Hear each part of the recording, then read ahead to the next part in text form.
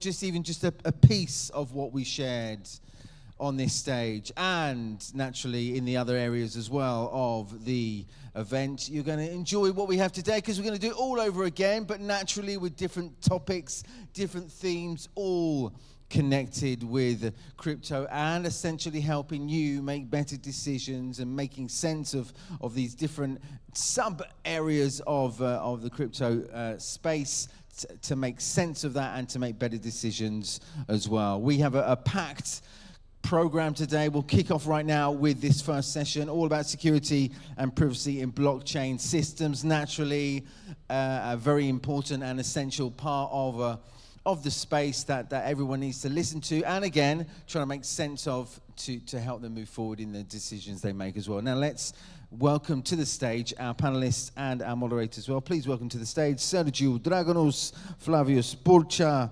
Alexandru Gilavu, and the moderator Adrian Paraschivescu. There we are. If you sit there. Yeah. Sit there. And just watch the time in front.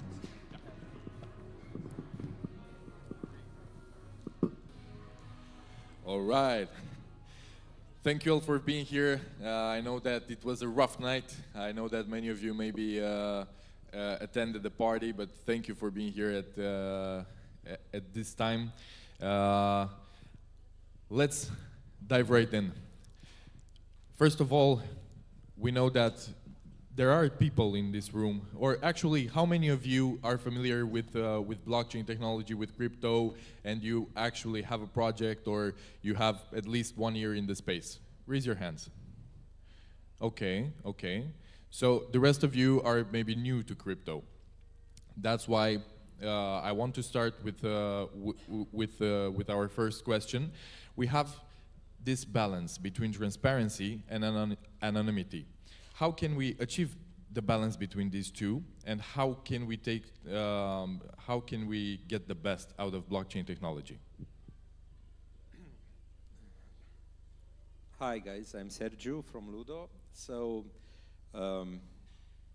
we are doing a lot of analysis at Ludo, and we see very interesting patterns out there. I mean, initially when we start using blockchain address, we think that we are 100% anonyms. Actually, there are plenty of ways right now out there for different entities to find our socials, for example, starting from our address. So when we are considering privacy, you know, until now in the Web2 space, usually we are looking to privacy like, hey, if someone knows who we are, they might try to serve us some specific ads, might be sometimes too invasive, or might try to change our, I don't know, favorites or something like this, you know. Actually, in the crypto space, the things are getting a little bit more dangerous, because they might find out also how much money, how many funds we have in our wallets. And unfortunately, a couple of weeks ago, maybe some of you followed this, one of the co-founders of Ledger lost one of his fingers when some guys knew that he has plenty of money in his wallets. So from this perspective, privacy in the Web3 space is becoming extremely important. The problem, which is the problem that I see here, is not related only to privacy. In fact, it's related of why those vulnerabilities are happening and how it's possible to identify which are our socials, as long all that we've done were to create a new whatever wallet with MetaMask and use few services. Actually, the challenge that is happening here is coming from the compliance part, because the regulators are trying to bring compliance elements which are built for Web2 services and for traditional financial services, where you need to do a KYC, where actually the project builders need to store your KYC data from compliance perspectives. And most project builders are not also security specialists. And it ends up losing access to this private data, and private data becoming available on different sources. So when it comes to privacy, there is a big concern in the Web3 space. It's like exposing on your email, together with your email address, your balance from your bank accounts in the same time, which is not so nice and not so good. And the Web3 space needs solutions in this direction, which we'll probably approach in this panel.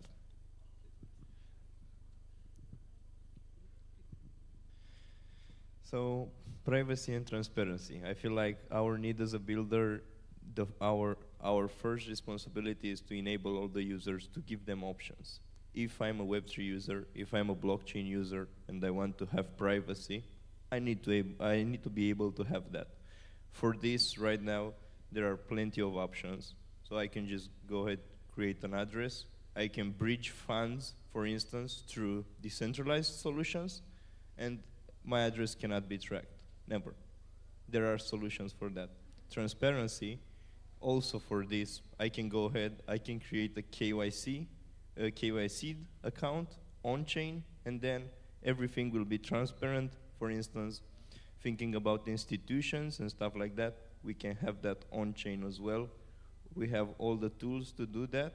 It's just about finding the best way to provide those tools to all the users.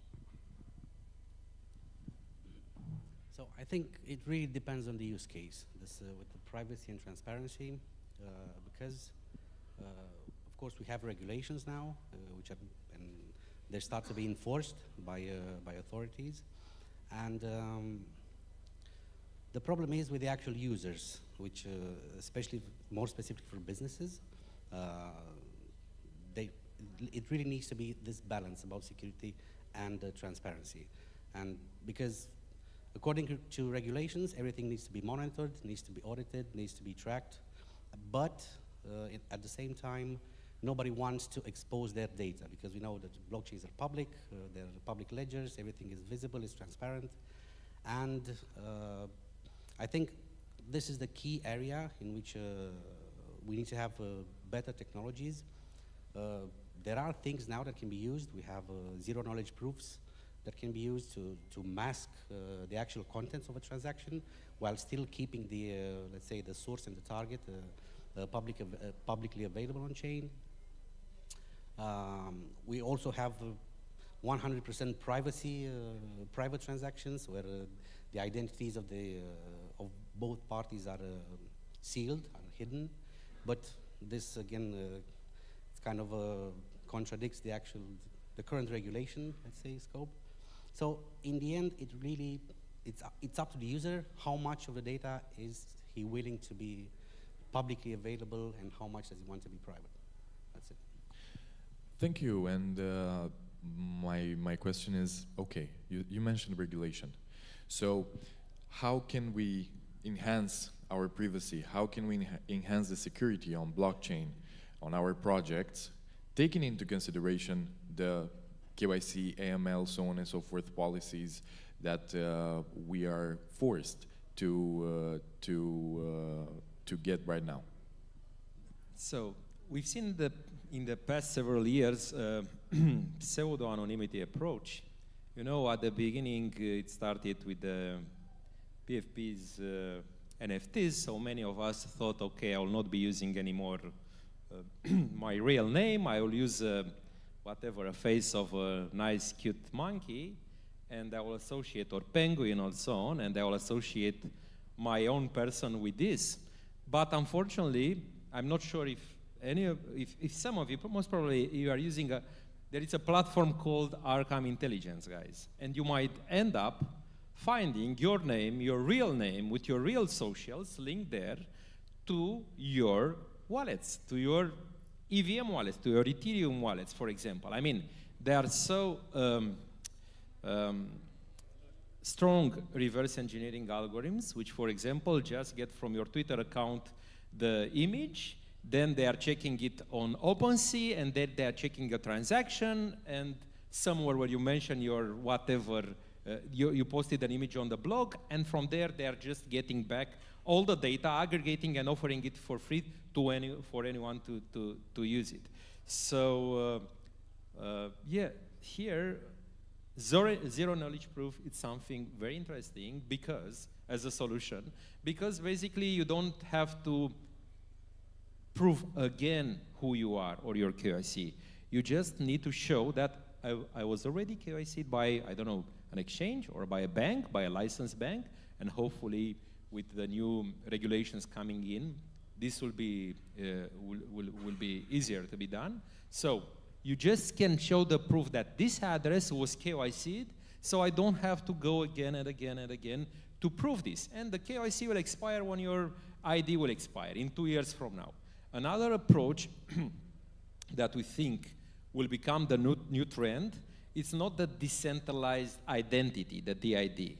Should be the decentralized anonymous identity. So basically, should be a solution in which doesn't matter who you are, what's your name, where you are from, what is your social security number, but it matters what you have done, and more important, what you haven't done on-chain.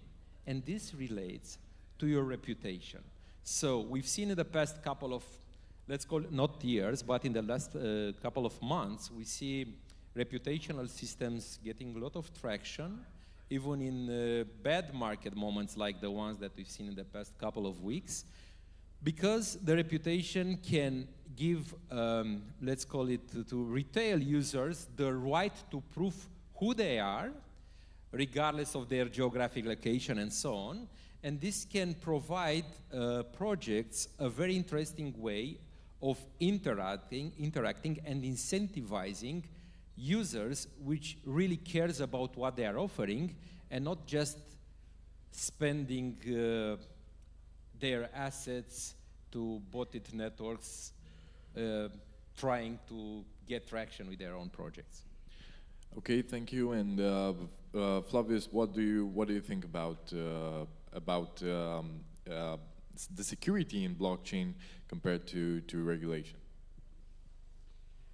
Well, security in blockchain is again, it's divided in two. On one side, you have security for the end user, and this is about keeping their wallet safe, keeping their private keys safe, and so on. And you have security for builders. There are two different things.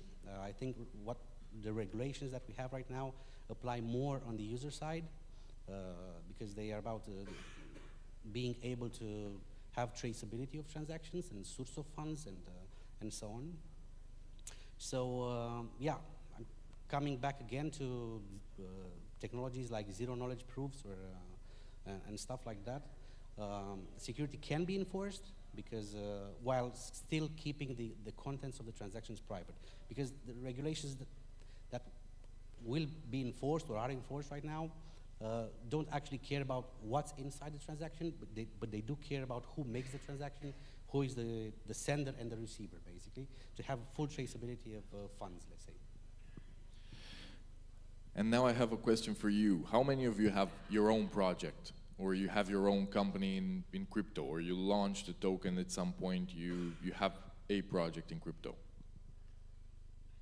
Okay, so we have a couple of hands. My next question is, how do you protect yourself from the liquidity drainers that we're talking here about? Big wallets that might steal 5%, 10%, 20% of your liquidity when you're still small and young, and they can really ruin your project. You can't. If we're looking at decentralized finance, decentralized exchanges, this is open for everybody. And stating things like, I want to protect against that, is like you want only the benefits of the technologies that you use, but you don't take responsibility for the risk. This is perhaps those liquidity drainers, problems like that are what made some ecosystems right now big. For instance, meme trading, Solana, all those volumes, most of those volumes are generated through tools like that. Because again, Web3 is free for everybody, and we're able to build tools and you use them as we want. But for example, do you think, Sergio, that a reputation system might help decrease the numbers of... So, in my opinion, there are different ways to try to protect against snipers, yeah? So that's why many projects are trying to launch their services through centralized exchanges, which are centralized and which are doing their own compliance and limitations and so on. But crypto is mainly for decentralized systems, yeah? And in decentralized systems, which are permissionless most of the times, we like they are permissionless, but the permissionless aspect is bringing the vulnerability. So what is happening right now, their decentralized systems start becoming smarter, and they start finding the middle ground between permissionless and permission-based by offering different type of, let's call them deals, depending on what you can prove, what a wallet can prove. If the wallet was just created 10 seconds ago, it just got the funding fee on it, you should not be able to, for example, buy this specific token. But if your wallet has a 5 months history or 4 years history, and the behavior of your wallet is that you are not a pump and dumper or something like this, then the decentralized system can decide to accept you to, for example, just buy some tokens or something like this. So again, I think there are different ways of approaching it. There were, for example, platforms as Your Foundry, which created some specific type of systems, starting from the biggest price first and lowering the price based on the user interest. But sometimes this doesn't work. So we are looking for ways to protect the projects, and in the same time, we are looking for ways to keep as decentralized and permissionless as possible to offer the decentralization benefits to the end users. And this is happening while we speak. So more and more platforms are turning their attention to this direction. So today, what are the main attack vectors that we should look for when we are getting into crypto? Maybe we are new to crypto, or even if you're experienced. What are the main attack vectors in 2025, and how can we protect from those? So again, we're looking at two sides of the coin: the user's perspective and the developer's perspective. From the user's perspective, first of all, I feel like we should just keep things simple. The same way that you won't click a random link that pops up on your phone, you don't have to connect your wallet to any random DApp that pops up. You don't have to approve any transactions. You need to only interact with trusted applications that you know. I feel like this is the first and most important thing. Secondly, when you create a wallet, you get 24 words or 12 words. Look at them, note them down, and keep them in mind. Do not lose them. I feel like this is most important for users. Then, if you're looking at developers and application builders, there are many, many more things here. Everybody thinks about smart contracts, and yeah, you need to make sure your smart contracts are secured. You need to make sure they are audited and all that. But again, that's not everything.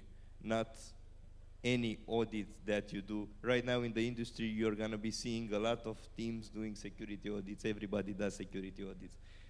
It's not like you just get a security audit and then you know nothing will ever happen to your app. Again, as a developer, you need to make sure your smart contracts are fully tested, automated testing, manual testing, and all that.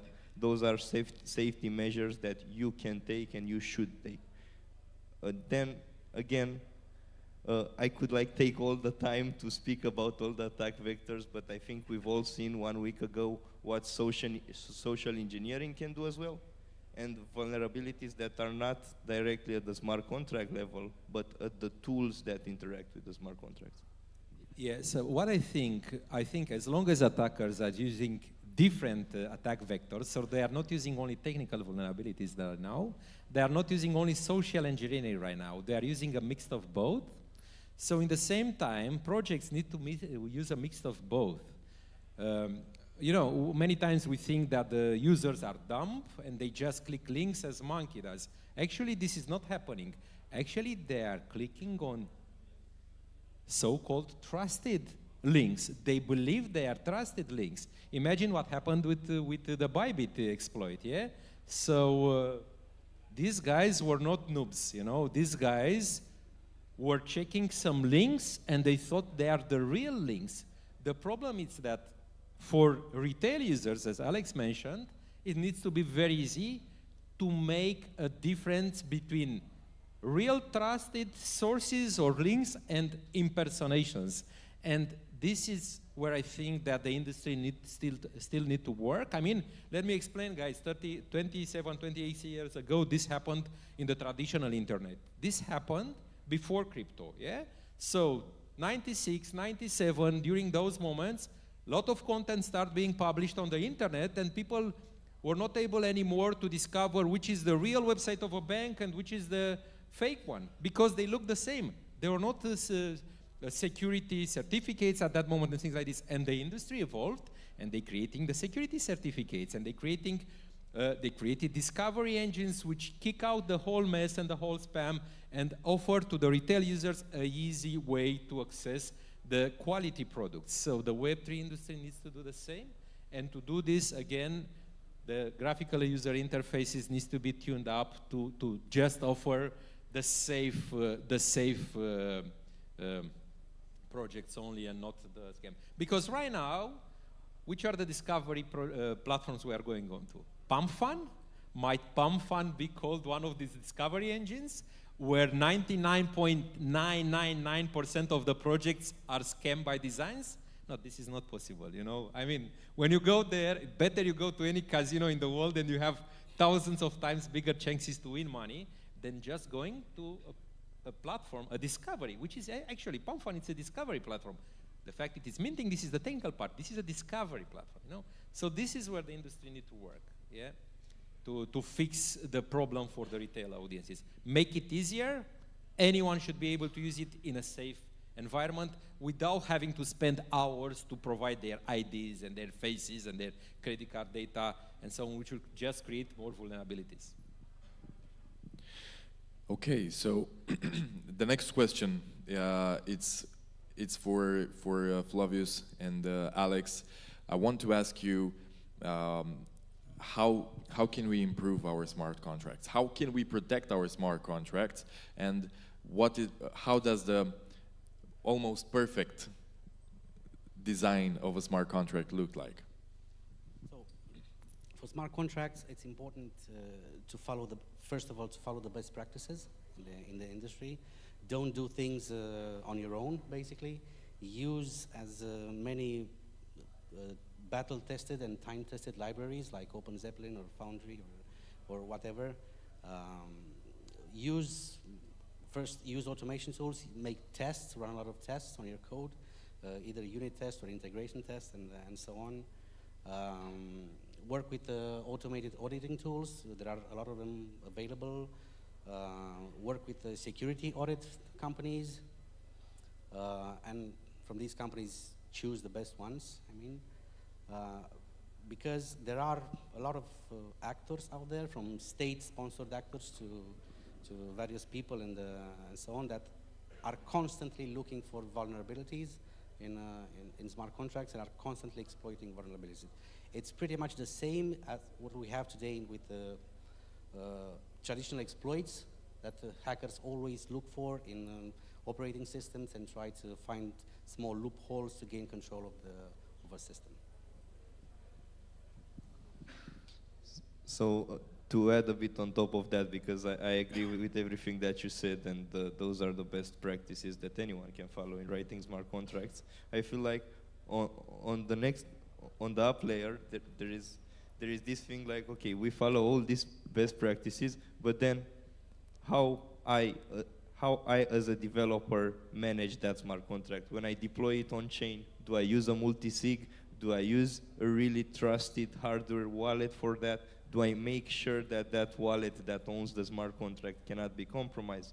This is another attack vector that we've seen like at least several occasions, especially when it comes to, again, things like bridges, cross-chain bridges. We've seen a big number of exploits because those bridges had centralized ownership, and basically someone exploited that and just took out 200, 300 million from the bridge itself.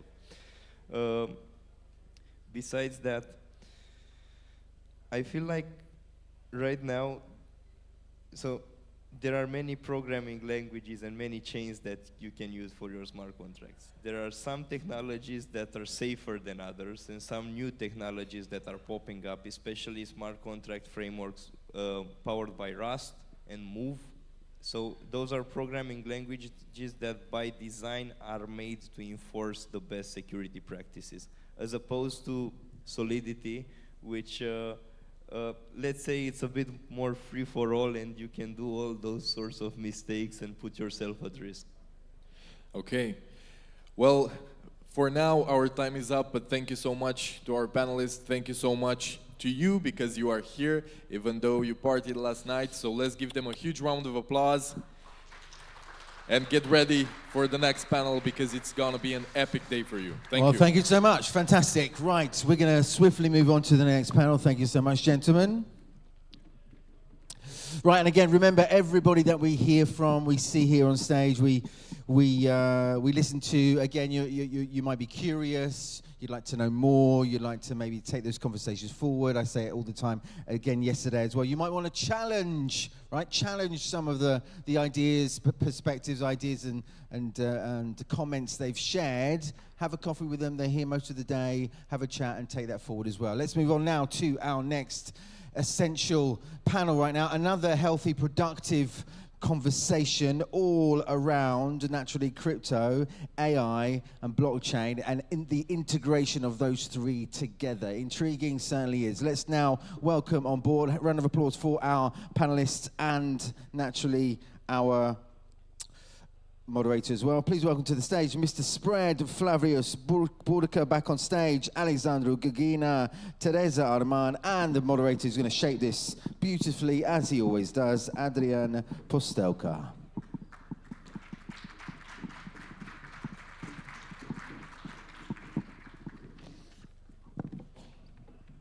Hello all. Thank you for coming to this let's say, new approach on the blockchain, and I think it's very important to discuss with my panelists about this kind of connection between artificial intelligence and blockchain. I said a couple of years ago that if you look about technology, you'll see a big connection. Everything is connected, from blockchain to metaverse and to artificial intelligence. They're all connected, and now we try to discuss about these connections. And I want to ask the first question. How artificial intelligence and blockchain are connected in a, let's say, in a practical application? Should I go? Yeah. Yeah, I'm gonna be a little opinionated, since we created a project that actually connects these two technologies. And I think it's important to mention that it depends on which side of AI you're looking at. There's the building of AI models, and then there's the user-facing side. Blockchain can be successfully integrated in both. We actually use a lot of its inherent abilities that help us a lot. For example, we use decentralization to reach a lot of users that can help us create data sets for AI companies. That's why I said there's two sides to this coin. But also, the ability to reward our users is automatically offered by blockchain. And on the other side, on the user side, I don't think we've seen a lot of user products combining these two efficiently, but we're just getting started. I guess, again, this ability to transfer assets from one side to the other will be very efficient in allowing users to pay for services like ChatGPT and so on. This is one way we can integrate the two, and yeah. Anyone else want to tackle this question? Yeah, I see that we're going against to the payment side, but I think it's way, way more to that. one of the topics that I didn't see discussed in this expo until now is the decentralized science, specifically medicine. At DeSci AI, we integrate blockchain for transferability, for tracing, so traceability, security, speed, data set management, so on the blockchain side. While on the AI side, we empower pathologists to have faster results, to have better results, and also on the patient side, maybe it's time also for medicine to give incentives to the patients who agree to share their data with medical trials or with different type of new outcomes that come from the medicine side. Anyone else? Yeah, so thank you. I think I can jump into this because we at Corpa, so we are a trust company which also offer digital assets. And we can see on the one side having blockchain for transparency, but AI can help us with efficiency. And how we can do this and combine this is we have a lot of customers and we have to onboard them. So we need, for this onboarding, to have it fast. For this, we can, for example, use biometric methods, so we can scan with convolutional neural networks, like IDs and so on and so forth. On the other hand, we can use, because we have to scan a lot of documents as well, so we can use like NLP, for example, to scan the documents, and we can then compare, okay, is this person really this person? We check this all off-chain, and when we go on-chain, we are not allowed to use the data. So we use a cryptographic hash instead of using the data. So we have everything transparent, which is very important for auditing reasons because we're regulated, so we need to comply with the financial market authorities. So I think this is a good hands-on example of how you can use it and leverage both sides, like the computational off-chain and also on-chain. Flavius, do you want to add something? Yeah, so as a, let's say, thorough AI user and blockchain user as well, I can say that although there's a lot of hype on the subject, when it comes down to reality, there aren't, let's say, there isn't that much integration between blockchain and AI.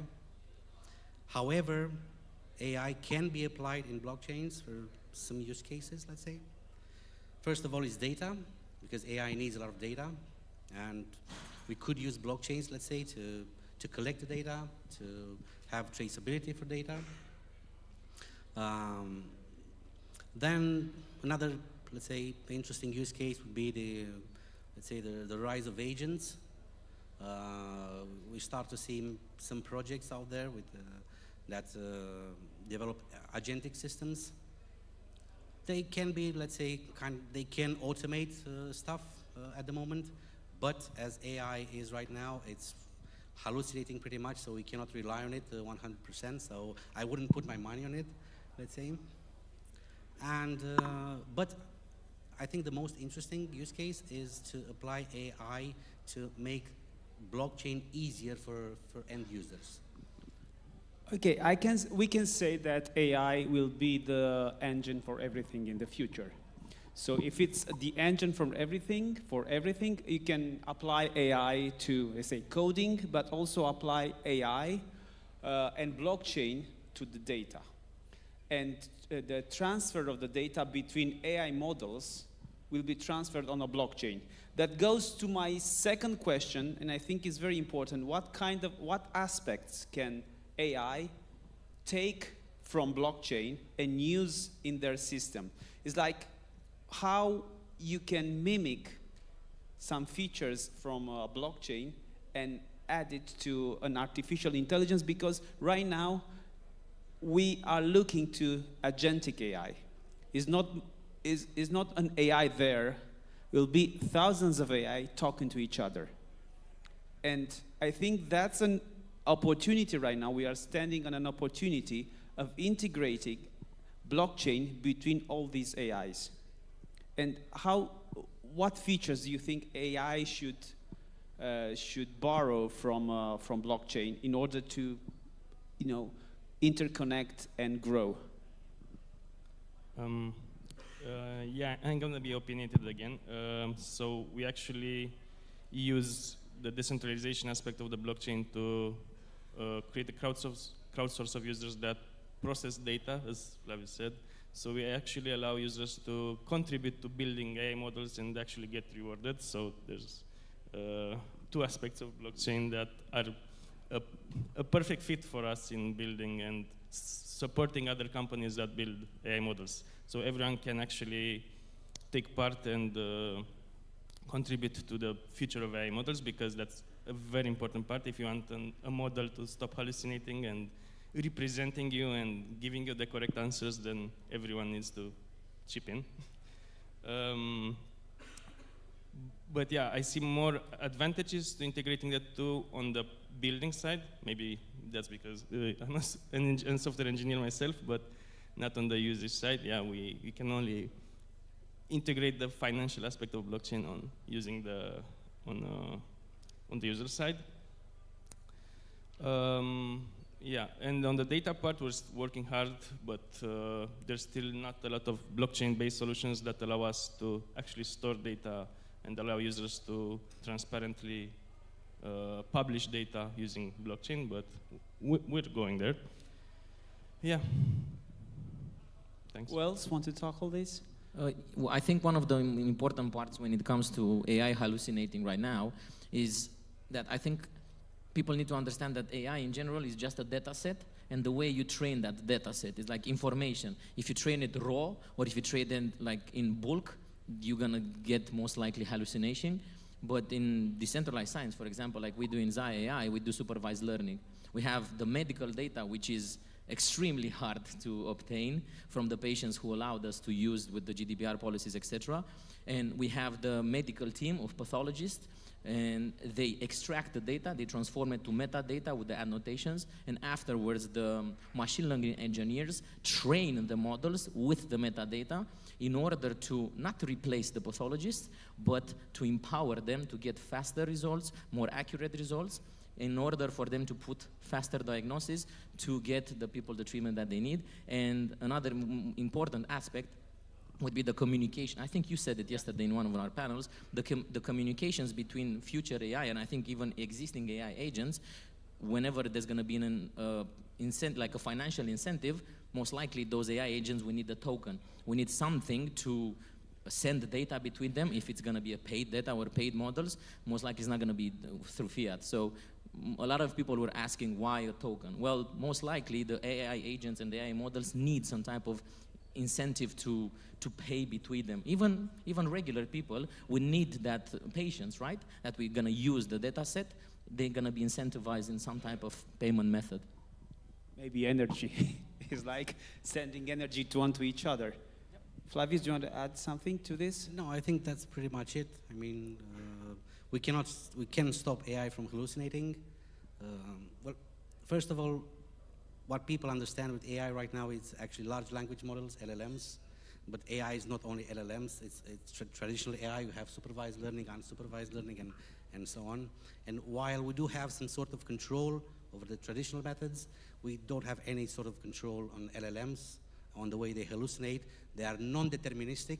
So when we ask a question to an LLM, it will respond in different ways for the same question. It's probabilistic, not deterministic. It's non-deterministic. So it's probabilistic. AI is probabilistic, exactly. And our tools until now were deterministic. Exactly. So this is why we have this kind of a non-understanding of AI, because for the first time in history, we have a tool that is probabilistic, not deterministic, and that's the AI. And this is why we cannot rely on it to handle our money right now and financial. I have a question from taking from Mr. Spread and tackle it there. We know that AI needs data. We know that training an AI, and we're talking about large language models because we are all aware of this, they need data. And training data are very important. And we have like infringement right now. You don't train on my data. You cannot train on my songs. You cannot train. By the way, there was some kind of a stroke from some musicians in London where they launched a quiet album by saying you cannot train an AI based on my music. So it's like a couple of weeks ago, or maybe last week. But I'm wondering, we can apply some features from blockchain, like traceability, like trust, to the data that we feed to our AI models. Based on that, let's say we get like an encyclopedia and we put it inside of an AI and say, look, but we can create, let's say, an NFT from that encyclopedia and feed it to AI, and every answer that is given based on that data can be somehow incentive of going back to the actual owner. Can we use this kind of a concept in AI? So, with the current technology of language models, it's really hard to trace, let's say, the source data set. When you ask it a question, I don't know, whatever question, it's really hard, if it's not impossible, to determine the actual data set with which it was trained on. So this is why I think this leans on towards digital rights management, but I think we're not there yet with language models. When it comes to AI in general, I think that we don't know what we don't know. We are so early with everything that is happening right now that we have even no idea what in 5 years can happen. You said something very, very well there, and I know a company from the United States which provides an escrow for data on blockchain. So I'm gonna go back to Zaya, right? Let's say I'm a patient and I just provided some blood for some medical trials. Maybe I don't want, like it's happening right now, for my data to always be there. But imagine, in traditional medicine right now, if you just check it, they're gonna use it endlessly, or I think that less than 0.01% of the people will go there and say, hey, I don't want my data to be used. Imagine you provide your data set on blockchain, you store it in the escrow, and whenever you don't want your data to be used anymore, you just take it and you pull it back from there. So I think this can be like an interesting connection between AI and blockchain. Anyone else? Yeah, I think unfortunately you're correct. Today, as the technology stands today, we have to trust these big companies, and there's no way to actively track the source data that's fed into the huge process of training LLMs in this case, because that's where the privacy issue resides mostly. But now we are moving forward from large language models, and we are going to agentic models. Models that are talking to each other to make a task, to have a bigger task. And by having this kind of agents, individual agents, they talk to each other. Right now, if you want to have this agentic, you create it yourself and you deploy the orchestrator and all these AIs that can split the task in different subtasks. But how about have in a future where my AI will talk with Flavius AI, when we're Mr. Spread AI and Alex AI, and have maybe Alex AI is good of, I don't know, of reading.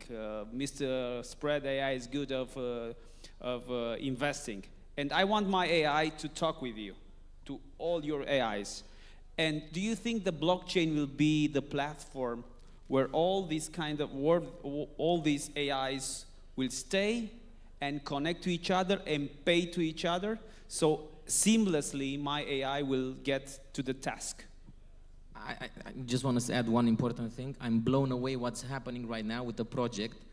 I'm just an investor. That is called Freyja AI. Started like a jailbreak type of blockchain with AI. But right now, their fourth act was to create a platform on Mastodon where I have a digital twin.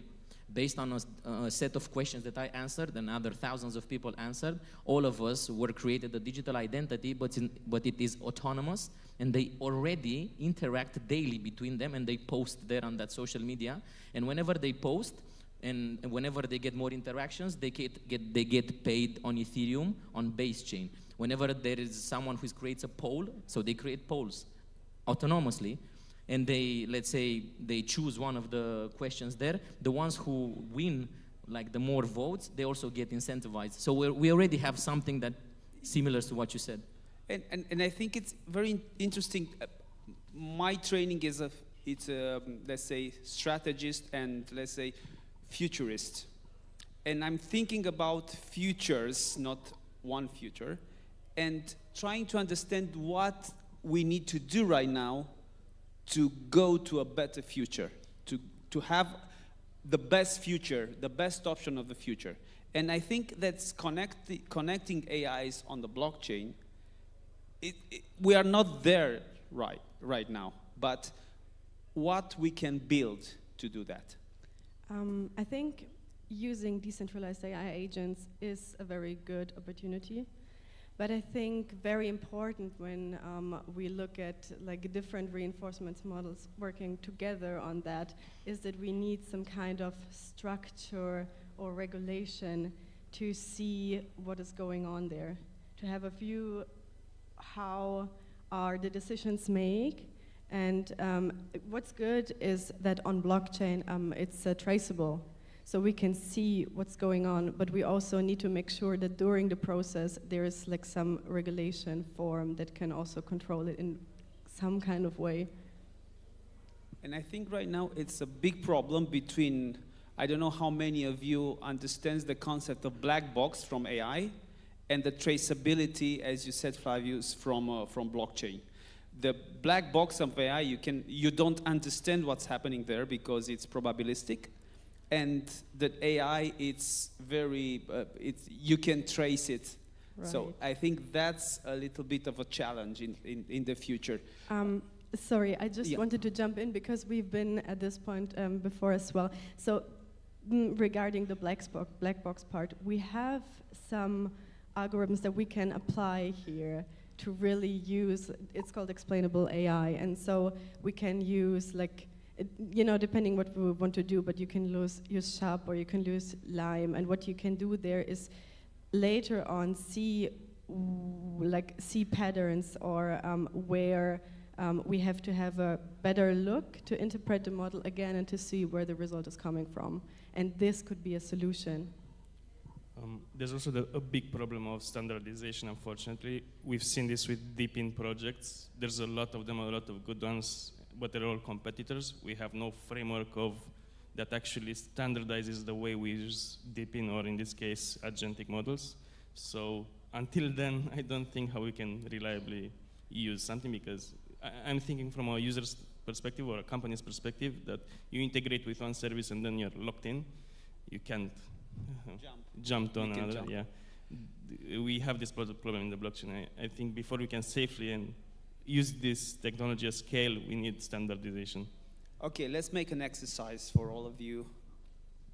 What do you think will happen, or what do you imagine it will happen in blockchain and AI, in this connection, in next 5 years? I'm not talking 10 years because we don't know what will happen next month, but let's imagine the best case scenario for blockchain and AI in the future 5 years. So I see, I'd say first of all, AI can and will be used to make the blockchain more accessible to everybody. I mean, without knowing anything about wallets, private keys, and transactions and so on, you can just talk to the AI and let it do the work for you. It can also be used to provide explanation of what's going on, to find the best, the best trades, the best the exchange rates, and so on, for swaps and bridges and so on. This is one, and secondly, it will most probably replace most of the builders out there, because it's right now it's not that good at developing software, but it's improving on a, let's say, quarterly basis, and it's improving a lot. So I expect in 5 years to take full control of software development, especially smart contracts, which are on blockchains. There are not complex pieces of software, so that they can be, they could be developed by an AI, they could be audited by an AI, and also optimized. So yeah, I think AI will play a role, but will play, let's say, not an active role, but a passive role to help the end user and the builder do better.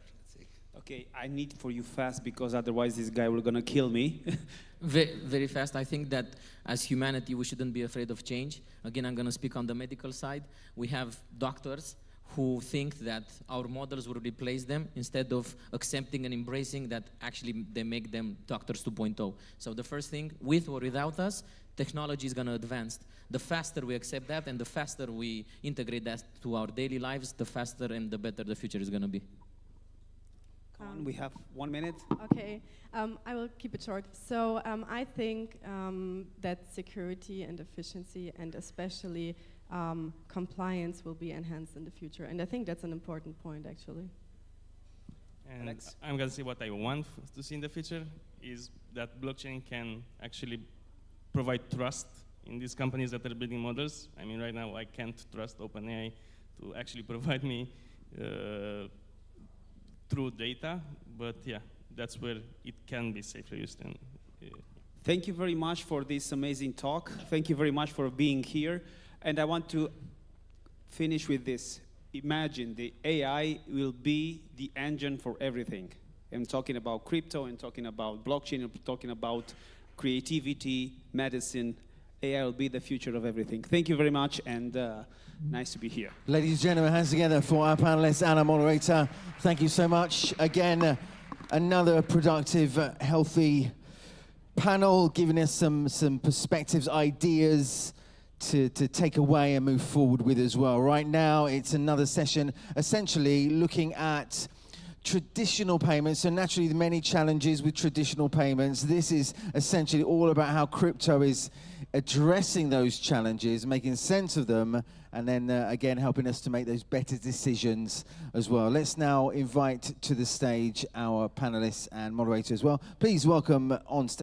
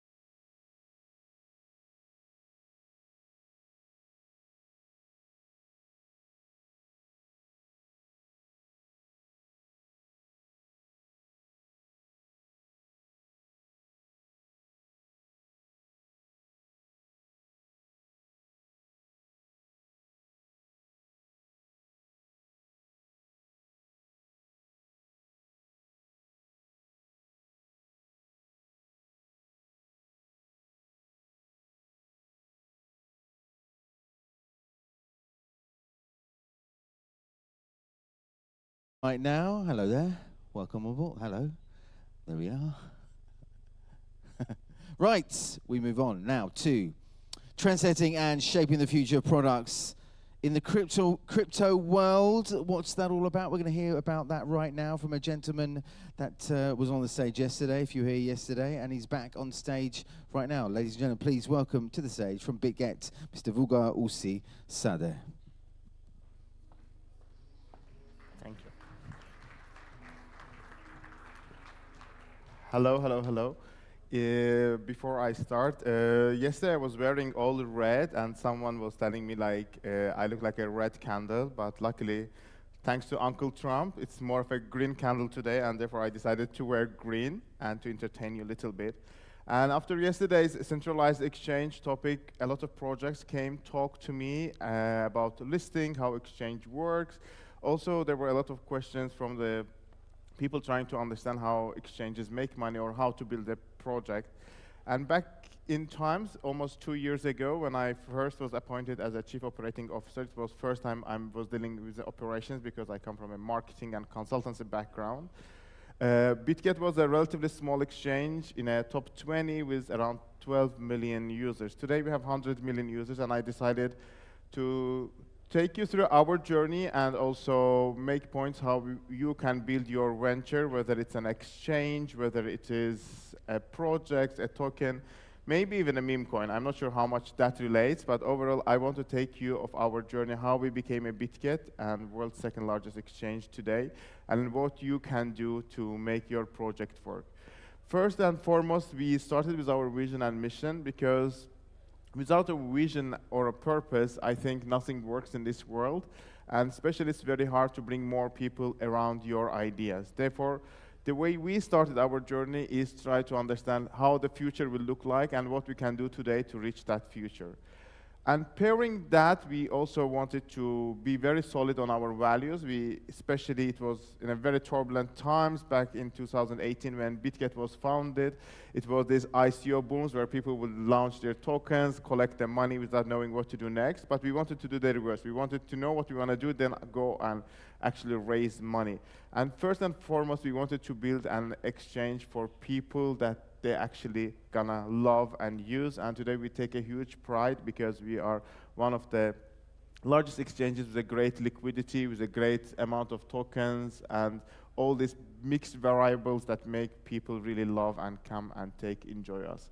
Therefore, our story was about believing and then building. And it reflected in many, many ways where we did very crazy investments in the middle of the bear market and also did a incredibly crazy partnership with the Ton when Duro was in France and all the other things that were really bold but actually aligned with our long-term vision rather than being cyclic. While most of our competitors would go out and hire 7,000 people in a bull run and then fire all of them in one night when the bear market comes. Therefore, we wanted to be totally different of that. And therefore, I think if you are building your own venture, that's where you have to focus. You have to focus on a long-term goal, and every step you take should be less or more very free from how the market works. Definitely, market does impact us. Token prices go up and down, or our investors get out of the business. But if you have a long-term vision, it's much more easier to bring users, people, and investors around you rather than being cyclic. And when we talk about cyclicity of our business, I remember like 4 or 5 years ago, every pitch deck was about tokens and tokenomics. Then it all went to the metaverse. Then people started integrating AI. While having this evolutionary journey is very important for a business, it's also important that you don't jump from trend and the trend and be the next hot thing. Actually think about what kind of a problem you want to solve in the long term. And that problem-solving mindset actually brought us to be one of the fastest growing exchanges and youngest exchanges in the market. Today we transfer $20 billion across the globe every day, and we help people to come and discover different interesting tokens and projects, and we are also world's #1 copy trading platform. And actually that copy trading was what propelled us to success.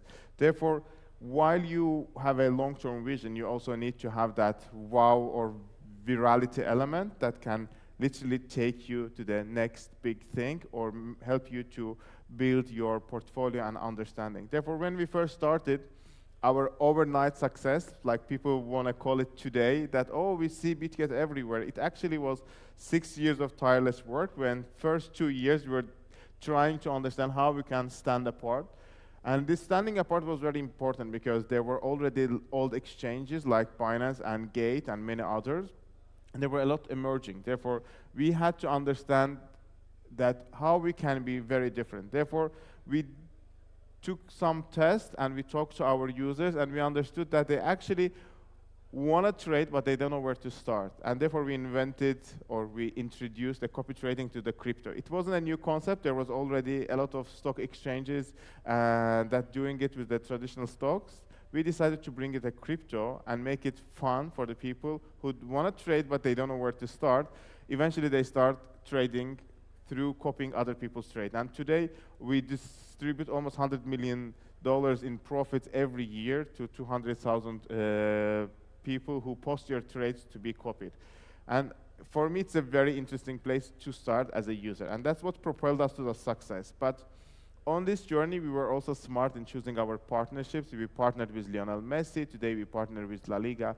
And every great partnership was chosen in the right time. We partnered with Lionel Messi, and it was actually a very, very important investment for us because it was right before the World Cup, and Argentinian team eventually went and won the World Cup, and Lionel Messi was, I think, all over the media, and having that kind of a strong brand and partnership literally made us skyrocket in our user base over the night.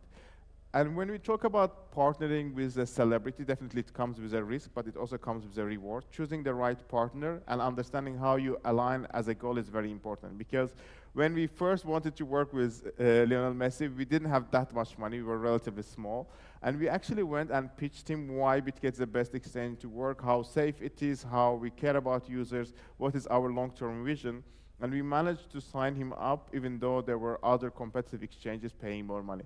Therefore, when you choose your partner, it's very important to not only focus on a 1-minute fame, but actually focus on how you can, in a long term, bank on that and turn your wins into win-wins with that particular celebrity, partner, even the community, or you are working, or if you are a project choosing an exchange. I think that's a very important aspect to understand.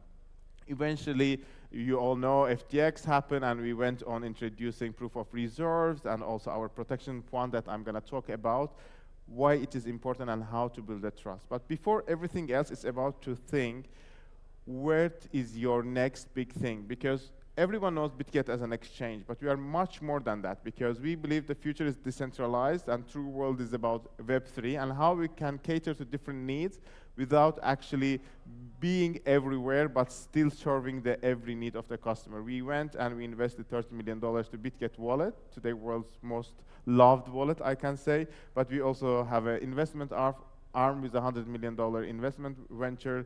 We do a lot of CSR initiatives, and we are trying to cater all the needs of our customers, whether you are investing, whether you are an institution. And therefore, I want also, if you are a building venture, you always have to think, where do you want to start? What is your cornerstone? What is the like a weight bearing the wall of your business? But how you can also expand without actually going to too much diversification. And historically, if you look, almost every large corporation or every richest man always focused on one big thing and banked all on. And therefore, I was listening to the panel before me. They were talking about what percentage of your portfolio you have to dedicate to the crypto, whether it's 1% or 5%. In my opinion, if you want to do a huge change or if you want to do a long-term investment, you have to bank on something you actually believe that aligns with your vision and mission rather than trying to diversify and distribute. Therefore, as a BitGet today, we could do so much more from the fund tokens to metaverse, but we wanted to focus on exchange and how we can help people with a particular financial needs service rather than anything else. And when we're talking about building an exchange business, one thing I really take a huge pride on is how, as a business, we are in the front and we actually meet our customers, because there are so many businesses and ventures out there in crypto that are run by some NFT profile picture with people, or whenever you don't know who is the founder, who is behind the project. And I always say, whether you want to invest, whether as an investor or retail user, trade a token, whatever project is there, you should always look for people who put your face under it. Because today, and for last 2-3 years, everyone knows me as a BitGet. It means every step I take and every step my company takes, I need to be accountable for. And whenever there's no accountability, it's a very hard process. Therefore, if you are a building venture, it's very important to build your personal brand and put your face on your brand to make sure that you give your users that feeling of safety and security. And this safety and security brings me to another important point about people. Try to be diverse. Try to hire more women. Try to be all over the world. Today, BitGet is one of the powerful exchanges because we changed our strategy 2 years ago. Instead of being centralized mind, we gave freedom to all our countries. Every country manager and every country is run by the country team with virtually no limit budget. We don't also have a centralized budget. Every country has their own profit and losses. Every country makes their own decision, which event to support, which project to partner with. And this diversity actually helped us to unlock Latin America, Southeast Asia, and CIS countries. And we are also growing very fast in Africa. Because if you sit in Dubai, Hong Kong, Singapore, or London, it's very hard to understand what's happening in Rio de Janeiro or Lagos. But for people there, they know what makes them different or how they can compete locally. Focusing into actually empowering people in the team and hiring the smart people and following their advice is much more strong opinion in my, from my standpoint. Therefore, if you're building a token and project, go out there, try to hire people from the places you have never been to also have an idea and different perspective that you are not used to. While we are talking all about diversity and hiring and putting your face, it's also about building a project that is secure and sound. And there are two ways you can make something really, really strong and give the people the confidence. As an exchange, we have a proof of reserves. We are almost the first one to ever come up with this concept. And concept means every month or 2 months, we, through the Merkle tree, we provide all the data to make sure that every customer fund that we have is in our custody. And we also pledge to have 150% of all these proof of reserves. It means if one day all 100 million customers of BitGet decides to take all their digital assets away from the platform, we will have more assets left in the platform, which gives, first of all, it's a very safe and secure point of view. And if you are choosing your next exchange, it's very important to go and check their proof of reserves to understand how much money they have. And that was one of the matters when the Bybit got hacked. From BitGet to Binance, all these big players, we went and loaned them their Ethereums to make sure that they have their proof of reserves match and their customer funds can be withdrawn and have that liquidity in place. And this liquidity point is really important if you are listing your project, your token, or you are a retail trader or institutional trader. This is where actually trade happens. It doesn't matter how much tokens are listed or how big an exchange is in terms of the users, but if they don't have liquidity or enough user funds, then it is a really big issue. And that's how FTX got collapsed, because they were taking the user funds out. And when we talk about issues happening similar to Bybit's case, we also have the industry's second largest protection fund. The first is, of course, the Binance. And what makes our protection fund is unique, that it's mainly about Bitcoins. We have more than 6,500 Bitcoins. It never happened yet, but if something goes wrong from our end, if a hack happens or leak happens, we will have enough funds to actually replace our users. It is more than $160 million in full funds that is always available. And this money is actually separate from our proof of reserves. It means the protection fund doesn't have any reflection of the user money or user funds. Therefore, it is a separate fund that is held separately and is ready on the disposable anytime. And while we were talking about our partnerships and sponsorships and definitely the work with Messi, back in times when we were partnering with Lionel Messi wherever I go, because Binance was also sponsoring the Cristiano Ronaldo, everyone was joking that who is the better player, whether it is Cristiano Ronaldo or Messi. And this time when we decided to sponsor another entity, we decided that we want to avoid next Real Madrid or Barcelona communication, or people constantly asking which is the better team. Definitely I have my favorite. We decided to partner with the entire Spanish league, La Liga, and bring football excitement to 2.5 billion people. And definitely, whether you are a man or a woman, you are a kid, no matter from which country you are, I believe we all grew up with the love for the football, especially the El Clasico, Real Madrid and Barcelona. Therefore, I want to invite all of you to come visit the BitGet booth outside, and there's a very fun game to play, and you will get a chance to win also 2 tickets to see El Clasico La Liga match. While we are talking about La Liga and excitement of a football that we bring globally, that is one of the turning points in BitGet's history, because this was one of the first times that instead of being a crypto company, we actually realized that now it's the time to go and onboard more people from Web 1, Web 0, Web 2 to Web 3 and bring the crypto to more people through the empowering of the football, through getting the communication through the football. And today, this La Liga partnership actually gives a new window to bring more people who love football to come and experience crypto. Therefore, in your next idea, you have to always look for ways how you can go to the places that people don't know much about crypto or care much about crypto, and bring them more opportunities to come and experience your product, whether they want to come and trade, whether they want to come and check, or most of the users who come and discover what crypto is on BitGet usually come because they want to get a signed merch by their favorite football player, or they want to get an access to the football game. Or actually, we have these crazy projects where you can go and play a football in Santiago Bernabeu with actual football players, like a stars with like a Mbappe. Therefore, it is about understanding how you can bring your product in a different narratives, in a different stages, and make it really exciting for people. But when we talk about excitement, I also want to take you to a story how I personally end up in crypto. Back in 2017, I was working in an ad tech business. I had my own startup. We got $2.7 billion valuation and attracted $270 million from CVS Capital.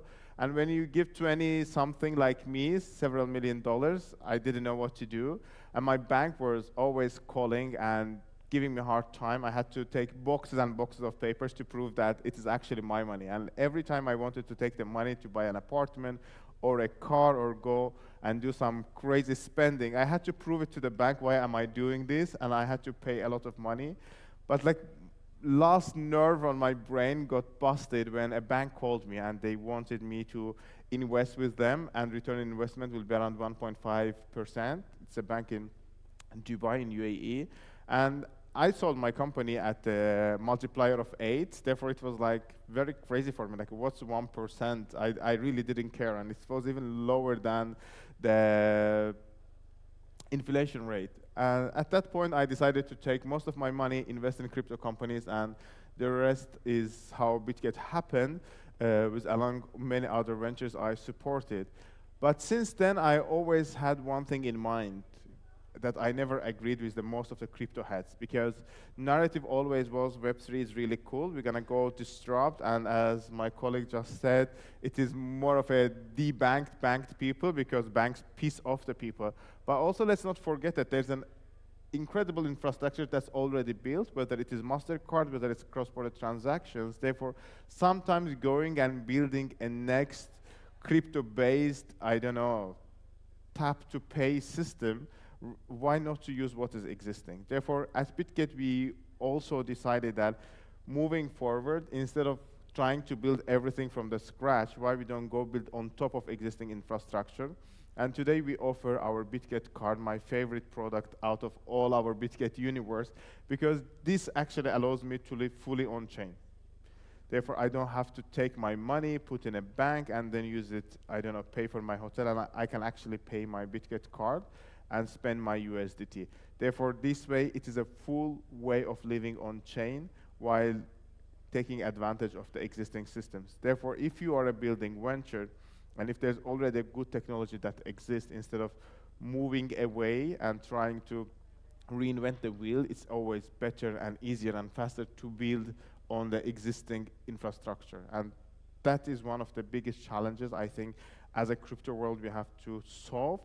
Also, existing systems sometimes are very well taught for the retail user, because if you decide, I don't know, to build the next payment system, and because of the transparency of our wallet, if someone knows our wallet address, they will know how much we earn and how much we spend.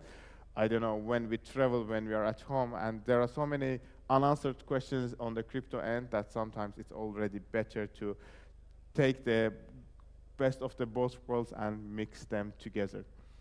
While talking about being a big venture and interesting product and project, there's one important key point, especially if you're in crypto. Probably you have a token, and if you have a token, you have to be really careful about it. I always say for the venture builders, especially for the ventures who try to come and list their tokens on BitGet, I always tell, a token is an interesting product itself, but tokens audience is usually very different than your core audience, because you can be a, I don't know, cartoon studio as a business, and people who watch your cartoons can be your actual customers.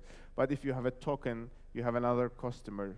A customer is a trader, people who actually trade and engage with your token. If you don't have enough token holders, and if you don't have enough people who are interested in trading your tokens, probably your token will not survive in an exchange. And therefore, please be always careful, and whenever you talk about your community who spend your token, always think about how you can incentivize people to actually come and transact with your token. Because if there's not enough transactions, it means there's not enough interest on your project. And most of the time, people who use your product, they are not the traders. Yes, and we saw it through all these tap-to-earn games. Yes, there are a lot of people who hold the token, but these people don't come and actively trade your tokens. While you have to focus on the community of the traders who will understand your value of the project, your future potential, your unlock schedule, and that can help you survive in the market. And I will tell you, because usually when I go to a conference and people come and reach out to me, they're always very, very much interested about listing, and they have a million questions about listing. But listing is not your last resort. There's also a very big beast called delisting, when an exchange takes a token out because it's not traded well, because there's not enough liquidity. And it's a ticking bomb. Therefore, if you don't plan what's happening after your listing, your project will really have a hard time, and as a founder, you'll have a hard time. And luckily, recently, we did a very good on our BGB token, and it was a very intentional point where we had two tokens of BitGet and BitGet Wallet. We merged them together, and eventually we got a huge return on investment, and we are constantly buying and burning our tokens and trying to find more ways of the utility for our 100 million users to take our token up. Therefore, if you have a token, be careful and understand what you actually want to do. But while in the beginning of my journey, I was talking about doing something crazy, this was the most craziest investment we did in the middle of the bear market. We put $30 million in a decentralized wallet. Almost all our colleagues laughed at us, and they were like, it's bear market, no one cares. Like, why do you even do that? Today, we have 60 million users. We surpassed both Trust and MetaMask wallet in monthly downloads. And I think this is the hot kid in the block where you can merge your decentralized world, have 20,000 tokens, be very degen kind of a move, and still have perks of the centralized exchange in terms of the opportunities to trade with particular project. Therefore, if you have a long-term vision, don't be afraid to be bold, because when you are bold, you send the trend, and eventually everyone else follows. And after 2 years today, almost all our competitors from Binance to OKX has their Web3 decentralized wallets. And lastly, it's about giving back to the community. While BitGet does all these great things, we have $10 million fund. We invest in education and female entrepreneurs.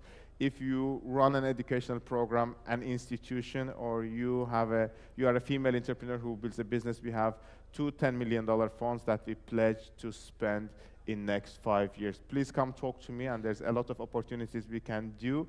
And if you see around the BitGet pins, it is the pins that will support female entrepreneurs, and every time you post on social media a post about the PIN or blockchain for her education, we pledge to spend around $10 for female education. Thank you very much, and good luck in your ventures, and definitely come talk to me how you can partner with BitGet.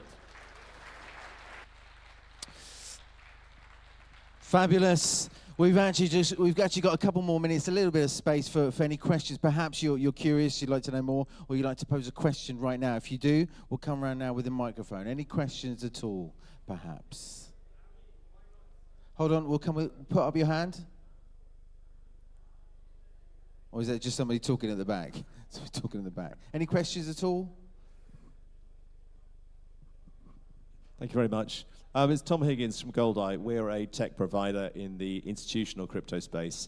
You talked a lot about retail here, most of your talk. And what are you doing in institutional crypto liquidity for funds who will be accessing this space? It's a great question, and last 1 year we've been heavily investing in institutions. We offer our OTC for the large family offices or individuals or businesses and institutions who want to come actually be onboarded in terms of buying a fixed price tokens rather than going into market volatility. We definitely have a lot of technology opportunities to high frequency traders and trading desks who want to have a better access to the environment. Definitely we provide a lot of opportunities with AI and AI trading for the institutions who want to join through APIs. We have an opportunity that we enable to the institutions to invest on the pre-market tokens through us, and definitely participate in our $100 million Empower X fund that can help the institutions to work better. And lastly, we have BitGet Pay, where we facilitate payments for the large institutions, again, focusing on the retail and especially retail-facing institutions that want to come and onboard more and more users on a payment front. Therefore, it's a very diverse portfolio, and if you are really keen into coming and exploring and crypto in terms of investments, then definitely like using an institutional arm is very important rather than the person.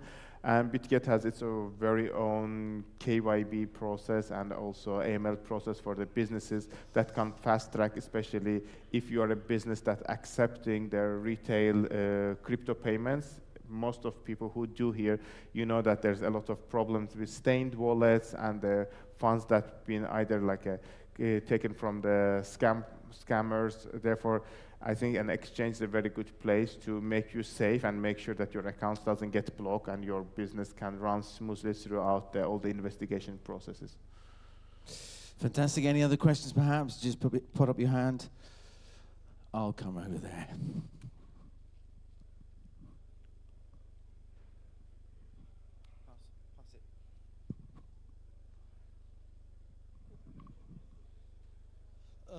Two questions. One regarding the credit card. If we spend money from it, do we have like a software that will help us see the spendings so we can declare them to our IRS, to say it like that? Definitely, it is because it's based on a Visa and MasterCard. You get your statements, and you will also every transaction you get an email telling you how much you actually spend, what was the transfer cost, because we consider it as a trading opportunity, because it's for example, can be based on Bitcoin or USDT, and if you are spending a RON here, you will have that transaction fee. And definitely once you settle, you will be seeing it in your statement how much you spend on that particular item. But again, if you like paying taxes on you, and if you decide to declare, depending on your jurisdiction, it's very important to understand, then you might raise a question how you earn that money from that particular jurisdiction. And usually capital gains tax, for example, I know in UK it's 36%, in France it should be 30 something. Therefore, it will depend on jurisdiction to prove the government how you earn this money, and you also have to pay that tax on top of your capital gains. Therefore, it is a matter in that, but definitely transparency is there, and you get your monthly statements on your spendings.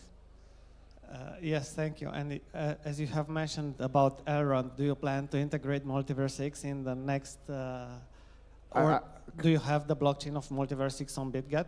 Multiverse? X, former Elrond.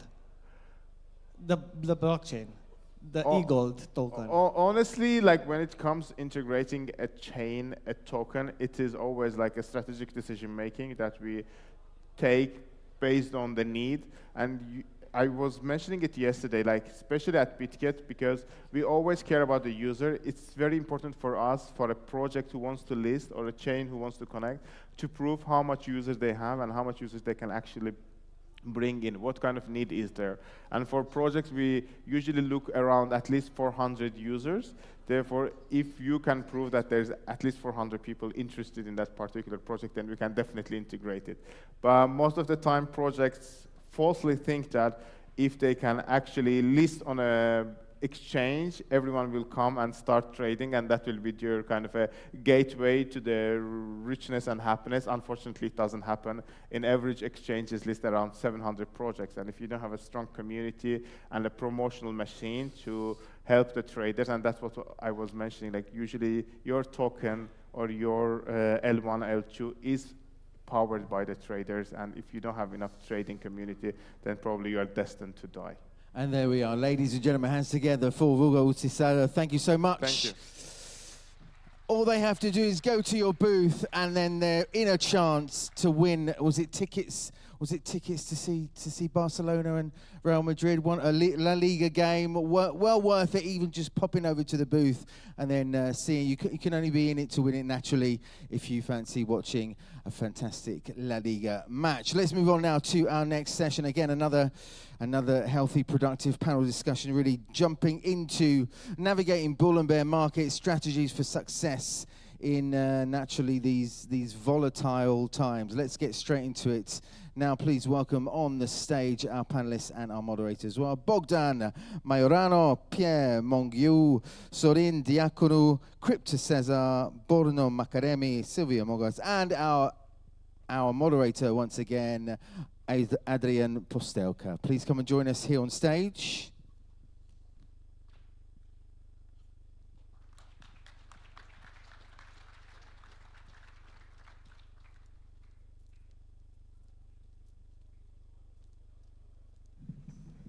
Hi. This is working. I think this will be a very interesting panel because all of us, we have investments in crypto, and now we have this kind of a volatile market. And we are trying to find out from you guys what are the strategies. There are different strategies on bear market, on bull market. How do you adapt the strategies? Let's start this discussion by using this question. Okay, so first of all, I want to tell you something. I think that is not a fluke that we are doing this crypto expo in Bucharest, because crypto is really popular with Romanian investors. I'm from Itoro, and we are doing a poll between retail investors worldwide, and not only on our platform, but people who are dealing with investments. And I can tell you that according to the retail investor bid, this is the name of the poll, 55% of the Romanian investors own a form of crypto in their investment portfolios. So for them, having the right strategy to invest is really important. Why it's important for Romanian investors? Because if you are looking globally, only 35 of investors have a form of crypto in their portfolios. Also, if we are looking at the geographic dispersion, we have like 52% of the Polish investors, 53 of the Czechs, but if we are looking toward the West, Germany, US, Italy, Spain, they are around the global average, while Denmark and France, they are around 24% of investors having crypto. So, saying this, and that's why I think it's not a fluke that we are here in Bucharest. Having the right strategy is important. And the right strategy starts with understanding in the instrument in which you are investing. Because it's very easy, you look at the funny charts with the candlesticks and averages and all sorts of indicators and trends, yes, trend lines, support, resistance, but some of investors, they started investing in a specific instrument because some friends told them. Friends and friends. Exactly.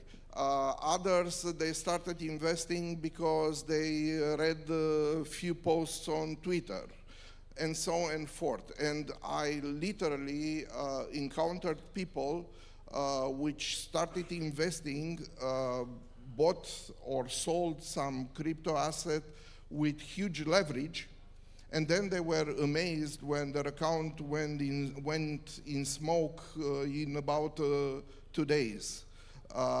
So having the right strategy starts with understanding the asset. And I try to see what other people which were part of this crypto expo were saying. And there was like a red line throughout the conference. And the red line was adoption. We need adoption, we need adoption. But in order to get adoption, you need to make the instrument easily understandable for the investors.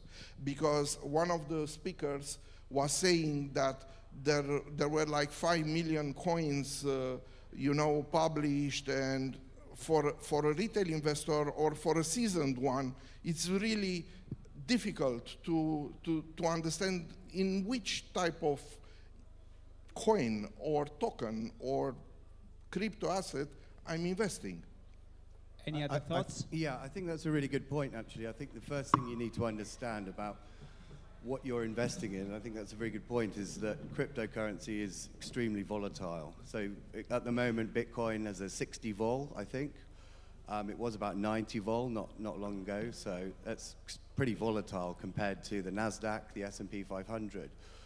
So what we say in my investment group is that you need to have a good balanced portfolio. The first thing you don't want to do is trade on leverage. That's just stupid. The only people who trade on leverage are people who know what they're doing and they understand proper risk management. But from a very basic investing point of view, which most people who come into cryptocurrency are just hodlers, they're here for the volatility, they want to make the gains, but the most important thing is a balanced portfolio. And with a balanced portfolio always comes the most of your portfolio, at least, we say, at least 50% of your portfolio needs to be Bitcoin. Then we say 25% of your portfolio should be something like Ethereum, because if you look at the Sharpe ratio, at the moment, historically, 70% Bitcoin, 30% Ethereum is usually the best, or historically the best Sharpe ratio you can get in crypto. So if you've got 50% Bitcoin, 25% Ethereum in your portfolio, then the other remaining 25% can be spread across, say, 10 altcoins. And 5 of those altcoins are what we would call blue chip altcoins. So they are altcoins that have weathered at least one bear market, so they proved that they're not going to go to zero. They're usually in the top 10. They've got some form of deep liquidity. And then the other remaining altcoins in that 25% can be new altcoins in the space where you're looking for that sort of high beta play, you're looking for the new narrative, could be real world assets, could be gaming, whatever it might be. But that, I think, is the best advice for anyone who's really looking at coming into crypto and looking at the volatility, because if you have the mainstay of your portfolio is Bitcoin, which is really the rock of this ecosystem, then that will allow you to weather the storms of the volatility, but you're still getting the high beta with the altcoins, and you're still getting some form of alpha from Ethereum as well. Anyone else want to add something, or should we go next to understanding? If you want to add something to this? I would like to disagree with two little tiny points, but maybe I would need to zoom out a little to better explain where I'm coming from. So I run the blockchain niche of a trust business. We are based in Liechtenstein, but we also are globally active and set up structures all over, around the world. In Singapore, we have an office with employees, and in Dubai, Abu Dhabi, in Liechtenstein and in Switzerland. And the reason why I went to Liechtenstein myself is because we have a regulated environment since January 2020. So most of the countries and also Europe right now tries to get there where we were 5 years ago. So when speaking about adoption, I think the adoption is happening already, but it's not retail that we should be waiting for, because retail doesn't need to understand specifically how it works, because we all use internet, we all use email, but I would argue not all of us know exactly how a transaction, when it comes to email, really works, right? Like how the data flows. So I think in the end, it's institutions that need to come in, and we have been in these discussions for several years now. I myself worked at Bank Frick.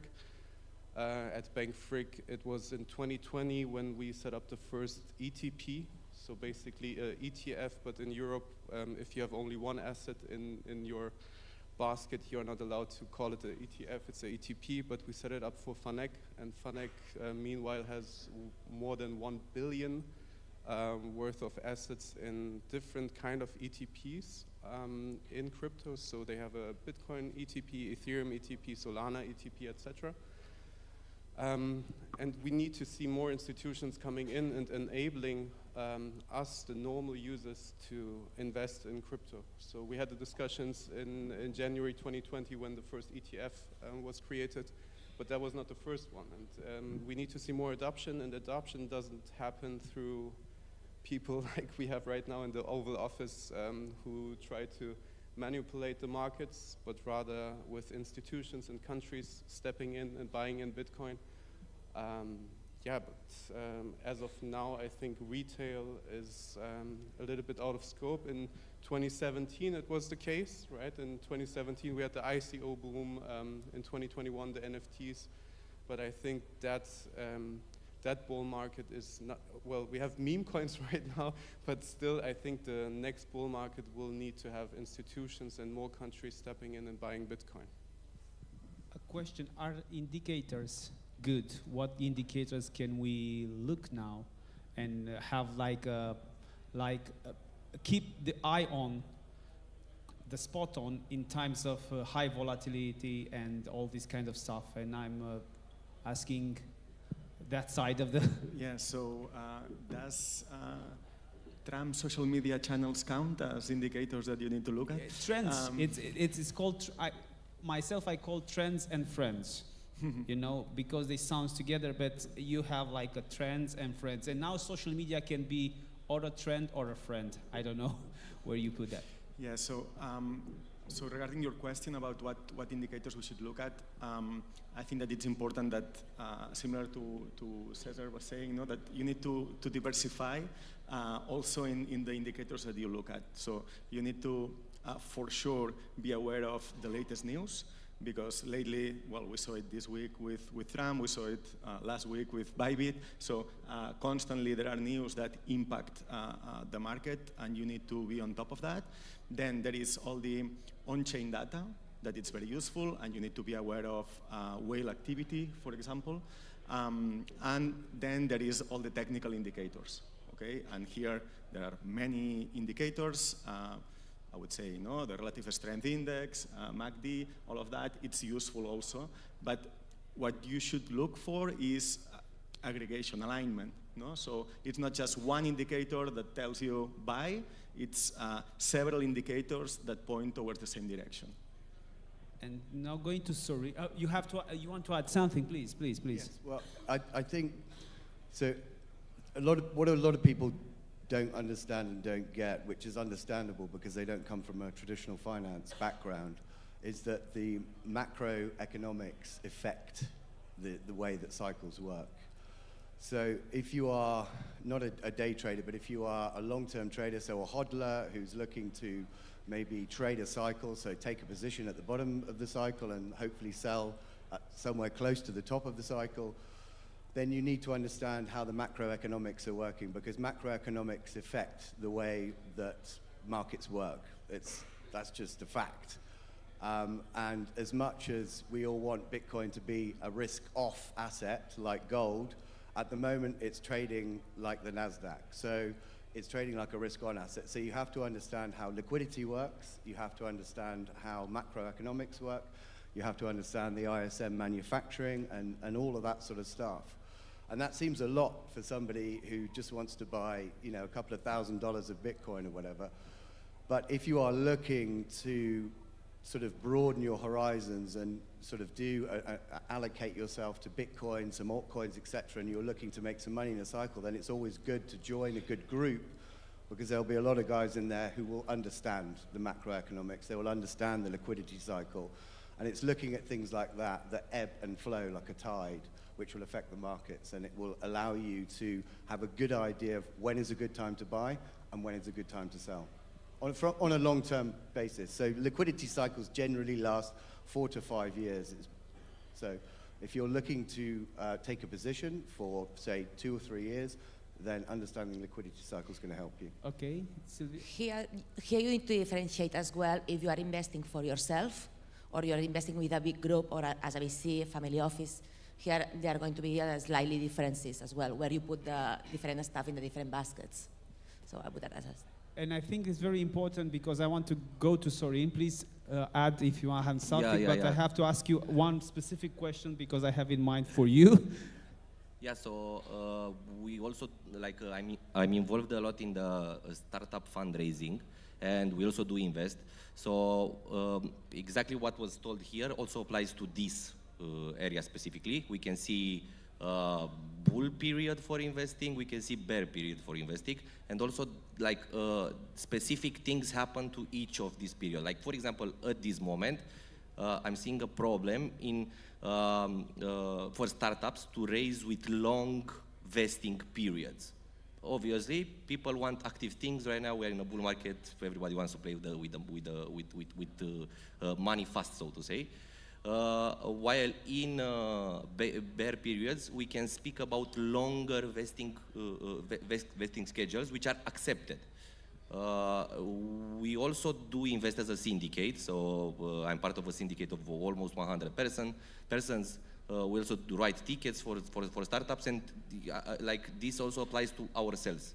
This is actually a thing that's happening in the market. So right now we are looking at projects that will be deployed in the next 2 quarters, at max 3 quarters, with some unlock period happening this year, as macro also applies to this, and obviously everybody would like to have as much as to be as much as liquid as possible in this period of let's call it bull market.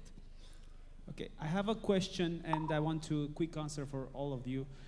There is a different strategy if you are a personal investor or a company investor. There's a different strategy on going on the market if you put your own money or if you put your company money. Just a quick answer for all of them. I don't know, we have 7 minutes left, so. Personally, I just invest in personally stuff. So I would go, starting from here for startups, that they have a proper utility, that they are projects that they have 2-3 years and a proper market fit. This for me are a big move to invest in. And then I'm going to be traditional as well with the main coins that we all know. Yes, as a retail investor, and this is not financial advice or investment advice, as a retail investor, a diversified portfolio, dollar cost average might work best.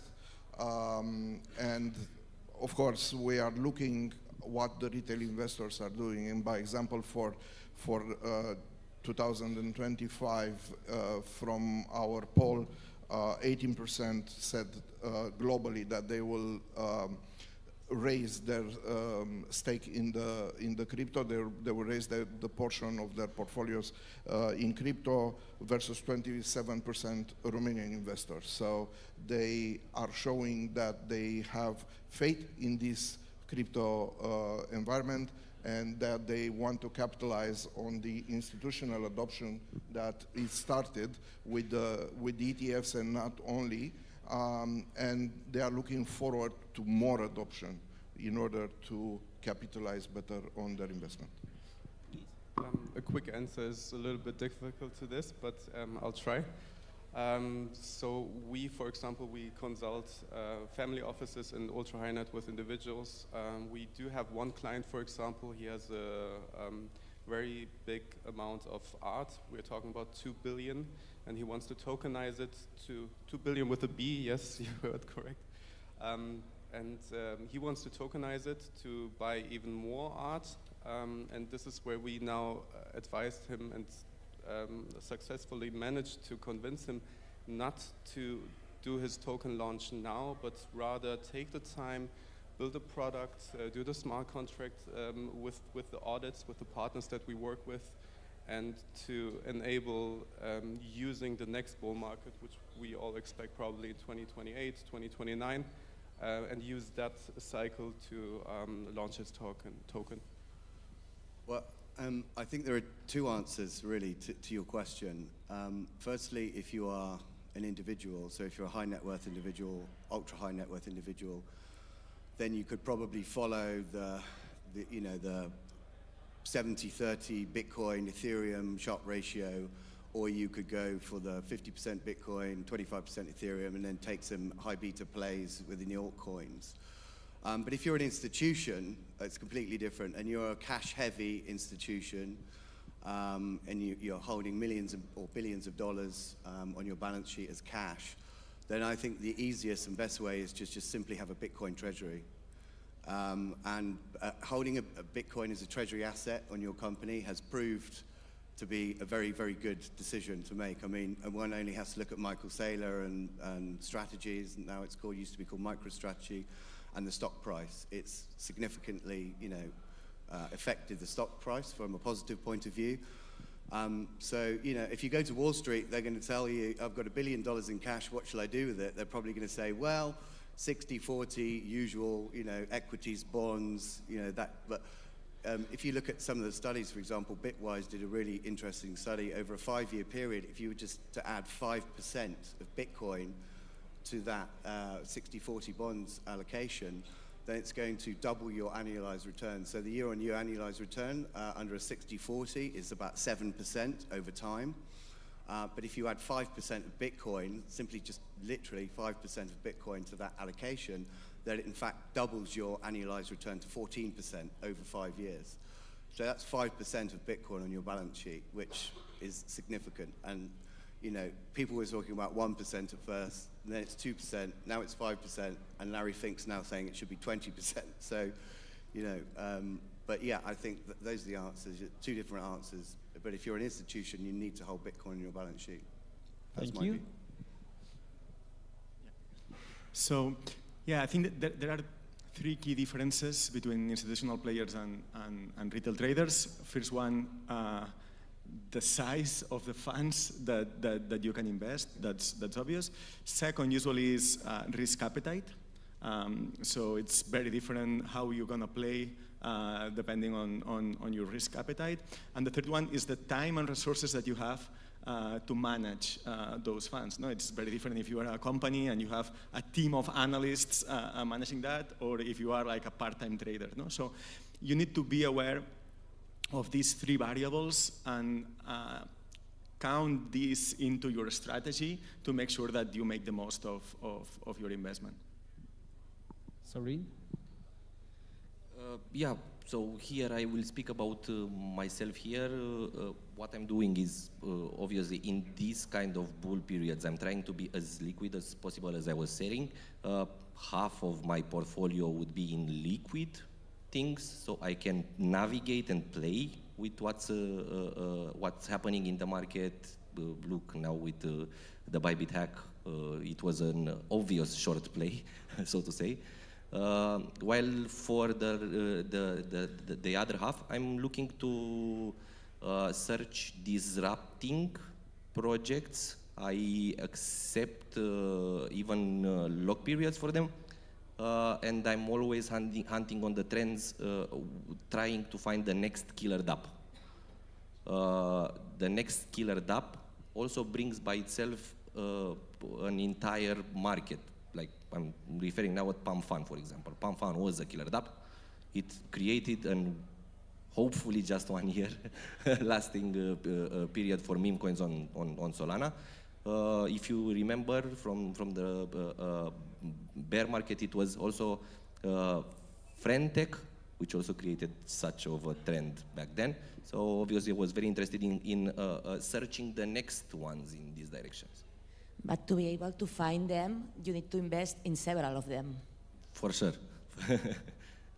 Thank you very much. We are on time. Just one final question. Does company will buy a meme coin? No. I saw VCs I'm investing. not talking about US. I'm not talking about US. I'm not talking about Donald Trump right now because he's buying meme coins. But if a company should buy a meme coin, it's culture. I would say only as a marketing strategy, probably. Okay, thank you very much. I hope you learned something from today and invest with head. There we are, ladies and gentlemen, all our panelists and our moderator as well. Thank you so much. Right, we move on now to, once again, another set of perspectives, sometimes potentially even challenging perspectives as well. If I ask you now the impact of institutional investors in the crypto market, what would you say? What would you say? Well, here's the thing. Our panelists now will jump into that topic and you'll hear what they have to say about it. And then hopefully, again, hopefully helping you to make sense of things in the future as well. Let's now invite to the stage all our panelists and our moderator as well. Please welcome right now Christoph Kampisch, Ionut Vilceno, Karina Take, Sergio Draganus, and our moderator, Nick Sargent.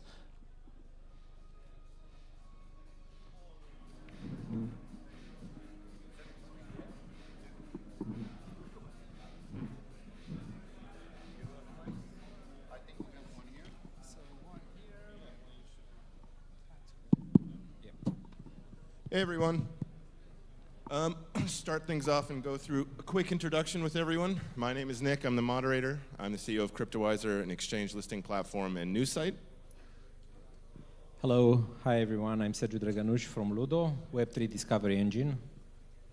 Hi, everyone. I'm Krina. I'm from Federația Tech. Hello. I'm Ionut Vilceno from Coinsilieri.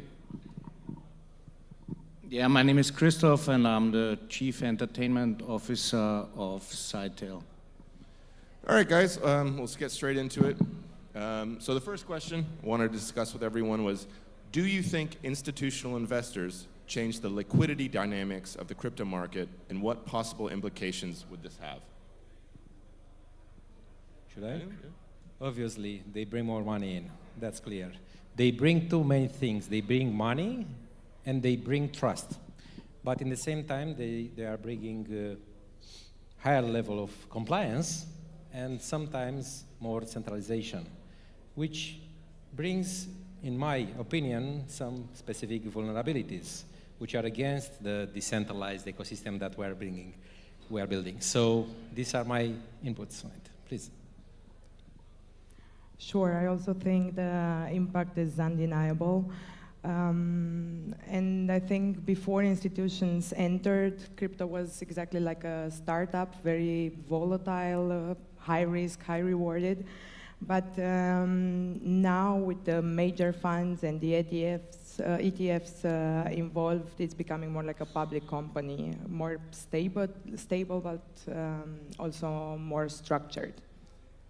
So yeah, everyone I think loves the institutional money, because as Sergio said, they're coming with a lot of money, but probably nobody likes the regulation that they're bringing, so that's a dilemma, right? We need to find a balance between the good things that they're bringing versus the over-regulating approach they have. And I mean, do you think an institutional investor coming off the back of that hinders the innovation nature of crypto? Not really, but yeah, probably it's helping them, actually. Well, I think there is no institutional money in crypto. Yeah. So what have we seen? Okay, we have seen some Bitcoin ETFs, and that's about it. I mean, in Europe, there is not a single institutional investor who significantly put money into crypto. Zero. So we, as I said yesterday, so we are running around $100 million, and we have in our second fund, where we have 160 single investors, we have 0 institutional investors. We have 160 high net individuals. And it's not that we, so my background is in banking, so I have a lot of institutional contacts in Europe. No one is even touching it. And as long as we are, from a regulatory point of view where we are, no one will touch it. Because if you look at the volatility, if you're a pension fund, how can you stomach volatility if Trump says, well, you know, we're going to put in some Cardano in our strategic reserves, boom, it goes up 70%, yeah? What do you do then? All of a sudden, you have to cut back because the allocation is too big, yeah? And you probably cannot even get out of it, yeah? So as long as volatility is where it is right now, I think we're a long way from an institutional adoption. In Europe specifically or globally? In Europe specifically, but also in the US, if you look at the big venture capital crypto companies like A16Z or Sequoia, who are, you know, $1 billion, maybe $2 billion, whatever, their money comes also mainly from high net worth individuals, yeah? I mean, those are probably more institutions already with what they have, yeah? But I mean, do you see, I mean, if you talk to pension funds or insurance companies or banks to say, well, let's put some money into crypto, I didn't come across anyone. I mean, does anyone have a single example globally that they could name of an institutional investor? I mean, what is happening right now in the US? This is not institutional investor, institutional money. I mean, I'm looking to it like this, or there are some other governments which are becoming institutional investors, in my opinion. Yeah, if I'm not wrong, the Emirates had such a reserve or something like this, and I think somewhere around Australia, they also mentioned this in the past. So these are the newcomers, to say so, in terms of institutional investors. Others, it depends, at least for me, if we're talking about, I don't know, institutional in terms of hedge funds or VCs, it depends where the liquidity is coming from. Yeah, in my opinion, only hearing or seeing in the news that this country or this large entity, it's bringing a new instrument for institutionals, or it's investing themselves, MicroStrategies and so on, this is a good sign in terms of trust. You know, I'm also the owner of one on-ramp here in Romania, and what I can tell you, it's every time when you see in the news that the Bitcoin ETF was launched, or whatever movement of a country, or the clients start buying. When these news are missing, no one else is buying it, yeah? No, but so in terms of trust, they help increasing. In terms of how much money they are bringing, I don't have the proper type of visibility. You shouldn't forget one thing, is like, if you look at, okay, you have a certain liquidity in Bitcoin, you have a certain liquidity in Ethereum, then there's nothing, maybe a little bit of Solana, and that's it. If you are institutions like, I don't know, CalPERS or big pension funds, or they're running 200, 300 billion, yeah? There's no liquidity. The liquidity does not exist, and what it means that, okay, then that's why everyone is piling into Bitcoin, because it's the only thing which has a liquidity, and as long as you don't have the liquidity, and it's a long way. I think what we're gonna see is like in this run, I wouldn't call it a bull run because it doesn't feel like one, but it's gonna be the last one where we see a washout of probably 90 to 95%, which is existing now. And only after such a washout, which I think will be the same moment as we saw in 2000 in the Nasdaq, where all of a sudden 95% was washed out and what remained became the winners of the next cycle. And only then, when the liquidity is concentrated in a few protocols or blockchains, whatever you call them, which make sense and are not, I mean, how can you trade Trump, Melania, Libra as an institution? I mean, he goes ahead, Trump says, oh, and by the way, I'm issuing a Trump, yeah. You can short them. Well, you can short them. Maybe not as a CalPERS pension fund to have a short position in Trump might not help you on the long run in the US. Yeah, maybe I'm wrong, yeah.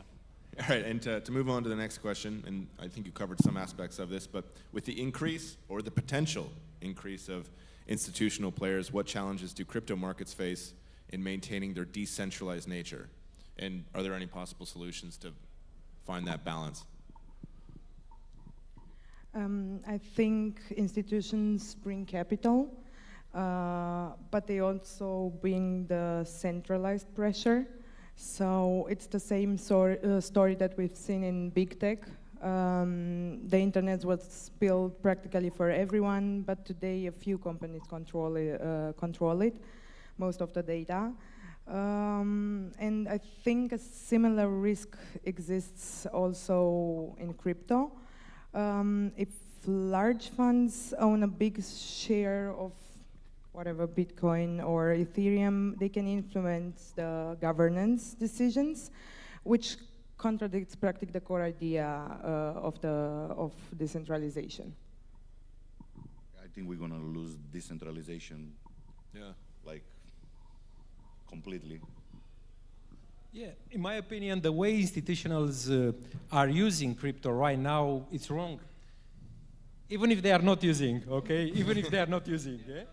Yeah, but it's wrong because all they are trying to do is to just use similar type of processes and procedures while interacting with the blockchain space. And blockchain, again, was created to be decentralized. You cannot spend 1 hour of compliance in order to buy $100 worth of crypto. This is not how the things work. This is not, because the technology allows us to do smarter things than this, faster things like this, and we are living right now in the AI era already, yeah? So we just need to do them.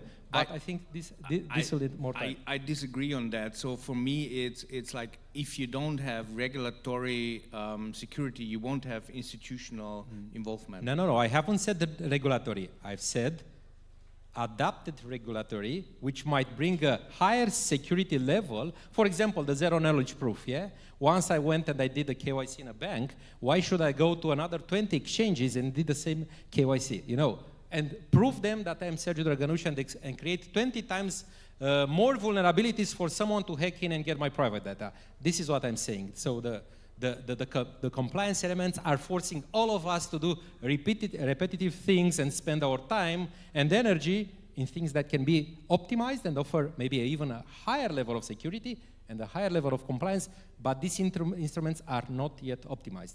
There are some attempts trying with decentralized IDs and things like this, which are still doing it half good, half wrong, which is a good thing.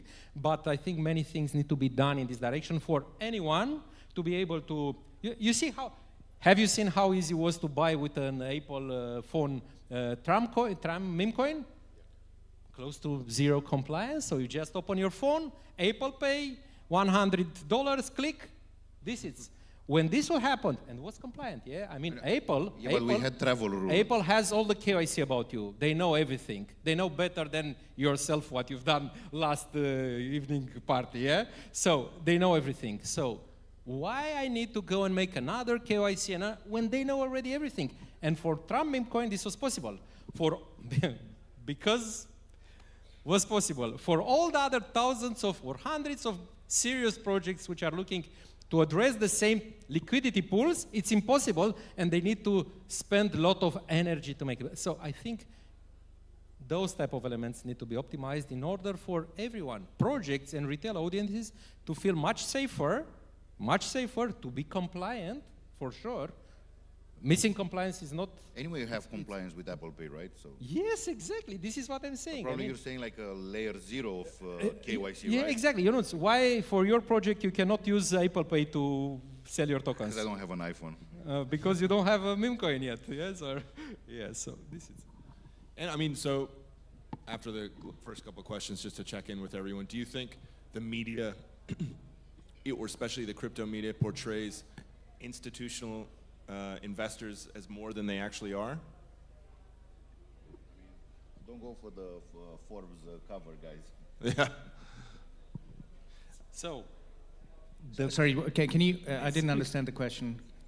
Do you think the general crypto market is portraying institutional investors as more common than it actually is? Because you know, kind of spoke about how there's no real institutional investors in Europe, but do you think it's portrayed that way in the market?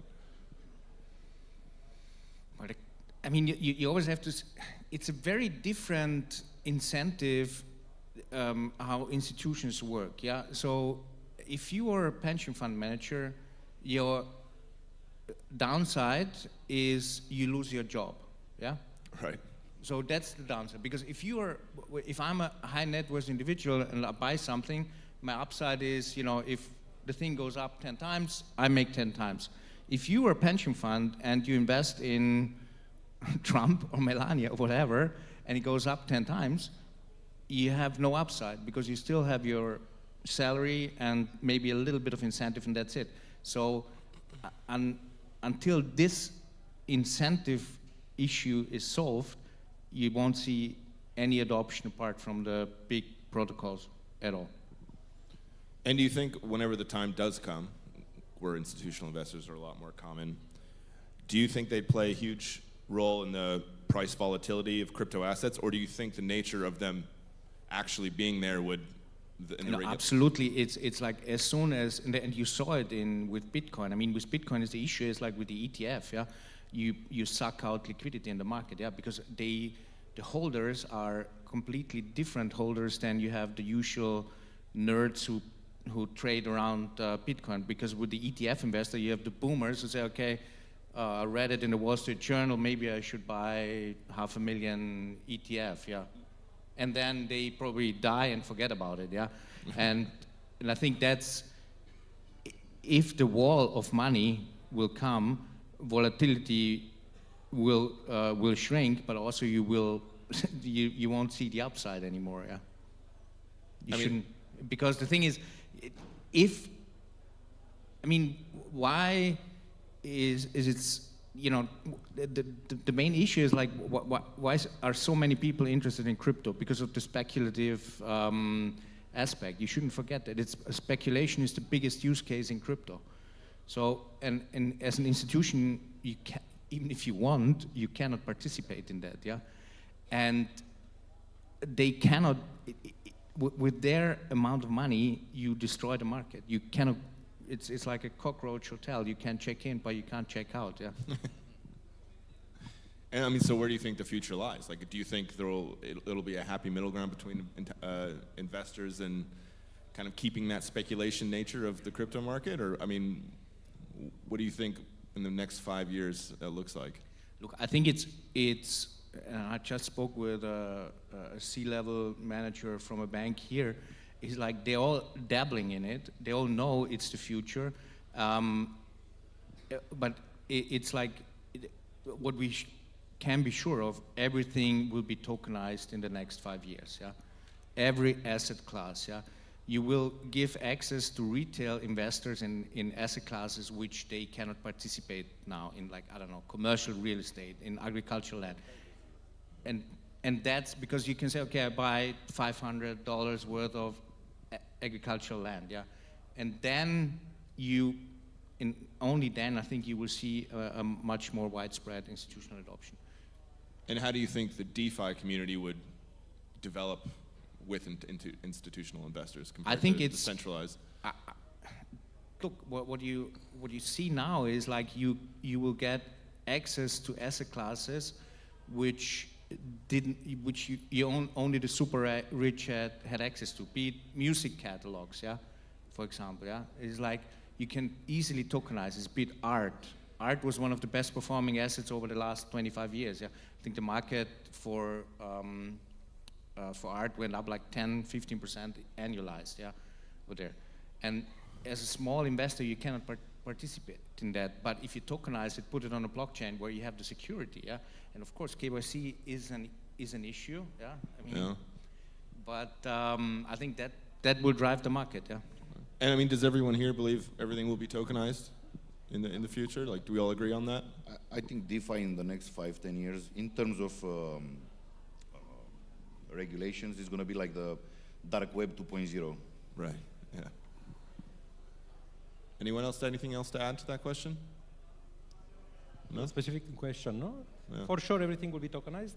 100%. First of all, it helps with access to the asset. It's obviously, it brings liquidity to the asset, like real estate assets. Imagine how difficult it is to invest in real estate compared to just getting some tokenized real estate assets. Plus, a beautiful part that, you know, people many times think to, okay, I can buy, I can sell, this is the win.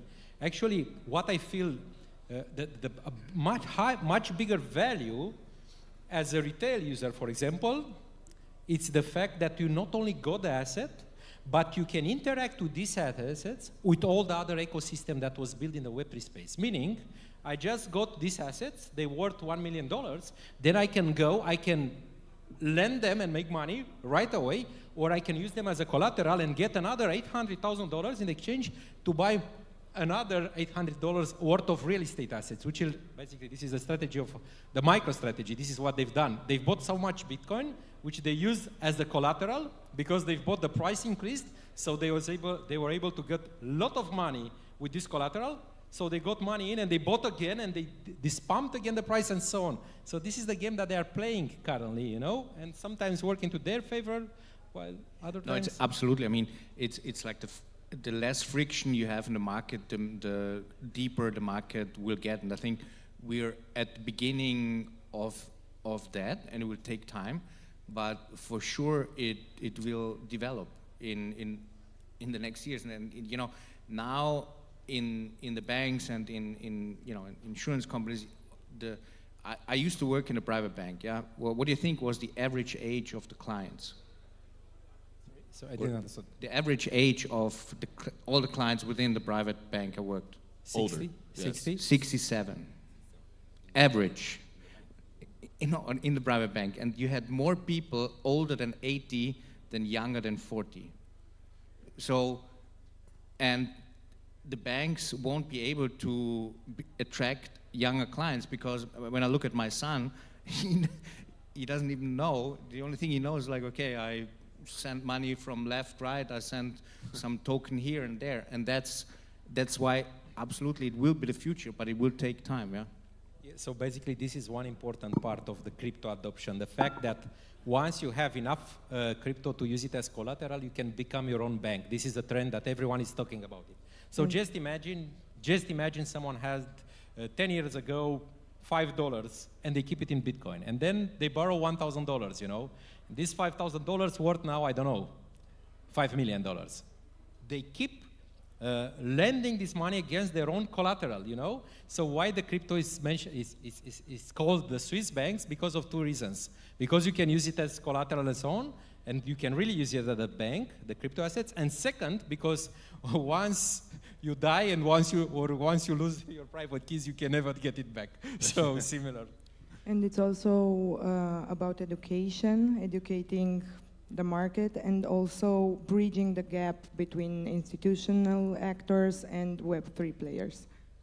Can I just add one? And I think it's one of the most important points you just said is like, because if you get a collateral loan in a bank, yeah, like say Lombard loan, where you put your funds or equity or bonds as a collateral, you have a physical guy who monitors at what level. Whereas with crypto, you put it in the smart contract, says, okay, if it drops below that level, it's sold and fulfilled. And I think yeah, the thing is that more and more people are doing this, you know. I mean, we see platforms. Never pick up when margin calls. That's a rule. Yeah, exactly. platform as Aave and so on, they got huge amount of traction, huge amount of traction. And the banks are seeing this right now, and they are seeing it as a direct competitors, because right now they see, oh, the crypto space is not going only after the transfer, the money transfer, which is done pretty well, actually, right now in crypto, but they are going about the process of lending. And obviously the banks, which are smart, they need to adapt, and they are adapting. I mean, we see more and more banks opening in this direction, especially when the regulators are accepting it and so on. So this is the direction. That's clear. And I mean, maybe you've covered this, but the final question I wanted to touch on was how traditional financial institutions integrating blockchain technology into their core operations and the impact that would have on the crypto ecosystem as a whole. I can tell only about the banks. The banks right now are open. So when they see Trump saying, okay, Bitcoin and Cardano and Solana are coming to our whatever deposit of the country, sure. Okay, so they are more open. So I received in this moment from some banks that we're talking with locally, hey man, have you seen what Trump has done? Yes, let's have another meeting. So the banks are very careful to those signals, to the institutional signals. Obviously, Trump is like no other. I think you will need the banks for the distribution. You shouldn't forget that. That one of the biggest issues for a lot of crypto projects is the distribution, because they're lacking users, they're lacking adoption, where banks or any retail institution have that channel. But right now, of course, they're trying to block that. But there will be, there will be a time. Look, the markets always adapt. Exactly. It's a cycle. And I mean, yeah. I can't imagine local banks in Romania adopting crypto so soon. I mean, is there a certain place you see, like, who would spearhead that, or you'd see local banks actually adopting crypto? Not really. I mean, there are a few that are accepting clients that are exiting, from crypto, but mainly that's it. All right, so we're just running out of time here. Anyone, anything to add? I think we're good. Yeah. All right. Hope you guys all learned something, and thank you very much. Ladies and gentlemen, hands together for our panelists and our moderators as well. Thank you so much.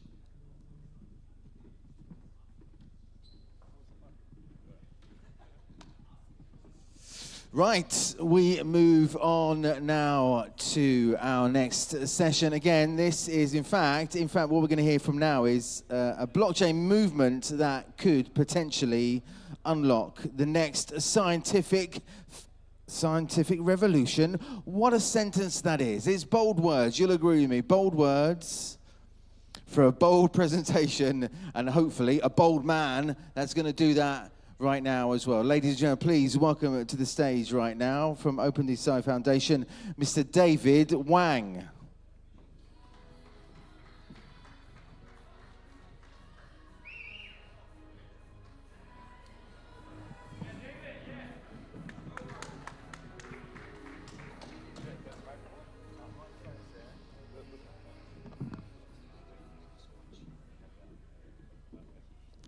Hello guys, first time in Bucharest. I love the energy, guys. So today, very exciting day. I'm having my keynote about decentralized science. This is one of the big narratives. All the OGs or people are really aware of the industry. They already see like CZ from Binance, Vitalik from Ethereum, Brian Armstrong from Coinbase. They're all cooking something in that industry. And today, I'm happy to reveal you guys the blockchain movement that could unlock the next scientific revolution. And also for you guys as a retail people here, there could be good opportunity also for the next bull cycle. And basically, maybe I introduce myself. I'm David Wang from Germany. My parents are from China, working in the traditional finance, Web2 industry. And right now, my really goal is build the next unicorn. And happy to be today here at Bucharest. And what is actually Open DeSci doing? You probably see my team there at the exhibition today at the booth. Open DeSci is a decentralized platform where we are focusing really the scientific collaboration by leveraging decentralized way with blockchain and AI agents. And what we really do is for the researchers is like, we try to secure them funding, collaborate openly, and accelerate innovation. And this is right now a lot of buzzwords, I know. But if we go more in detail, what is actually basically decentralized science? Some people actually listened already or saw this on X, what CZ was posting and so on. And basically, if you explain in a very, very simple way what DeSci means is how to use blockchain technology to solve specific problems in the science industry.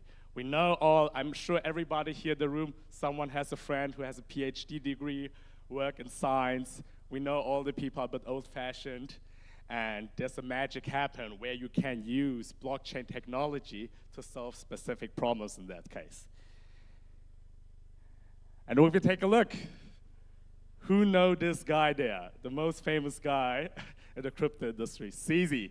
And behind him, there's Vitalik. And something's really cooking.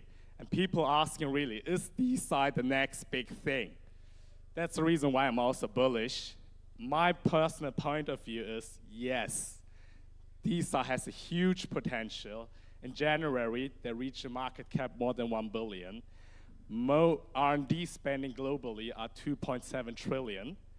And most scientists want open source, open adaptation. And so something's going on. If we take a more deeper look, my background was in management consulting. I'm very good at creating nice slides and analyses. If you take a deeper look, there was even one quote where CZ was saying, DeSci could be similar like DeFi when DeFi was in 2016. It's still very, very early stage. And if we take a look, the global R&D market is 2.75 trillion big with a huge CAGR. And if we extrapolate the market case of DeSci, in 10 years, this could be like a $77 billion market opportunity. And this is the reason why I'm so bullish and try to build something there in that industry. Something's already cooking. I'm not the first mover. There are already existing companies. Some of you guys probably know that company here. DeSci is on the rise. There are like various new companies right now rising there. And to be very honest, my personal point of view, because I'm a Web2 guy, I build real products to create value in our world. This DeSci market is actually really broken in my eyes. You need to be careful and watch DeSci projects you're right now investing. Especially, my personal point of view with my corporate R&D background is most DeSci projects which are right now coming up are likely meme coin style with a science theme. And the worst thing what happened is like in the beginning of January where BioProtocol has launched their project via the launch pool of Binance with a $1 billion market cap. And then retail investors like you and me, we have minus 80%, or even right now during the recent crash, minus 90 even. And this is horrible if retail investors losing money. And this is something also correlating if you don't build real products in the world. And especially with my background, what I want to really build, as you see, I already had some fire chats here today and yesterday, is build the next billion-dollar company. I'm not a first-time founder anymore. I do already well in my past. And now I want to build something very magical in that industry. And our goal is really, our mission is like to democratize access to knowledge, break funding barriers, and reshape the industry in a very magical way.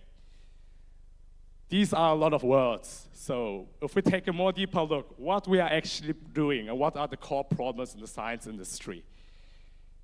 Actually, very simple. Everybody has here, I'm sure, a scientist in his social circle, someone who studied PhD, or even we have here some very smart students I met who's pursuing their PhD degree somewhere in the universities.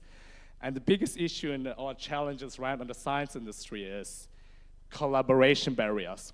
Most scientists work in silos.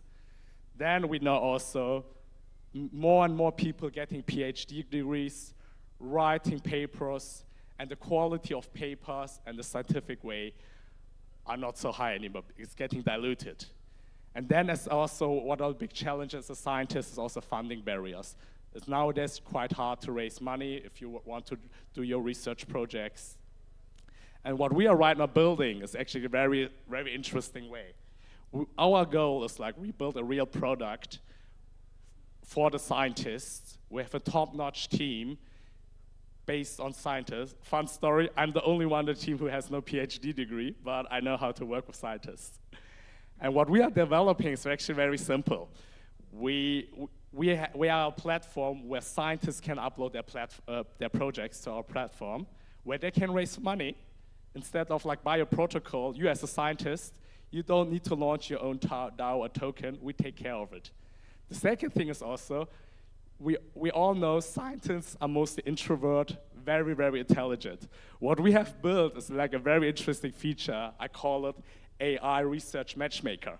So you can find other scientists in your similar field to connect with them, because most scientists, how they meet each other is via conference, via emails, and you're often shy to contact them, each other.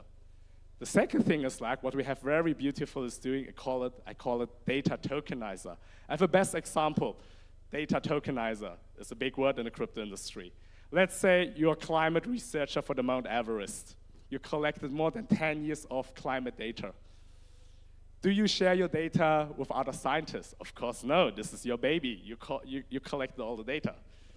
But maybe somewhere, some professors in, let's say, Harvard or in China, they want to use your data to do the simulation. Maybe they're better in math than you.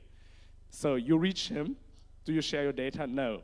So what we do is like, we have a marketplace where you can tokenize your scientific data, where other people can buy access, and you have still full control about your data. And in the end, maybe someone else do better simulation than you and provide more scientific value than it is. And one other big feature what we have is also, we call it smart peer review. We all know if you're a scientist and you publish paper, you mostly ask for peer reviews who are your friends. And they are mostly not incentivized. What we do is also we incentivize if you do the peer reviews. And what we're also right now building in a very hidden way is like, as I said, the science industry is very pre-biased if you publish your papers. We have also a feature like similar to Reddit where you can comment and provide feedback and review papers on an anonymously way. We all know if you post things, you don't speak or tell your real open opinion about the quality of the papers. So this is one of the features what we're building. And now it's getting more interesting. I asked recently one of my best scientists on my team, PhD degree guy, worked for very famous institutions. I asked him, hey, is this a billion-dollar company? He gave me the feedback, no. My goal is to build the next billion-dollar company. I asked, what's the difference between a $1 million company and a billion-dollar company? He told me the science world is actually a big market, but still somehow a niche. If you solve specific problems in the science industry and you do it very, very well with the product market fit approach, it's just a $1 million company. But if you really want to build a billion-dollar company, what you see, we need to make science accessible for the mass consumers. The best example is who's reading scientific papers, journals, very rarely. And the best example from the crypto industry, Satoshi Nakamoto's first paper with the Bitcoin is a scientific paper. So what we do is like, we make science accessible to everyone. And if we have an audience of 8 billion people, could be like a billion-dollar company. And what we're also building right now, a new feature, what you can see is here, we are very fast in executing. My team, I have one of the best CTOs from Silicon Valley. His salary is insane, but his work is priceless.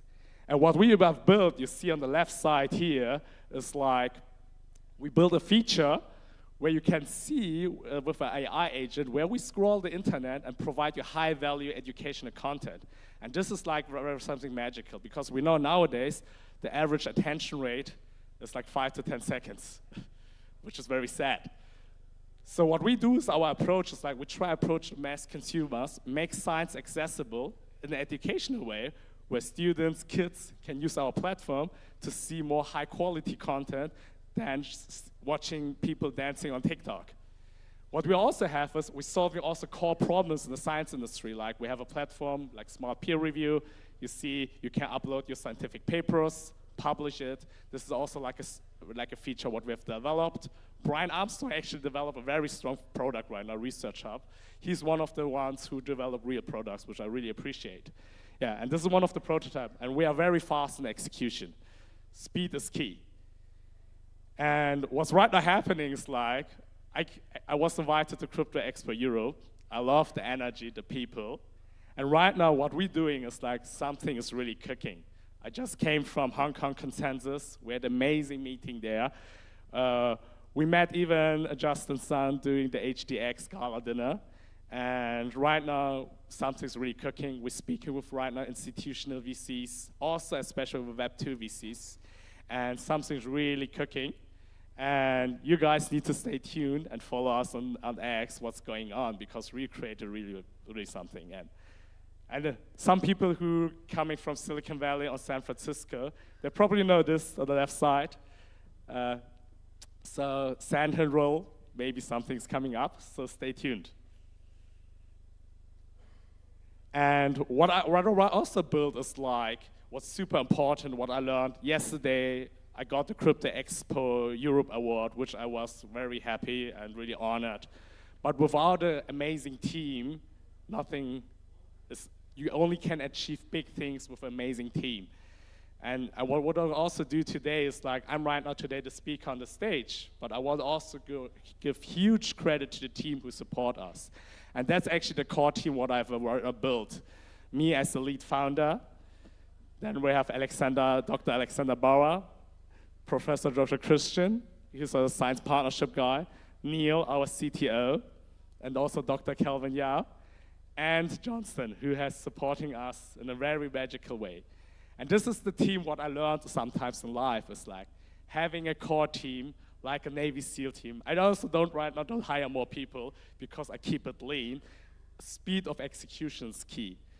And that's very important. And the most beautiful thing is also right now, also having here is like the extended network. We know a lot of people nowadays are getting also a lot of pitch decks, seeing a lot of advisors. But what I do is like, I'm very selective for my advisors. One of the best advisors I had is the guy who is also in the room, Evan Lutra.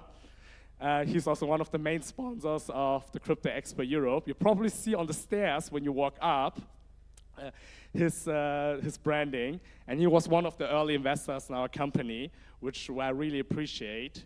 And we have a very strong team. And really something also cooking. I have also a very fun story. I met like during Hong Kong Consensus, the Tron team. Below you see Hunter Rogers. He's a Tron investment ecosystem partner.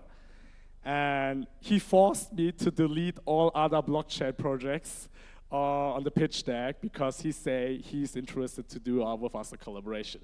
So something's really cooking. Guys, stay tuned. Yeah, and that's it. So Open DeSci is more than a platform. It's actually a movement. My goal is really to develop a real product, to give something back to the society and value, and to democratize research and accelerate innovation and make science accessible for 8 billion people. And I'm really happy if you guys now follow us on X, because I'm also something planning right now. Maybe the first 5,000 followers on X will get a magical airdrop. So be one of our first followers. This could be the next big billion-dollar company opportunity. Thank you so much. Fantastic. Even whistles, if you got whistles in the front. Right, any questions at all? You're curious, you'd like to know more? Hand up and I'll give you the microphone.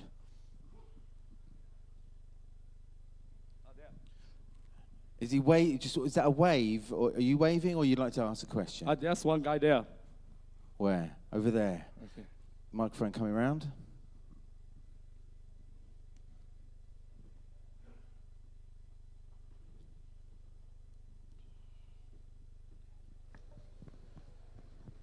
Hello, hello.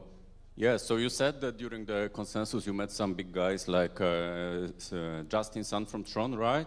So how was the meeting with him, or what did he say? I guess you discussed also the project on DeSci, because now when you talk with like retail users, like most of us, it's different story. But when you talk with like OGs in the space, I'm curious, like what was his feedback based on the narrative and also like on your project itself?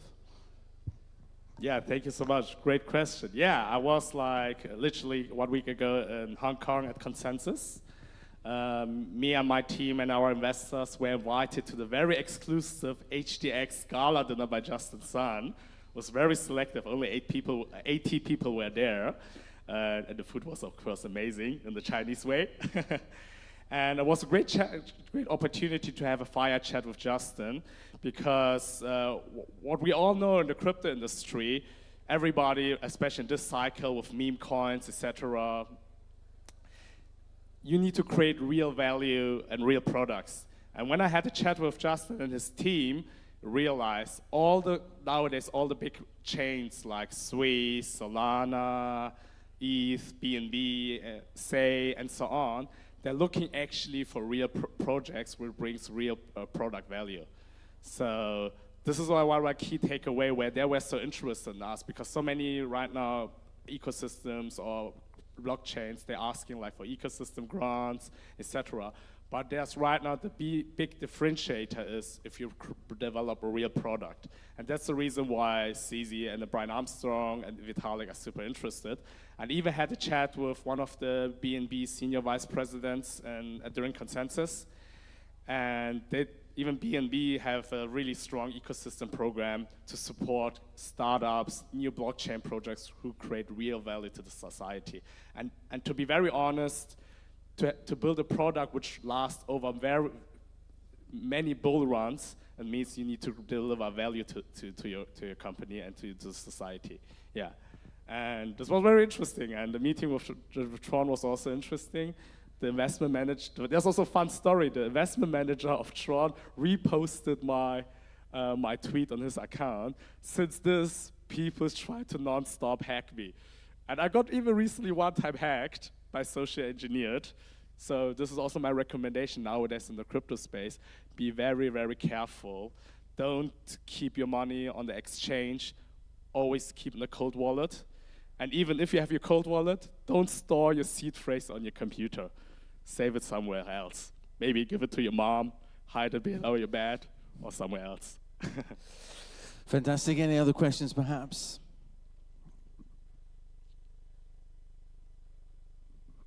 So I'm curious, how do you plan to onboard users doing research? Usually you have an affiliation to institutions. So it's going to be on user which is a researcher, or is going to be a researcher part doing a research in an institution?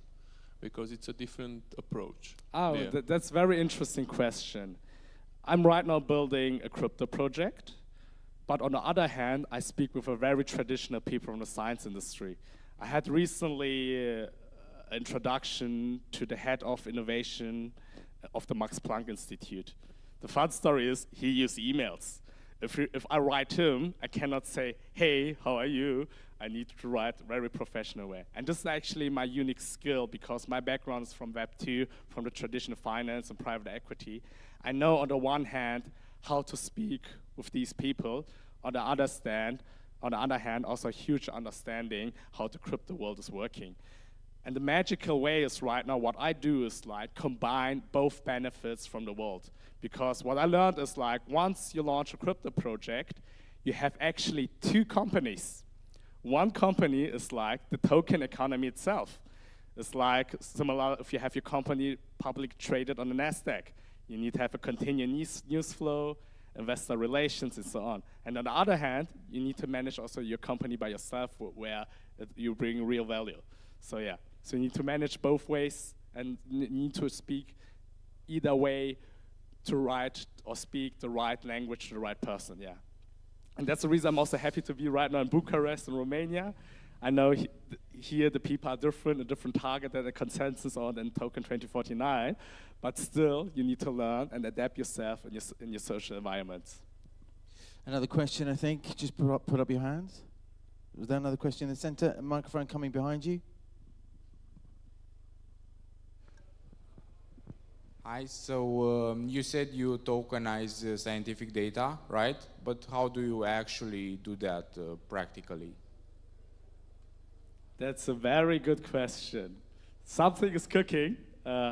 What I learned in life is like, I have an amazing team, the CTO and our product owners defining and reshaping how we really tokenize the data. I'm more the guy who has the big vision, who execute very well and in a very fast way. But to make it simple, very simple is like, to explain a few words is, we will have like a similar Airbnb approach where you can, as a scientist, register your profile, and then you can have like a platform where you can upload your data sets. We have actually also developed a few mock-ups, but we will release so soon more product features. So if you're more interested, happy to share later. We actually have also a prototype live. Maybe we have later on a quick chat to show you how it works.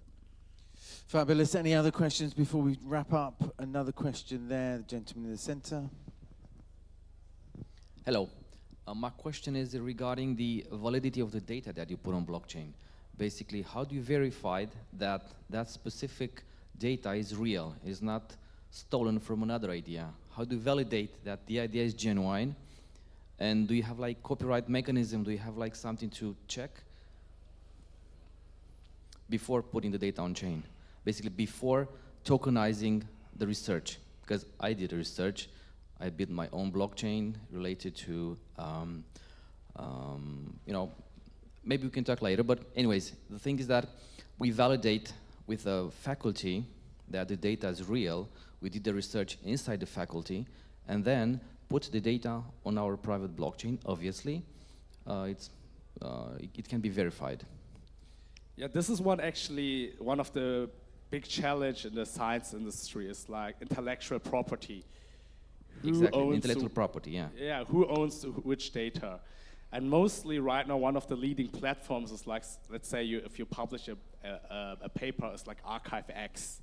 This is one of the legacy platforms. To be honest, I was on their webpage. It doesn't look sexy. It's old-fashioned. People have an ID. But once you are one of the first ones who upload your paper on ArchiveX, somehow you have your territory and you're the owner of the intellectual property what you have. Our goal is like to become like an ecosystem leader where our approach is like really to become the industry norm. Instead of people, when they want to upload a new paper, first on ArchiveX, they upload on DeSci, which is directly directly verified on the blockchain that you are uploaded the first one, and other people can also validate you are the first one who uploaded it. And what we have also developed is a very unique approach. This is also one of the features what we have is like an AI agent which scrolls the internet, because all the scientific contact data, like Professor Dr. Max Miller at harvard.edu, it's all publicly available. What we actually do is scroll the internet and create, because these data are available, we create all these accounts on our platform already existing, and if you are a scientist, you can claim your account. And what we have also developed a feature soon is very beautiful. We have all like the major professor scientists on our platform, our database. They have already dummy accounts. And what we do is like we're having also like an algorithm to make them as a leaderboard, which means if you're a very famous scientist, you may be getting airdropped from 1,000 to like 100,000 US dollar. And this is our unique approach how we do user acquisition, because nowadays user acquisition is very, very high. Best example, I know for example Revolut, they spend like an average $80 to $150 per user per one new created bank account. What we do is like instead of blasting money stupidly for marketing campaigns, etc., we reward the scientists back. If they claim their account, they're getting money. And we all know how scientists are not nowadays good paid. For example, one of our product owner who works for ASML right now, he told me when he was doing his PhD degree as a research assistant, he was earning in Germany in that institute only $3,000 per month before tax. I was like, oh my God.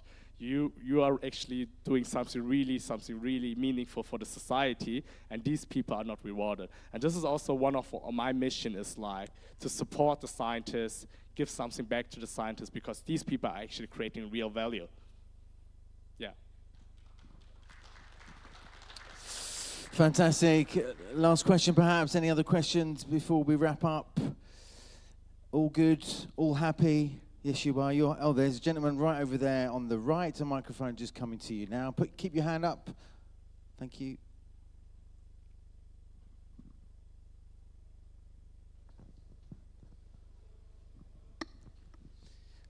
Hello. I have a question. Like, I'm a student, I'm an undergrad, but I want to know how you want to promote this idea to scientists in this way, like some people will not like the idea of crypto. It will not like, especially old people, will not like to work on something on a platform different than what they are used to. And I want to ask you, how do you want to promote them? How do you want to teach them how to use the platform? How do you want to make it easier for them? That's a very good question. The science industry is very old-fashioned. What's super important is like, you need to have high credibility. When I developed a pitch deck, scientists are having really attention to details. You cannot just bullshit and do buzzwords. And what we right now doing is like, to build the credibility is like, we collaborate with real scientists and institutions. For example, on last Friday, I had a very good call with the Max Planck Institute, where we try to develop alliance and collaboration and find strategic partners. And even one of my working team, Professor Dr. Christian Abeglin, he's the president of the IMT Business School in St. Gallen. We already created like a collaborative research collaboration where we try to work more closer together, publishing also with open DeSci scientific papers about our approach, what we're doing. So to summarize your question, most important is credibility. You need to have strong alliance with real scientists and also partnerships with academics, institutions, and so on. And this is what I was actively working on it. Ladies and gentlemen, hands together for Mr. David Wang. Thank you so much. Thank you so much. Fantastic. Maybe one last announcement. Tonight is the closing party, and I think most of you are also invited, and tomorrow is my birthday, so tonight it will be on fire. Please be my guest. Does that mean all drinks on you? Maybe. Do you think it should be? Do you think he announces his birthday? Do you think he should pay for all drinks? Yes, absolutely. Clap. Yeah, absolutely. David, what do you say, David? Yes, I'm sure a few drinks all on me. I need to check if I can put... There's a few hundred is what you should be doing. Ladies and gentlemen, once again, hands together for Mr. David Wang. Thank you so much. Thank you so much. Keep that. Okay. Away you go. Thank you. Right. See you later, guys. See you later. And he's the man for the drinks. Right. We move on now to... I'm serious. Right. Let's move on now to our next session. This is essentially implementation of CAF, new reporting obligations to ANAF for crypto service providers, having a more, giving you a kind of foundation of what this is all about, but more importantly, how to move forward with this as well. Again, quite intriguing for many, and maybe shedding some light on something maybe some of us would benefit from understanding that a little bit more as well. Ladies and gentlemen, please welcome to the stage right now, Mr. Stefan Andrei. So it should be that one there.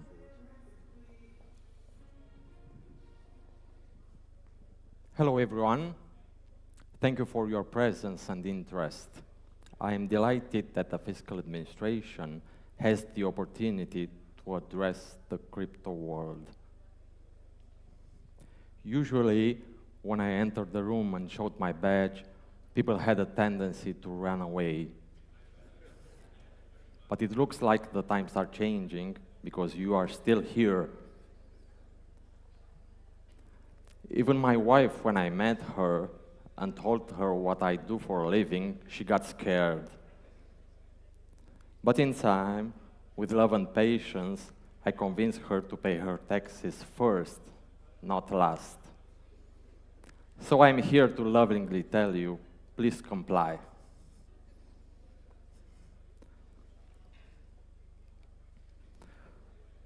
Ladies and gentlemen, my name is Stefan, and I am NAFA's expert in crypto compliance. I focus on data quality in the international exchange of information and assessing the impact of non-compliance risks on Romania. Additionally, I represent Romania in OECD's CARF working group. To begin, I would like to provide some context and offer a few explanations regarding the field of information exchange. This is a generic term referring to international cooperation in taxation through the exchange of taxpayer information between tax authorities. There are three types of information exchange: on request, spontaneous, and automatic.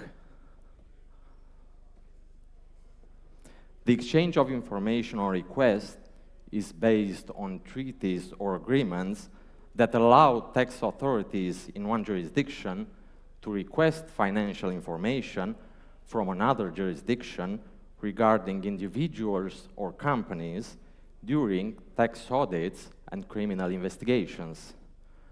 For example, if Pierre-François is audited in France by the tax authorities and there are indicia that Pierre has some assets in Romania, they can send a request asking us to investigate those indicia.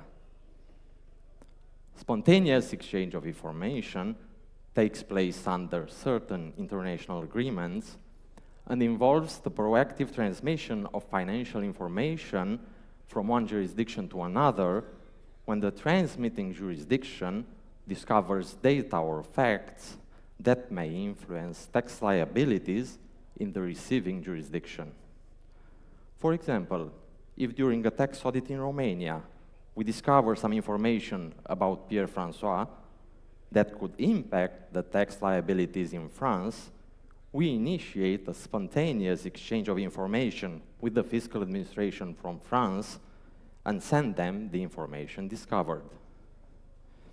And now we arrive at our area of interest, automatic exchange of information, which entails the annual reporting between jurisdictions of information regarding income and financial assets held by non-residents, both individuals and legal entities. In Romania, every year until the 15th of May, the reporting financial institutions must send the mandatory data to be reported regarding the financial accounts to the fiscal administration. Until the legal deadline of the jurisdiction, that is the end of September every year, the fiscal administration sends the data received from the reporting financial institutions about the non-residents to the corresponding tax authorities. If you are wondering how the decision to implement automatic exchange of information was made, we need to go back to 2009 during the global financial crisis.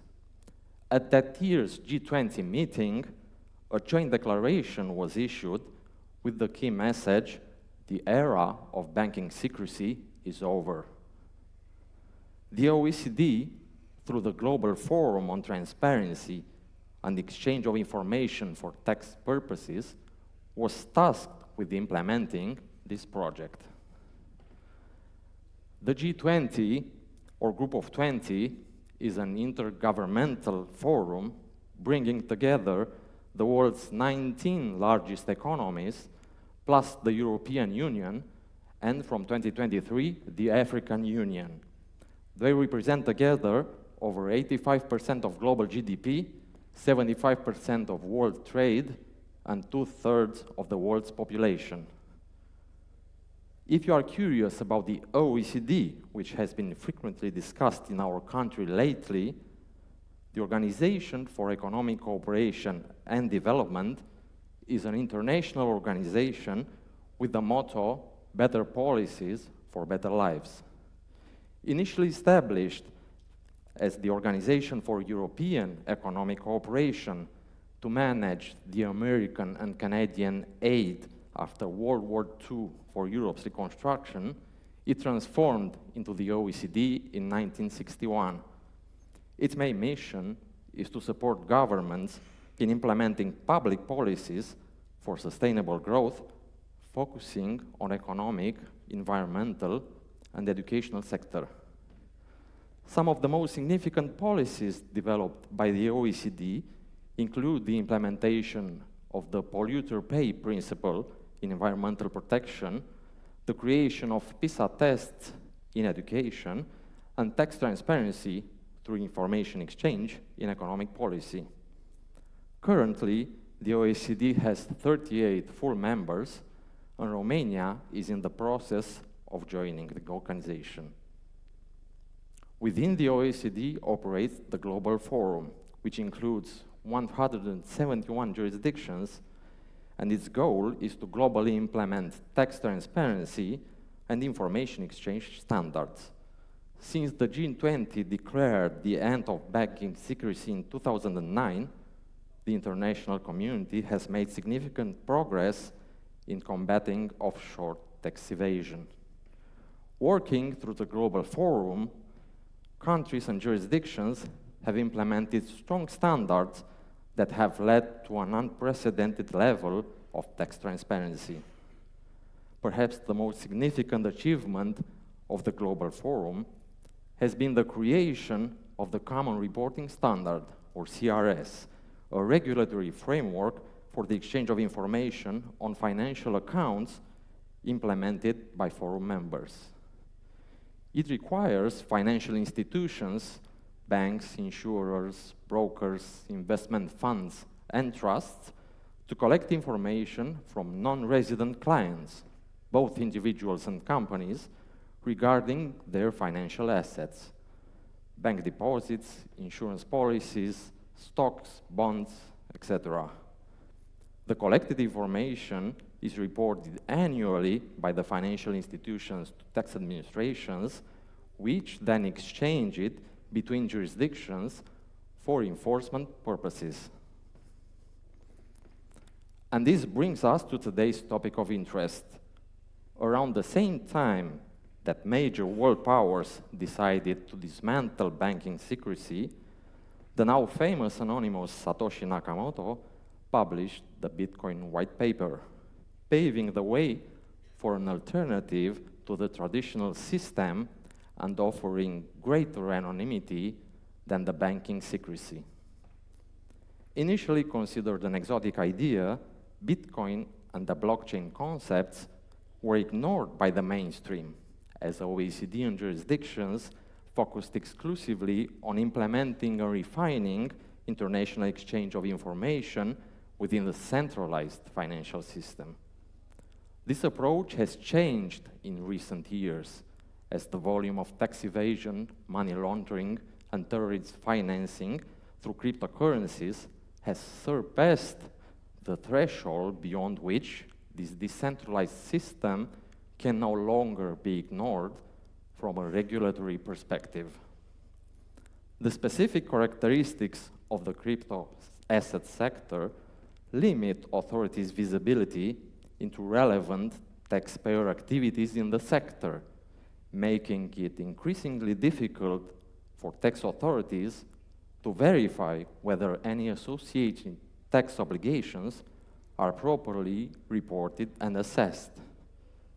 Additionally, risks associated with the growth of the crypto asset sector have been identified in the context of global efforts to combat money laundering. The Financial Action Task Force, FATF, the global money laundering watchdog, has developed a set of recommendations and guidelines regarding the measures that should be in place for virtual asset service providers. So, in 2022, OECD released for public consultation a set of rules called the Crypto Asset Reporting Framework, or CARF, requesting industry feedback. The final report was adopted in June 2023, and in September, the G20 stepped in again, calling for the rapid implementation of CARF and the commencement of crypto asset information exchanges by 2027. In November that year, 48 jurisdictions, including Romania, politically committed through a joint declaration to supporting and implementing the CARF standard to begin exchanging information in 2027. In this context, in September 2023, the OECD launched the CARF Working Group, where I have the honor of representing Romania.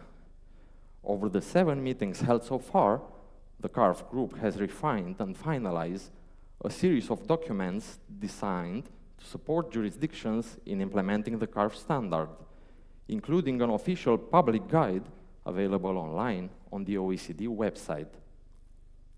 The goal of my presentation today aligns with the fiscal administration's proactive approach to inform all stakeholders about what CARF implementation entails. In this regard, we aim to provide you in advance with information on future due diligence and reporting requirements, so that you can prepare your systems and procedures in time to comply with legal obligations from the first day of data collection, that being the 1st of January 2026. So, what is CARF? It is a dedicated global tax transparency framework that provides for the automatic exchange of information on crypto asset transactions in a standardized manner with the tax resident jurisdiction of taxpayers on an annual basis. CARF consists of rules and a commentary that will be transposed this year into national legislation to collect information from reporting crypto asset service provider, or RCASPs, that have a relevant nexus or connection to the jurisdiction implementing CARF. These rules and commentary have been designed around 4 key elements. 1, the categories of crypto assets covered. 2, the individuals and entities subject to data collection and reporting requirements. 3, the transactions subject to reporting and the specific information required. 4, due diligence procedures necessary to identify crypto asset users and controlling persons and determine the relevant tax jurisdictions for reporting and information exchange purposes. CARF brings tax transparency to the crypto sector by imposing obligations on RCASPs, which are the service providers best positioned to collect and report information on crypto asset transactions. Specifically, CARF requires RCASPs to identify their users or report on specified transactions to ensure the annual reporting of relevant tax information on certain activities related to crypto assets. Once received by tax authorities, this information will be automatically exchanged with the tax authorities of the tax resident jurisdiction of the crypto asset users under an international agreement that provides a legal basis for the automatic exchange of information for tax purposes. Given the limited experience of RCASPs in regulatory compliance and reporting obligations, the requirements included in CARF and the consequences of non-compliance represent new elements that may overwhelm some operators in the field. Therefore, an effective administrative framework to ensure compliance requires jurisdictions to interact proactively and collaboratively with RCASPs so that they understand the due diligence and reporting requirements and regulations they will need to comply with. It should be noted that competent authorities will verify compliance and impose sanctions where requirements are not met, and these sanctions will not be lenient. CARF defines crypto assets as A digital representation of value that relies on a cryptographically secured distributed ledger or similar technology to validate and secure transactions, which includes cryptocurrencies as well as cryptographically based tokens. This definition is intentionally broad as the crypto asset market continues to evolve rapidly.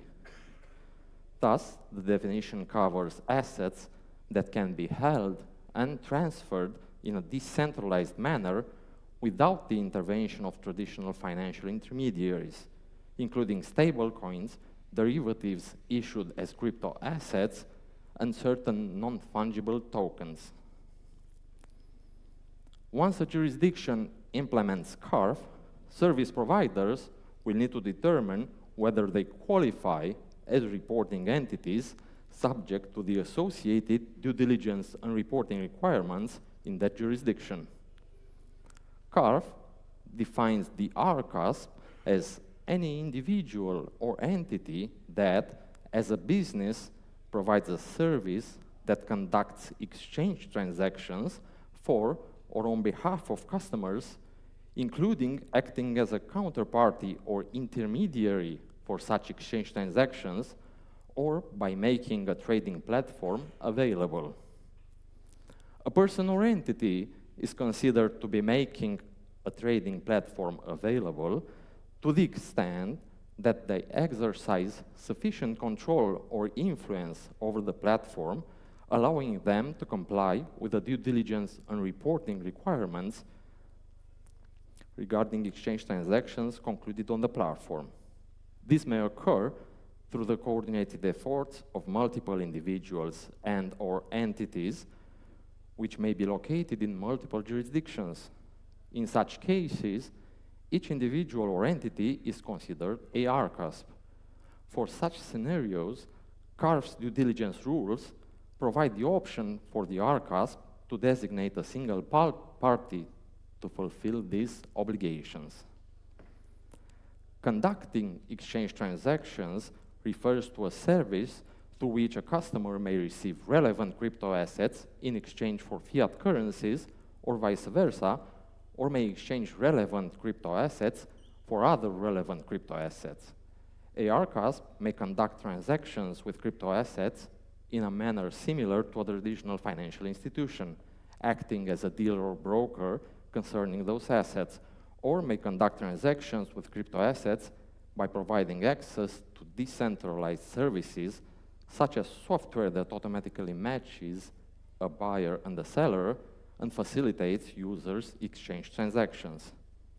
The expression "as a business" is intended to ensure that the CARF standard does not impose reporting requirements on individuals or entities that conduct exchange transactions but do not do so as part of a business. For example, very rarely for non-commercial reasons. In this regard, one-off transactions concluded on behalf of other persons do not constitute carrying out activities as a business. Furthermore, an individual or entity conducting exchange transactions will be a RCASP only if they engage in such activities for or on behalf of clients. Therefore, the passive investment of an investment fund in relevant crypto assets does not constitute a service that conducts exchange transactions.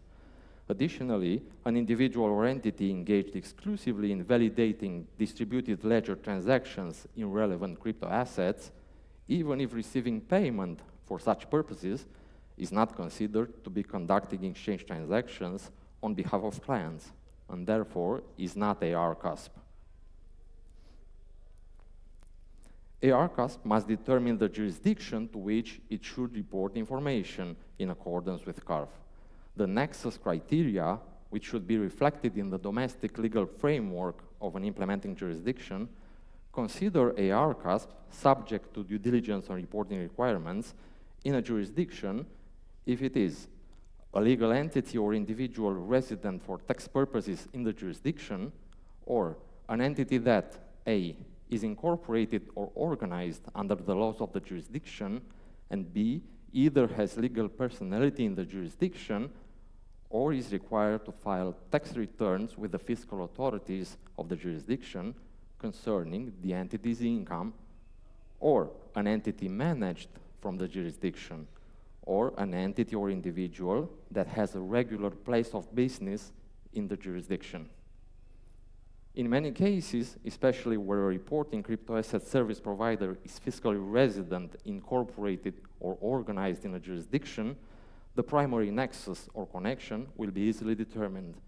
In other cases, ARCASP may only have a connection by being managed or having a habitual place of business in the jurisdiction. CARF requires fewer connections to a jurisdiction than traditional standards for tax residence or permanent establishment in a jurisdiction. And consequently, ARCASP may have CARF reporting obligations to a jurisdiction where it otherwise does not pay taxes or report tax information. ARCASP may also have a connection to multiple jurisdictions, in which case it must determine if one nexus is more significant than others, according to the hierarchy specified in CARF, or if rules apply to address situations where ARCASP is subject to the same connection in 2 or more partner jurisdictions. After determining the jurisdiction in which it has reporting obligations, the ARCASP will need to implement procedures and develop systems to collect information in accordance with CARF in order to report it to the jurisdiction. Thus, the center part of CARF is represented by definitions, detailed rules, and procedures that the ARCASP must follow to ensure the collection of relevant information and its reporting. The term relevant crypto asset applies to all crypto assets except for the following 3 types: central bank digital currencies, specified electronic money products, and crypto assets for which the ARCASP has established that they cannot be used for payment or investment purposes. Each ARCASP must identify all crypto asset users and reportable persons regarding whom it must report information. Reportable persons include crypto asset users who are reportable users and persons who control certain crypto asset entities that are resident in a reportable jurisdiction. Once ARCASPs have identified all relevant crypto asset users and reportable persons, they must determine if any relevant transactions performed on their behalf should be reported to tax authorities in accordance with CARF requirements. A relevant transaction means an exchange transaction or a transfer of relevant crypto assets. Therefore, ARCASPs must first review and identify their client base to determine whether any of their crypto asset users or persons who control crypto asset user entities are subject to exclusions and that thus should not be reported or are resident in a reportable jurisdiction. To make this determination, ARCASPs will need to collect valid self-certifications from their crypto asset users and from persons who control the crypto asset user entities. A valid self-certification establishes where the individual is resident for tax purposes. If the certification establishes that the crypto asset user is resident for tax purposes in a reportable jurisdiction, then the ARCASP must treat the crypto asset user as a reportable user. If an individual is resident for tax purposes in multiple jurisdictions, all these jurisdictions must be included in the certification. The certification can be provided in any form, but for it to be valid, CARF stipulates that it must be signed or otherwise confirmed by the crypto asset user, be dated, and include the name, residential address, tax residency jurisdiction, tax identification number for each reportable jurisdiction, and date of birth. Once the ARCASP has obtained the completed self-certification, for it to be valid, the ARCASP must confirm its reasonableness based on the information obtained in connection with establishing the customer relationship, including any documentation collected in accordance with AML KYC procedures. That's called the reasonableness test. ARCASP is deemed to have confirmed the reasonableness of a certification if it does not know or have reason to know that the certification is incorrect. If a certification fails the reasonableness test, it is necessary for the ARCASP to obtain either a valid certification or reasonable explanation and documentation as appropriate to support the reasonableness of the certification before providing services representing relevant transactions on behalf of the individual crypto asset users.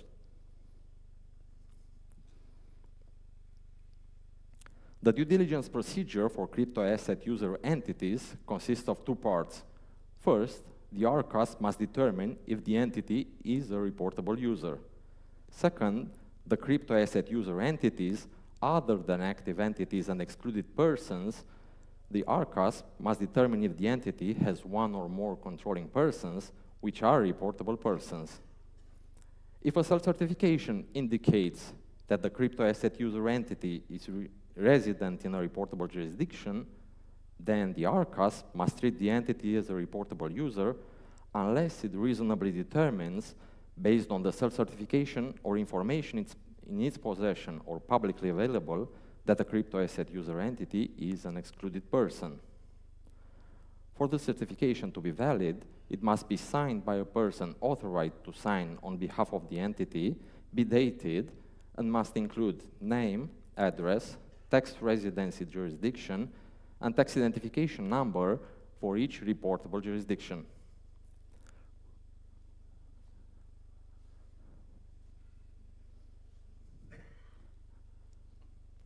Regardless, time? Absolutely, absolutely. Listen, I'll let you carry on, obviously, just to wrap up, but if you could just wrap up only because of time to make it fair and square for absolutely everybody. Carry on. Okay. The term active entity generally includes entities whose passive income is less than 50% of the total income and where less than 50% of their assets produce passive income, such as dividends, interest, capital gains, rents, etc. CARF defines excluded persons as any of the following: an entity whose shares are regularly traded on one or more established securities market, any entity that is affiliated with an entity described in A, C, a governmental entity, D, an international organization, E, a central bank, or F, a financial institution. If the crypto asset user entity is not an active entity or an excluded person, then the RCAS must identify the controlling persons. If they must be reported, then information regarding the controlling persons and the entity they control must be reported to the jurisdiction where the RCAS reports, so that the respective jurisdiction can provide that information to the controlling person's jurisdiction of residence.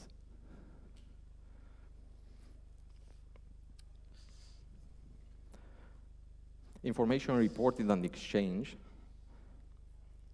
CARF reporting requirements consists of the information necessary for the partner jurisdiction to identify the relevant reportable person, that's identification information, and information regarding the relevant activity that took place concerning the reportable person, that's transaction information. Identification information means name, address, jurisdiction of residence for tax purposes, and the tax identification number for each reportable jurisdiction. Additional identification information that must be reported only in relation to individual crypto asset users or controlling persons are date of birth and place of birth.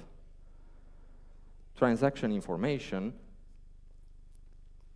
means transactions between relevant crypto asset and fiat currencies, between relevant crypto assets and other relevant crypto assets, reportable retail payment transactions, other transfers of relevant crypto assets to and from the reportable user, and transfers to external wallet addresses.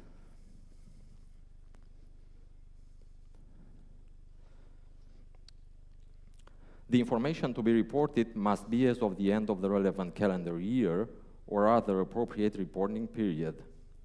In Romania, if the legislator adopts the CRS provisions as they are now, the reporting deadline to NAFA will be May 15th for the information relating to the previous year. For reporting purposes, the RCAS must aggregate all transactions of each reportable user attributable to each reporting category and for each type of relevant crypto asset. The implementation of compliance procedures could make a difference in the crypto service provider market, serving to build customer trust and present themselves as secure businesses in an ecosystem where tax authorities estimate non-compliance and erroneous reporting of crypto asset holdings range between 55 and 95%, according to a Pricewaterhouse report. Therefore, I hope you will view these new reporting obligations positively, as they place you in the same league as traditional financial institutions and demonstrate the maturity that the crypto asset sector has reached. In conclusion, I'll summarize my presentation in one sentence. The era of crypto anonymity is over. Also, I have a call to action for you. Take advantage of this conference to contact us to initiate a collaboration between the fiscal authority and the crypto market to implement in legislation and practice the new reporting obligations. At NAFA, we aim to initiate a series of meetings with representatives of crypto asset providers in the near future, where we will have the opportunity to delve into the CARF reporting standard and support you in implementing the new obligations imposed starting January 1st, 2026. In the end, I'd like to offer a big thank to the organizers for the opportunity given to address the crypto market, and I wish you all success. Thank you. Ladies and gentlemen, hands together for Stefan, Andre. Thank you so much. Thank you so much. Wonderful. Stay there a second. Just stay there a second. Ladies and gentlemen, what we'll do right now, we will have a short break, half an hour break here at 2:30, back on this stage for more Crypto Europe Expo 2025. Thank you so much.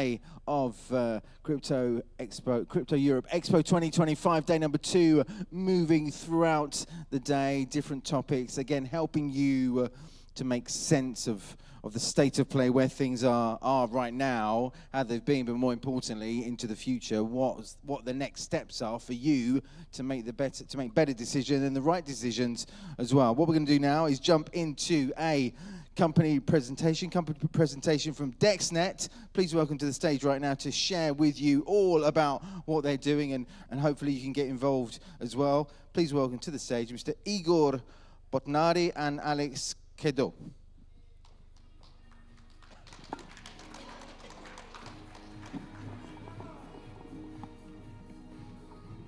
So, hello everybody. Hello guys. So we have a long presentation, but we try to be very short because we will present the most important thing in our technology, our ecosystem. Let's start. The first, I think it's a main important point that you need to know about the team. So we are 4 people in our team. Actually, I'm and Alexei Kido is here, and 2 more people. One is a global advisor from our company. It's Lionel Sterling, and the second one is Sheikh Majid. It's a UAE advisor.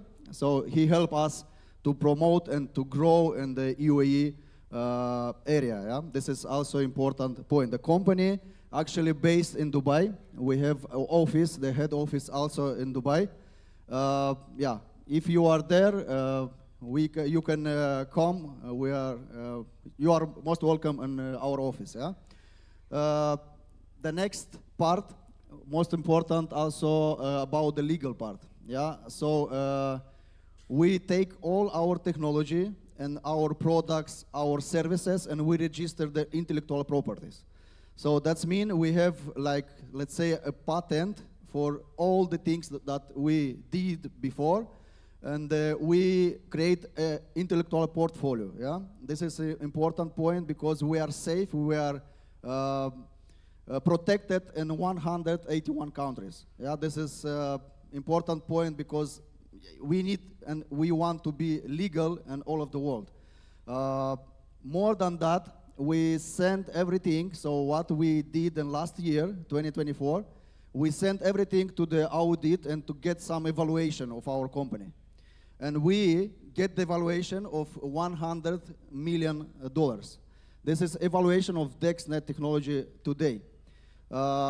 This is a real certificate. You can check everything. It's online. It's yeah. You can go to the website and to see everything. Also, the intellectual properties. Also, you can check everything. So it's not something that we printed yesterday and we show you. Yeah, this is real papers, real certificate.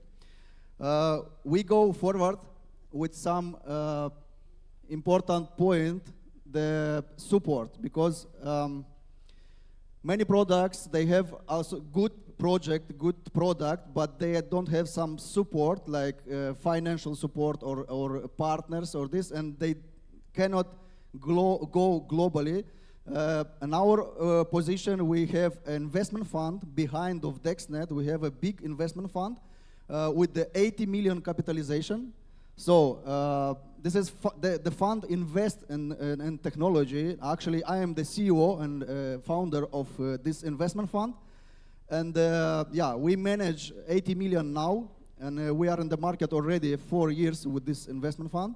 So the fund, every time if the DexNet needs some support, financial support, the investment fund is there, and he can help with everything. This is also important. Also, the second company, it's a Fix One Global Trading. It's a trading platform. Also, it's not a startup. It's a company with more than 20,000 users now. And the second company, it's very interesting to promote DexNet technology because they need this technology to move the, let's say, the platform to the decentralized platform. And the next step now is the most important. What is DexNet? And also we have in Dubai who play golf. It's a good point. If you come to Dubai, you can enjoy us also. We have an official partnership with Emirates Golf Club. So we are there officially, and the last week it was some event there, and Dex Net, it was like main sponsor and all tournament, golf tournament. And the next tournaments that happen in Dubai, the Dex Net, it will be there. So we have a partnership with the Emirates Golf Club officially. Also, you can check everything. That's mean, and every, let's say for the kids also, they have academy. So everything that happen in Emirates Golf Club, the Dex Net, it will be there. Yeah, like a name, like a brand, and this is something very nice. Now, let's talk about problems that everybody have who start some business. Yeah, I know that from my side because I have the investment fund, I have the broker platform, and I understand that I have one big risk because let's say I use the server behind. So every companies, every businesses, they use the server to be in the life, because if the server is blocked, then your business is not working. Yeah, and this is a big risk. And when I start to thinking about, I don't find some solution how I can minimize this risk. Yeah, if, for example, I have some orders in trading, and the platform is blocked. Yeah, and maybe it's a big amount, and I can lose millions in 1 minute and 2 minutes. And with the server, sometimes happen that your platform or website is blocked, it's not working, and we try to call the provider who have this server, let's say Amazon, Hetzner, other companies, and where we rent the server. So, and the companies say, yeah, sorry, we have technical things, 3 minutes, and we will restart the server, and then it's working. So this is a big problem, because in 3 minutes can happen many things, and you can lose, actually in my position. But other businesses the same. So every businesses have this server. They rent some server to be, like, to have everything there, to stock there. So, with the server, the central server, it's a big risk because it's not yours, and this is also risk, so you don't have control about this server. The second one, so the server can be, I don't know, closed, can be crashed, can be, it's not in your hands. Yeah, this is the main important point. But the Dex Net bring in the market the solution for decentralized storage data. This is what we talk about these days in this event. So what we did actually, we take this big server data center and we cut in small pieces, like small devices. And this is the device I can show you. Yeah. This is a small device. It's like a node, like DexNet, and these devices we spread in all of the world, and we connect to each other, and we create our network, DexNet, decentralized network. That's why it's DexNet.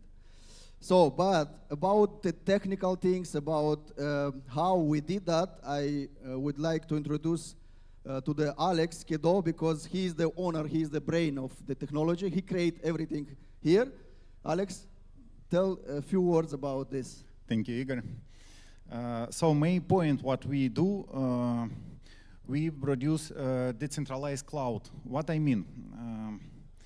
Some guys think clouds is like something in the sky, but in real clouds is physical server in data center, and owners of this data center have access to your data. So if you send your photo in some cloud, you be ready, not only you have access to this photo or this data. What we do? We do decentralized cloud. And if you want to send some file in our decentralized cloud, this file encrypt to container cut to little fragments, like little pieces, and spread around this device around the world. Now we have until 5,000 devices in 60 countries, and this device not installed in data center. This device stay at home near your Wi-Fi router, or I don't know where you have point to connect to LAN. If you want download again your data, every point, every fragments download from each devices, and you have begin your container. You encrypt this container, you case, this key stay local in your device, and encrypt and open your data. So nobody have access to your data, only you. This like saves this data in your USB flash storage or little disk in your little hard disk in your pocket, yeah. So this very, very safety technology for your data. Nice. So actually, you see in the screen the existing solution. It's like how it's worked. So you have the device, and you send the data through the internet, and it's stocked in some server, central server. This is how it's worked and now in the world. Dex Net brings the solution that we have already 4,500 devices connected to each other, and we have already decentralized network that we don't have any server in this network. So we cut actually the server, and we have just our network, and it's decentralized because nobody can close this network. If somebody wants to close this network, you need to switch off in one time 80% of all the devices that is now in online. So 4,500, you need to switch off around 4,000 in 1 second and 1 moment. This is impossible because it's in 60 countries now, and it's actually impossible. Also, we have so because we have this network, we can launch in the network, we can launch our services, like products, yeah? And we have some products already. Here it's 4, you can see Dex Safe, Dex Mobile, Dex Cloud, and Dex Point. This is already some small ecosystem, but it's already there. You can check everything. If we go forward about Dex Cloud, Alex explained already a few things. So actually, if somebody wants to have access to your cloud, so they need to have your private key. The private key, nobody have, only you. Even company don't have access to your cloud because it's private key, it's only with you. So this is actually the main important point for Dex Cloud. So it's a unique solution in the market that we bring now, and everybody can start to use the cloud and to have access to decentralized storage data. The next one is Dex Mobile. So we have our own mobile operator, like Orange, Vodafone, Etisalat, every other companies. So we have our own, Dex Mobile. But we use also our network to create this Dex Mobile, and it's like data that it's going from your phone to the mobile operator, to the provider. The data, it's encrypted. Yeah, nobody can hear, nobody can block your access to something. So you can download the app, you install, buy one time eSIM, and you can use the internet data in all of the world. This is how it's work, and we use already more than 8-9 months, and it's working in all of the world. We was in China, we was in India, we was in many countries, every country it's working. So you can test it even in Romania. If you download the app, you can buy directly for 1 day, 1 gigabytes, 1 GB, and you can use even today. It's already there. The next one, it's we put some also like tariffs in Romania, like example that in our SIM it's even the price it's like in the good way. So we are good with the price also. Next one, it's Dex Point. This is more like backup for our network. If somebody say, okay, in one time maybe come blackout, and in all of the world the electricity is closed. Maybe 80% of devices go off, yeah? And then what happened with my data if I want to download the data? Yeah, this is good questions. And we create an application. It's for free. You can download even now. It's free application, and you reserve a small part of your disk memory. Yeah. So let's say you want to give to the application 1 GB or 2 or 3 GB. So it's blocked for this application, and we use like backup what we do in my main network. So we make a backup in the phones. So if something happened with the main network and 80% it's off, we have the phones still, and we can download the data. So this is like a backup. It's actually, it's impossible to close this network. The next one, it's, yeah, this is Dex Point, and the next one is Dex Safe. Yeah, this is our own decentralized wallet. Yeah, we say Dex Safe because you can save your assets, crypto assets. You can send, you can receive, you can swap, you can do everything. And more than that, in the application, we have a crypto card. You can use also our crypto card without QIC, and you can top up directly with the crypto, this card.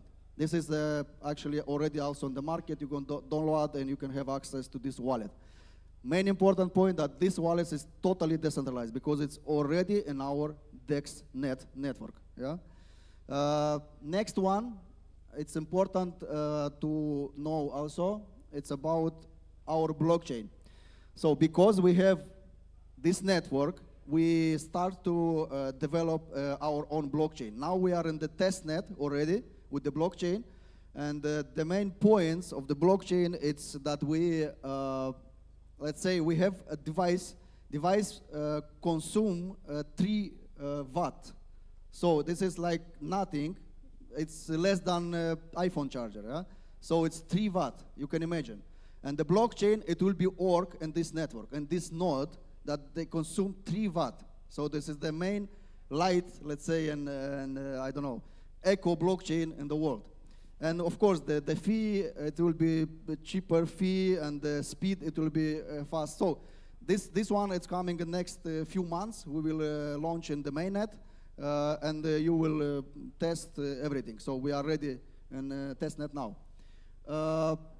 What you need to know about the device, why I need to have this device or I want to have this device, because if the people, our client, buy the device, he can go to the home and he connect to the internet and to the electricity, and the device start to work. Yeah, we start like a company to work with this device. We move our pieces into the devices, and for that point that you help us to grow the community, to grow the network, we will give you a reward in our token Dex Net. So the token is already in the market. It's listed in 2 exchanges now, and we will increase the number of the exchanges. And we are in xt.com, and we are in PancakeSwap. So the pricing, the price of the listing, it was 0.013, and now it's around 0.04. Yeah, so like on 1 year, the token growing with 300% without marketing, without nothing. Because just in this year, we start to promote the token and we start to promote our network. Yeah. So actually, everybody can have access to the device and to receive these tokens. And more than that, with this token, you can pay our services. Not just to receive and go to the exchange and sell, or just to speculate. Yeah. You can pay the real services. If I need eSIM, I need internet data, I can pay in our Dex Mobile, I can pay with the Dex Net token. More than that, if I pay with the tokens, I get 20% discount. So we create a liquidity in the market that everybody needs this token because of discount, 20%. If the client use our services, yeah? This is main important point about tokens. Yeah, we get some audit, and with the 2 services, in that moment, we send and we talk about just 2 services, 2 products, Dex Cloud and Dex Mobile, but now we have already 5. And we get the price in 10 years, the price of token can go to $120. Yeah, this is our target, and we go to this target. But yeah, you can have a calculation. If it's with the 2 services, we can go in 10 years. If we have 4 or 6 services, then it's different, yeah, because we can increase the liquidity of the token, and the price can go more faster. Yeah, this is actually what we do. And the next event, we have also in Rio, we are in the Web Summit there. We booked already the place. And if you are there, most welcome to our stand. We have also here stand. If you want to understand more about Dex Net, more about possibility that we give to our clients, most welcome to our booth there, stand, and we can discuss many things. Alex, you want to add something? I think you say everything about this. So if you have some questions, welcome to our stand, and we can speak about this. Thank you so much, guys. Thank you so much.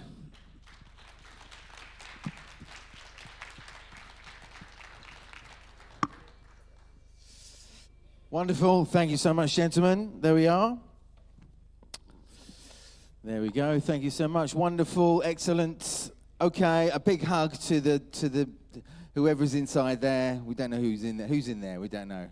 He's clearly been drinking. No. Right.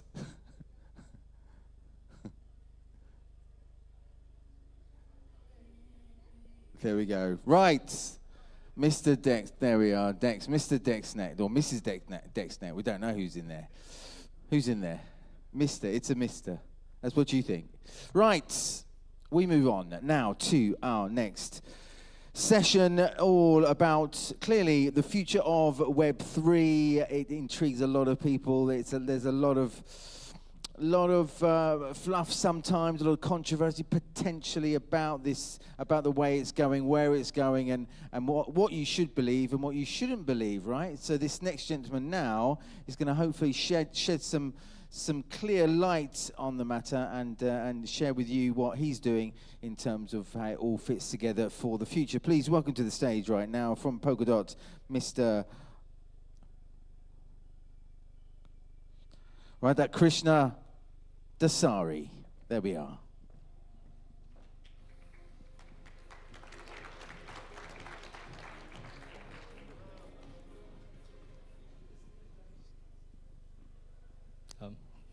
You hear me? Perfect. So yes, thank you very much for being here today. Very glad to be speaking to this audience. It's my first time in Romania. So a little bit of background about myself before I get started with Polkadot and the future of Web3. So the host here clearly said that's a very common tagline, give me more.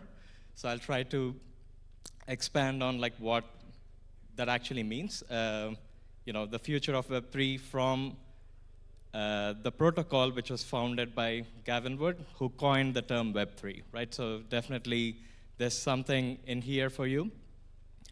For me, I'm primarily an educator, so I come from the academic background, but over the past 4 years, I've been working at the Web3 Foundation very closely with the grants team, very closely with all the parties we are involved with, we talk to. And I also run a lot of courses on Polkadot and Web3 in general. So yes, so I don't want to shill Polkadot or say we are really good, etc. So I just want to show you numbers and let you make the inference. So there's a lot of talk out there that Polkadot. I'm sure most of you also, after 2021, there hasn't been much mention of Polkadot in the mainstream crypto media. I get the same impression. I was in Denver last week. For the whole week, we were part of the Polkadot hackathon. So the general sentiment is that there isn't much going on Polkadot. So the numbers say otherwise. So you can see there are 45 parachains, or in the Ethereum terminology, you can call them rollups. So there are 45 rollups that are working on Polkadot with about 170K active accounts in a month. This is from January. And then, with 25 million transactions across the ecosystem. And the other major misconception is that Polkadot is not fast. It's fast enough for almost any blockchain application out there. So just to prove like what we could do, we started an event called as the Spammening event. So it was in December. So we gave out a bunch of accounts to the community. We asked them to just spam the chain. And we were able to achieve the TPS of around 130K per second, which sort of is enough for almost all the blockchain use cases right now. And yes, so we do have like several verticals. Like I know most of the people here or in crypto in general are focused on DeFi because that's where all the money is, right? So you want your tokens, you want your all of those to be, you want the liquidity, and then you want decentralized finance out of it. But Polkadot has the capability of sort of hosting use cases that are more than DeFi.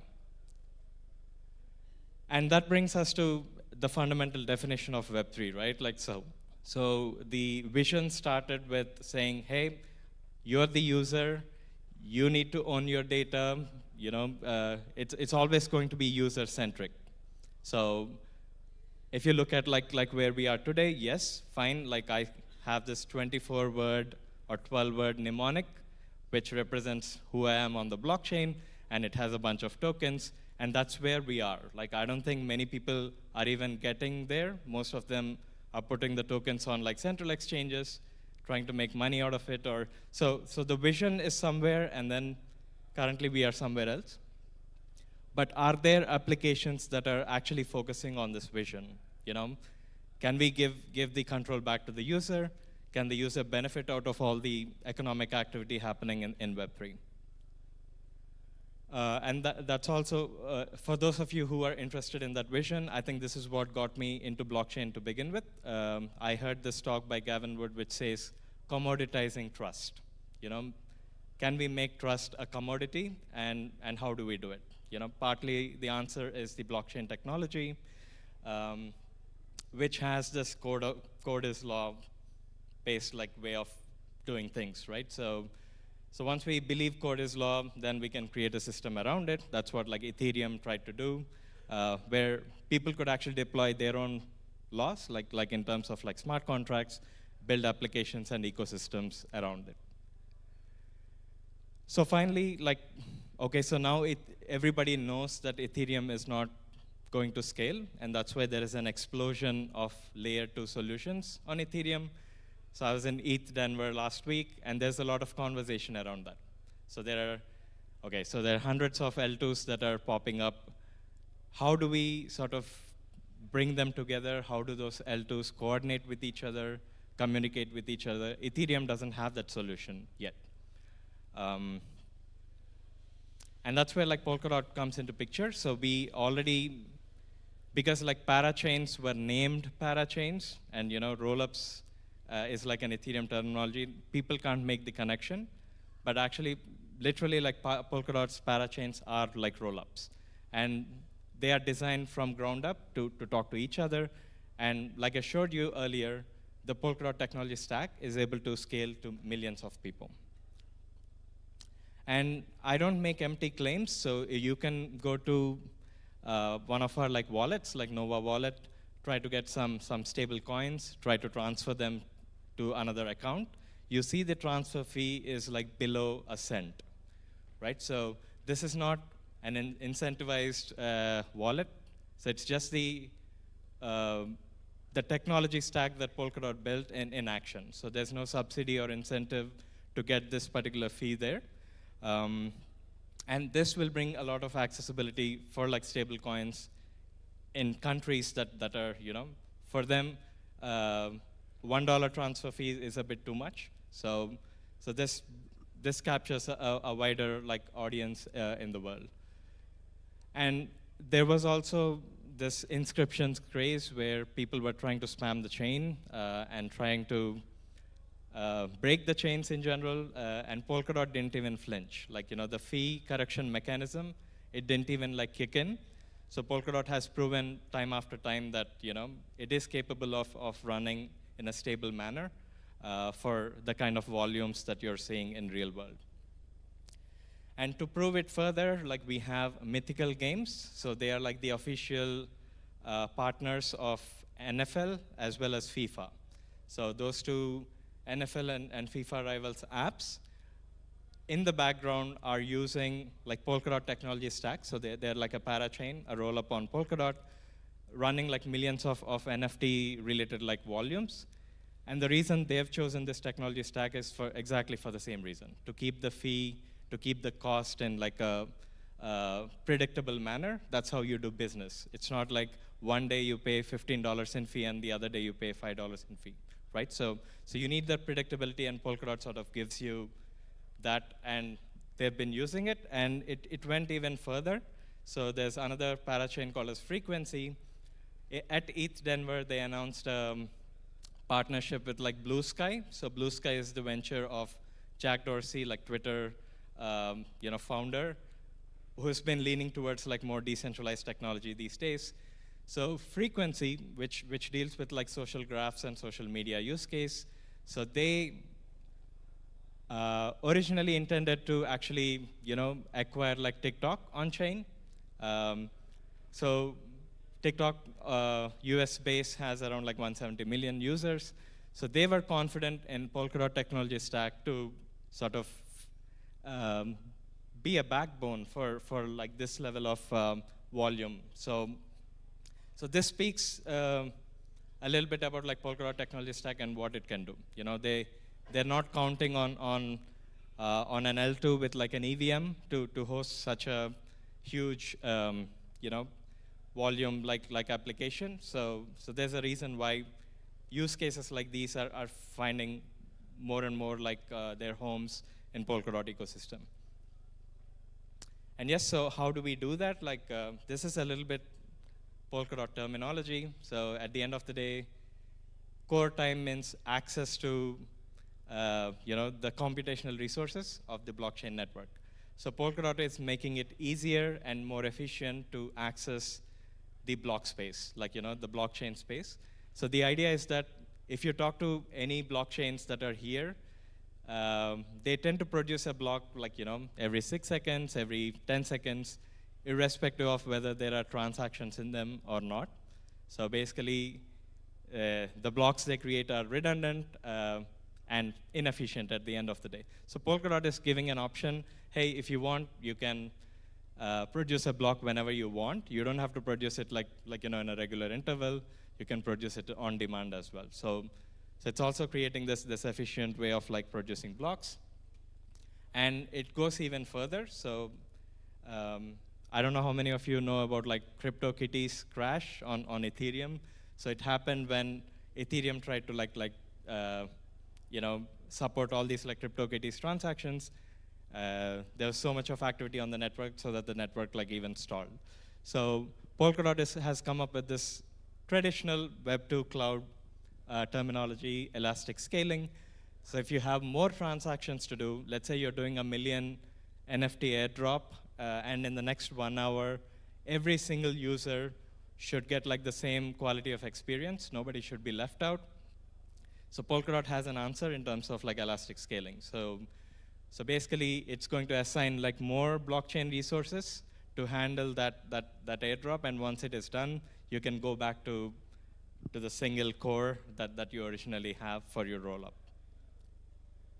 And yes, so the biggest selling point for Polkadot is the shared security and interoperability. So as a rollup, if you launch on Polkadot, from day one, from the block number 1, you have the security of the entire Polkadot network. It's not like you're bootstrapping your own security or like validators, so you already have the entire Polkadot security. And along with that, like you have the security to all the messages that you send to other rollups as well. So there's a lot of like cross-chain action. So this is where Ethereum is trying to learn from Polkadot, because there were only 2 cross-chain ecosystems that became mainstream, right? Like one is Polkadot. Can anybody tell what the other one is? Cross-chain ecosystems. Cosmos. Anybody heard of Cosmos here? So Cosmos has this IBC protocol, which lets you, blockchains talk to each other, but they have different security assumptions. So they don't treat 2 chains on the either side of the message to be having like the same level of security. So each Cosmos chain has to be careful in processing like the message coming from the other chain. So on Polkadot, so at least the messaging part is secured by Polkadot. So for sure, like the message will be delivered securely from one side to the other. And there are over like 1 million XCM messages that were sent between like parachains in Polkadot. And we also have the concept of like trustless bridges. Again, this is also one of the firsts. And that's why I'm saying like the future of Web3 is not a multi-sig controlling like a bridge. So future of Web3 is when one protocol is able to understand what's happening in the other protocol. So the way Polkadot does this with Ethereum is Polkadot actually runs the light client of Ethereum on-chain. So it understands when a transaction is final on the Ethereum side. And the same thing, like Ethereum has like a smart contract that understands what's happening at the core on Polkadot side. And that's how you send an asset on one side, and then the derivative gets minted on the other side. So yes, so just to summarize, like Bitcoin, basically it's a ledger which keeps track of like balances. Ethereum tried to be much more like generic, and then Polkadot is actually placing itself as a cloud server, meaning you have like a Web3 application, you want to deploy it, you want to get the security, you want to get the interoperability, and that's the solution we are going for with like Polkadot. So we hope that Polkadot, will do to Web3 like what AWS did to Web2. And this slide has a story to tell, because right now, if you go to Polkadot ecosystem, there's a lot of excitement around the cloud and hub narrative. So hub is where, if you're like a Ethereum Solidity developer, you have a smart contract, you should be able to just deploy it on Polkadot and it runs out of the box. So that's hub, and then the cloud is where you have like a parachain, a rollup, or a service. You should be able to deploy it, and then it works like seamlessly as well. And yes, so the Polkadot network stands like decentralized. So we are a network with like nodes spread out across the world, and the number of like validators that run the network. So they're currently like 500. If you look at the Nakamoto coefficient that shows the decentralization metric, like Polkadot still stands tall. Like we are the most decentralized network in terms of the validator network. So if you deploy an application, it's guaranteed to be running and being like resilient. So again, like just to tell you like how we achieved all of this, it's through like sharding, like the way you split a task into multiple parallel tasks and sort of execute that. So that's what like Polkadot did along with Near protocol. So Near and Polkadot were the only production grade sharded networks released around like 2020. And then, yeah, we created this we show this picture all the time, like all these parachains like running on this relay chain. And this is probably our biggest gift as well as biggest curse, because we chose to go a different way than like the majority of the Web3 ecosystem did. So developing on Polkadot means like you have to learn Rust, and that's not just enough. Like you have to learn Polkadot SDK as well, which uses WebAssembly, which is not again JavaScript, but it's like a virtual machine that can run in a browser. So things like this, they are very appealing to core developers, but not to the broader Web3 developer audience who are like Solidity based, for instance. So we are addressing that problem. So we realized that it's a problem, that we have this entry barrier. Now we are removing it. So right now, if you have like a Solidity smart contract and you'd like to deploy it on Polkadot, that seamless experience should be available to you in Q3 later this year. But again, I'm not downplaying the role of Rust and WASM. So Rust is like a very efficient language, especially blockchain applications which sort of run on so many different nodes across the world. You want to run very efficient code on them. So Rust sort of delivers that for you. Yeah, so there are, Polkadot also has like, if you look at like individual parachains, they're their own like blockchains. So for instance, Asset Hub has 4 million blocks there. Collectives has 2 million blocks there. So these individual blockchains, which are like rollups, are being secured by Polkadot. And then I just want to show this as we're approaching the end of the talk. So somehow Polkadot also managed to put its logo on Messi's t-shirt. And that's definitely not the foundation. So I work at the Web3 Foundation. We didn't give them the money. So the money came from the DAO governance that we have. So Polkadot is also one of the biggest decentralized autonomous organizations out there. We have a lot of activity. There have been more than 1,400 referenda that were voted on by the community, by the whole DOT community. It's a lot of activity. Today, if you go and then open like Polkadot governance, you would see more than like 30 like active referenda that are currently being voted on. The booth that you see out there, and the people there, so the travel, the expenses, it's all on the DAO, basically. And the DAO has treasury as well, so 29 million in DOT, which is not just DOT. We also have treasury that also has USDT, USDC. In the future, you might see that our treasury will also be diversified. We might even acquire like Bitcoin. So the fundamental Polkadot protocol is so powerful in terms of its technology that it's able to do all of this. And yes, like we also have these OpenGov Watch that sort of tells you today if you want to be involved in Polkadot OpenGov and get some funding. So you have the guidelines available in OpenGov Watch. And you can see that the treasury spending, so from 22 to 25, you can see that this is where like the Messi sponsorship happened. That's where like most of our spending happened, and then you see that we are becoming more and more conservative these days. So if you see OpenGov and the discussions around the proposals, you see that we are leaning more and more towards technology-related like funding. And also worth mentioning is the uptrend of like the stables, the volume that's in Polkadot ecosystem, in the parachains. So we see there's a steady increase in the interest for DeFi within the ecosystem. So 120 million in USDC, USDT, it's not a big number, it's pretty modest when you compare with other major ecosystems, but the trend is clearly upwards, and especially with the Asset Hub smart contracts that are gonna come later on, you'll see like more traction in this space.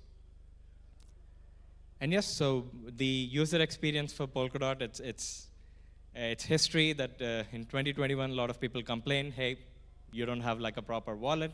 So that's no longer the situation. So if you want to like try out Polkadot wallets today, I would recommend any of the names listed here. So if you're on mobile, try to download Nova Wallet. They're also coming up with a MasterCard like debit card very soon. In the US, like we're launching Polkadot Pay app. So this is gonna come with a lot of promotions and kickbacks. Right now it's only limited to the US audience, but the plan is to like expand it like even further. So a lot of activities also happening on the payments front on Polkadot.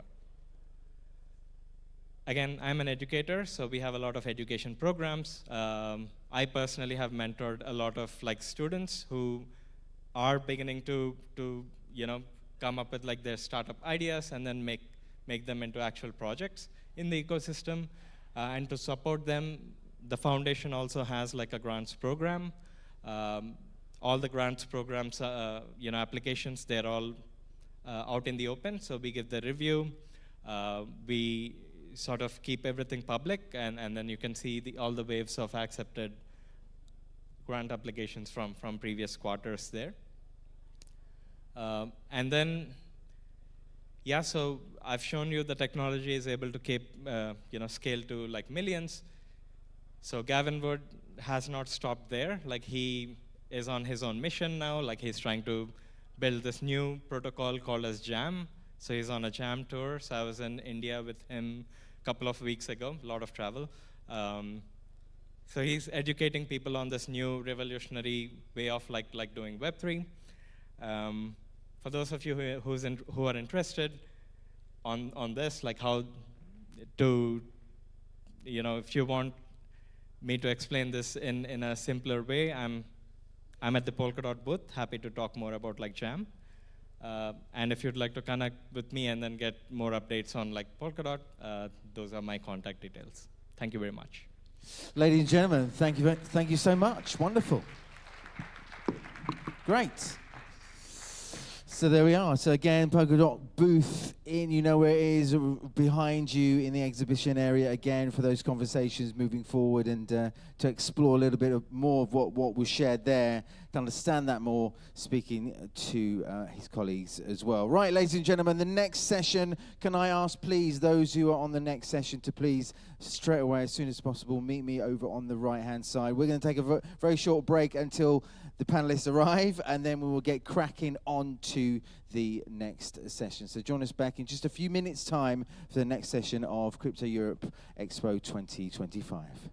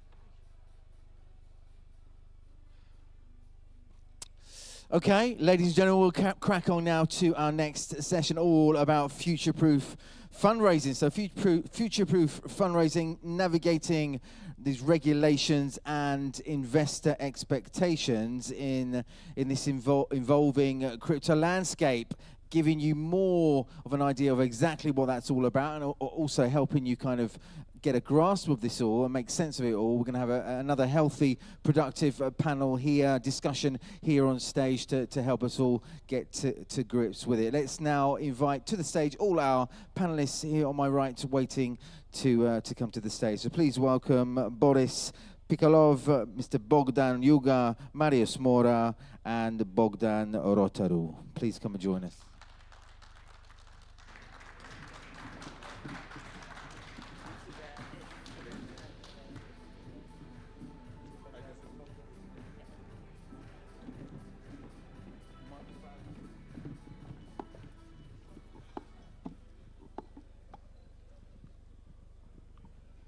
All right, it works. Welcome everyone to our exciting panel. We will be discussing today about critical aspects in the crypto industry, mainly the impact of regulation and investor expectations. We have an incredible lineup of panelists, each bringing up a new vision and new expertise from different projects. So we will get started. This is a question for everyone.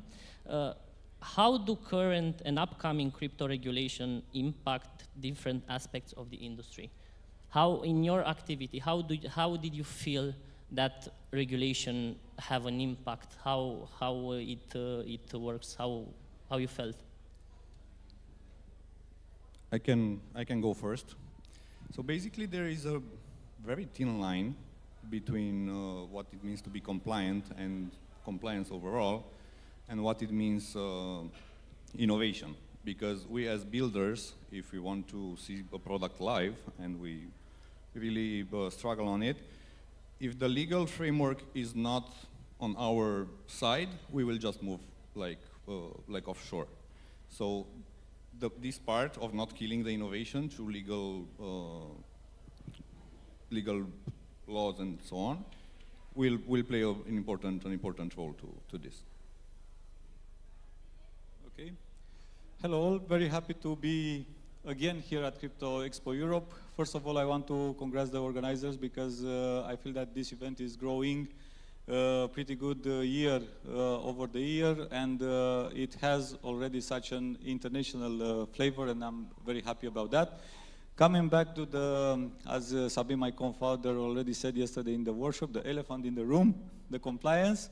I think, unfortunately, it's becoming a little bit harder and harder to be compliant with everything, because technology, first of all, it means innovation, and everything that it's coming besides that, it's once again, it's harder and harder. I'm a big fan, I always said that I'm a big fan of regulation, because regulated domain means much more adoption, and in crypto, we all have this goal of 1 billion people into the crypto market, and regulations means adoption, but in the same time, for us as crypto exchanges, as I said, it's become harder and harder with Micah, with his cousins Esma, Dora. We just came from a workshop with VDLO about Mika. So I think it should be a sweet spot between what means innovation and regulation. And fortunately, we also have some pretty good examples in the world, and Dubai, it's one of them. Maybe for, I don't know, a lot of people, Dubai means bling bling, but it's not only about that. In the last few years, I spent a lot of time in Dubai at a lot of conferences, workshops, and it's a pretty good environment that is helping innovation. And a very good idea, I think, for each country could be these free zones. Dubai is very well known for his, I don't know, 5, 6 free zones, and I think it's a very good idea for innovators. I really want to see that in Romania. I really want to see that in Europe, because it's a real danger to remain behind with all those things that are not helping innovation. From my perspective, as someone involved in the real-world asset industry, where most tokens being created are and have already been, have always been regulated as securities, the increase in the regulation of mainstream crypto assets doesn't actually change that much because of two reasons. One, regulation has already been applied, and the one that has already been pretty stringent. And secondly, the new regulation that is coming up doesn't typically excludes tokens that are regulated as financial instruments from its scope, and therefore doesn't have significant impact on real-world asset tokenization. That said, when it comes to crypto industry in general, the impact of compliance and regulation is pretty comprehensive and ubiquitous in different aspects of the business model. One small point, I would push back a bit against the idea of Dubai being the easiest or being an easier jurisdiction than Europe in terms of regulatory requirements. It might be the case when it comes to acting as a virtual asset service provider, as an exchange. It is to a lesser extent the case when it comes to issuing a token, both a security or a utility brand token. Because in the case of Europe and even the US, it is possible to issue a token and offer this token to certain types of investors, even to retail investors up to a certain amount without the regulatory approval, just by drafting a white paper and notifying the local competent authority. While even in free zones, in the AFC, in ADGM, you would still have to get regulated. Even if you're not a VASP, you're merely issuing a token. Therefore, whether a jurisdiction A or jurisdiction B is easier depends not only on general characteristics of the jurisdiction, but also on the specific kind of business you want to do. And that's probably one of the implications, number one, that increased regulation has on the crypto industry, which is more forked strategic choice. Because because now regulation is a more important consideration in the choice of what kind of business model you do, what is your geographical target, etc. So first point is strategic consideration in terms of when do you launch, what go-to-market do you do. We even have clients for whom we do something like a 5-step regulatory strategy, where we start with the US market because this would be the only one where your business model wouldn't be considered a fund. Then we go to the, let's say, BVI, and we issue we get a private fund license, which is easier. We go to this type of investors, and additionally we do a bond or a loan token, because in Europe for that kind of business wouldn't be considered a fund. Then step 3, going to that jurisdiction, etc. So this is type of strategic consideration that emerge if you start taking regulation into account. Some other areas being impacted are obviously operations. You need to make your regulations, your operations tighter, introduce higher degree of risk management, which is on one hand somewhat complicated, but also I wouldn't say it's a challenge that we cannot rise up to and that we don't need to accomplish, because if we want to be a mature industry serving billions of customers and processing trillions of dollars in transactions, we have to have robust risk management framework and robust operations. And regulations are basically about ensuring that we actually do so. So it does kind of make sense.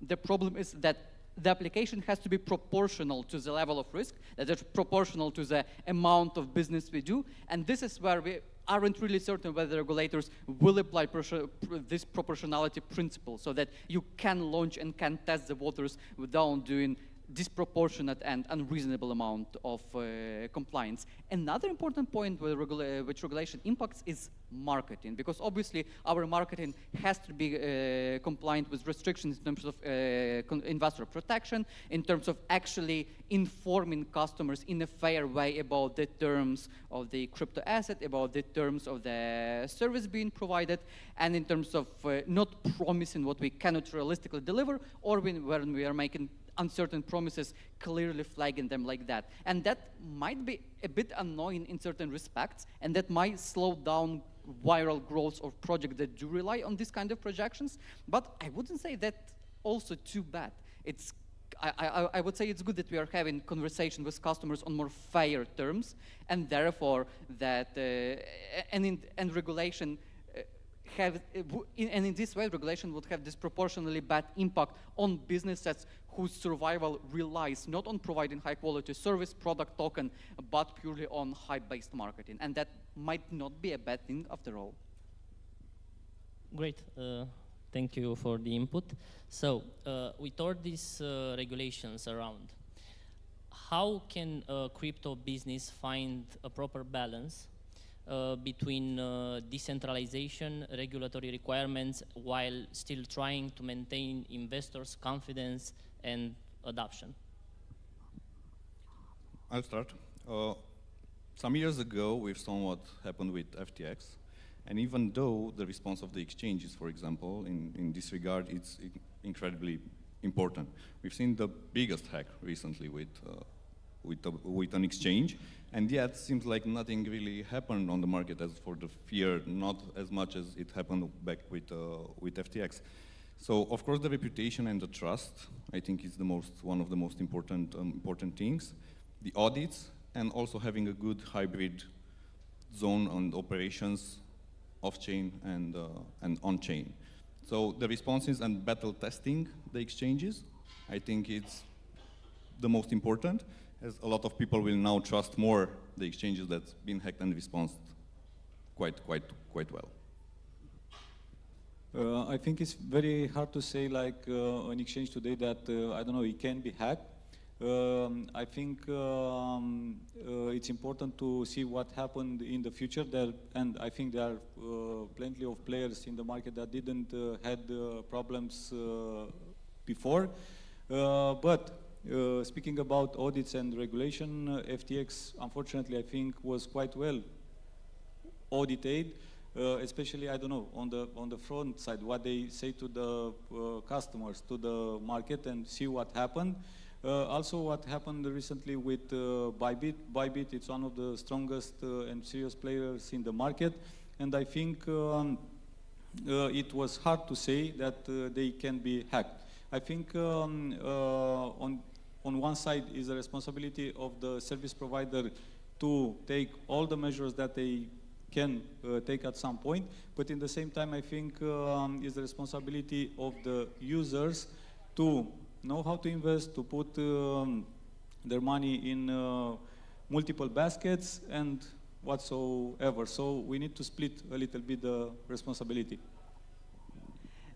Before we started this panel, we had a brief chat when we mentioned in the context of the panel and a few participants that we missed, that it's actually great to have redundancy in the number of panel participants, and also redundancy in terms of the level of protection, the collateralization of debt, the number of risks the exchanges take, etc. So when it comes to the risk of hacks and scams, I believe it's an unfortunate reality that it is virtually impossible to ensure they won't happen never, and that they won't happen at a large scale. And therefore, it does matter for us to have a redundant infrastructure so that we are able to bounce back from these kinds of attacks. It is true that traditional types of audits are not always able to really capture the nature of risk and the nature of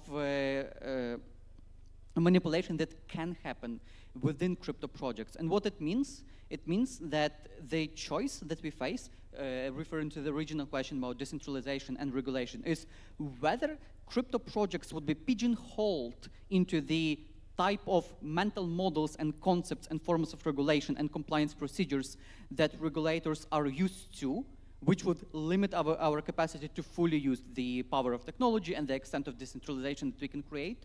Or we can build a productive relationship with competent authorities, a two-way dialogue during which we can communicate the meaningful ways in which the way crypto industry operates is in some ways similar but also different from traditional finance, and therefore how regulation can be structured and regulatory requirements can be built in such a way that they actually support the quality, transparency, redundancy in the crypto industry and increase the degree of decentralization rather than hinder it. Because I don't believe that regulation is necessarily hindering decentralization. Actually, we can have decentralization as a as one of the regulatory requirements. For example, if you, for example, not having a single point of failures, that is having distributed computing, can be a cybersecurity requirement under DORA if European regulators wish to. So I would say the answer to this is on how can we avoid this as an industry is in building a productive dialogue with competent authorities so that not only we adapt to regulators, but also regulation adapts to the possibilities created by blockchain technology. Yeah, I totally agree, but I would add that I guess the main challenge with the regulation of decentralized aspect of the blockchain would be in terms of AML and client verification. I guess this is the hardest part because it's pretty hard to impose some mechanism of identification when using DEXs or when using DeFi. This part, I think, is the hardest to comply with while doing decentralized activities on the blockchain. I agree, it might be challenging. I also think that there are solutions that are scalable and effective. For example, on-chain credentials. One thing that we piloted in 2022, 3 years ago, was an NFT, a soul-bound NFT that was a credential that a person has passed KYC with us as a provider. We didn't push that product to be a key of our value proposition, but it was relatively easy to implement, and it can be done by someone who has higher degree of reputation in order so that their KYC credential is more broadly trusted by different kinds of players. There can be other solutions too. I believe the main point is there can be ways in which we can record the metadata relevant for KYC on chain so that it might create friction during an entry into the industry, but it does not during the subsequent operation. But it does require high degree of collaboration and data interoperability, which is something we have to build, I guess.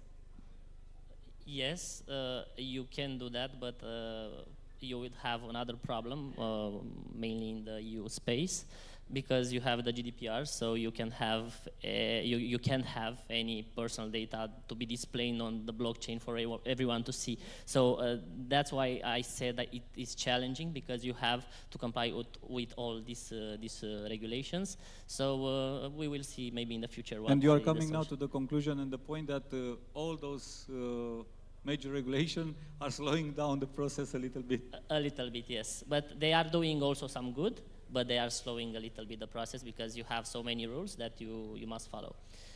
In your experience, in your using your expertise, how a crypto project ensures that they issue a token with a real utility and not just some kind of speculative asset? What I've seen recently, and I like a lot regarding the tokens of the project, they are sort of subscription-based. So basically you use the tokens of the project not just by locking them up, not just by staking them, but it's more like using them to pay for something and get something in return, even its features, even its access to whatever. And I like that more and more. And also a lot of projects are burning these tokens. So this makes a lot of sense by deflating it, but yet it depends on the time span you're looking at because you might end up without tokens if you have some hype on you. But this practice I like a lot, and I think a lot of projects we all know should not have tokens, basically, it's a reality. But they do it so they can raise funds, and they do it so they can play in an enclosed ecosystem and use their currency not depending on any other outside currencies.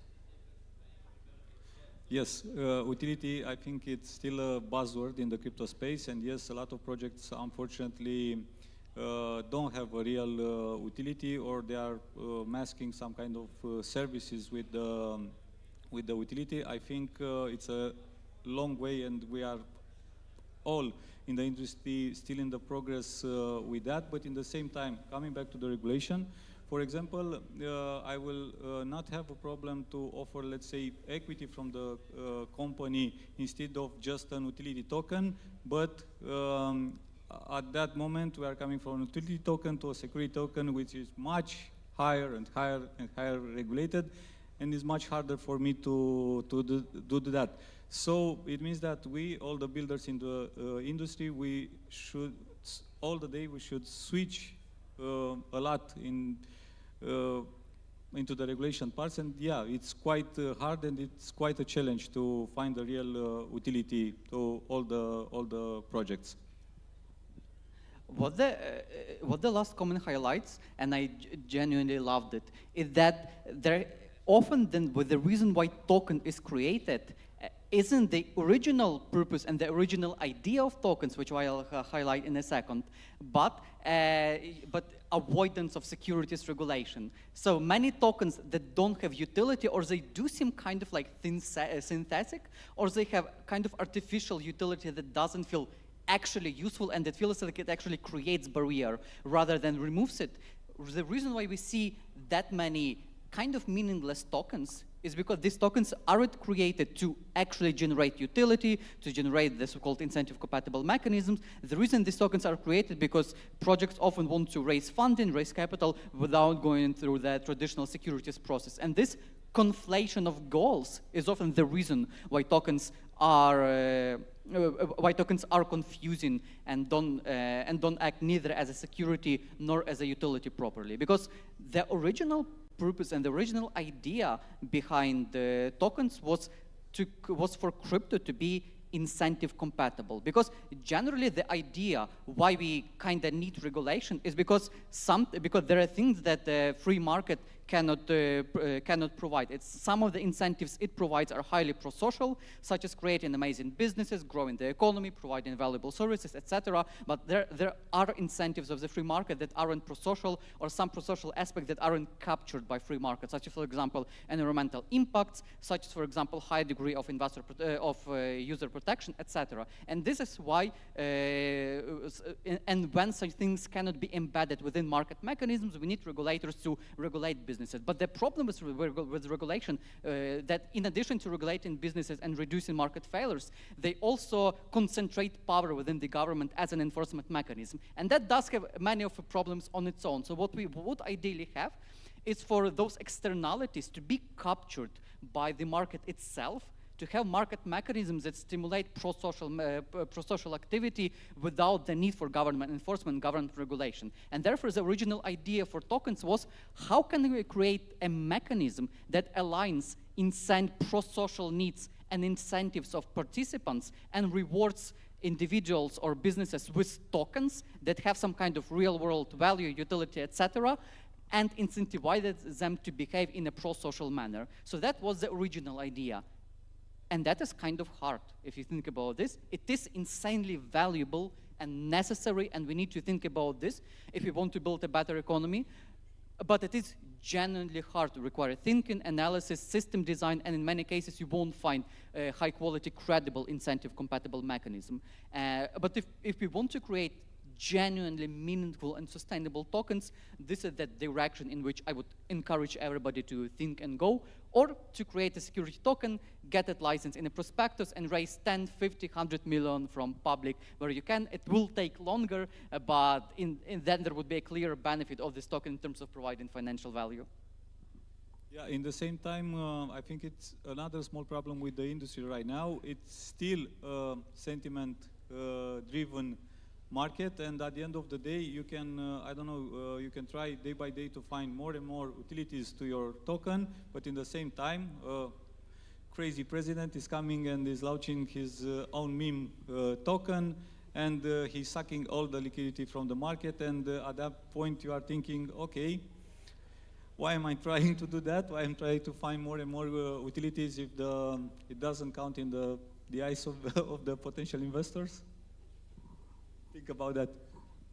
I would add something more on the equity versus token part, because a lot of investors prefer the token as it is liquid, they can do whatever they want with it, when the equity is more hard to trade.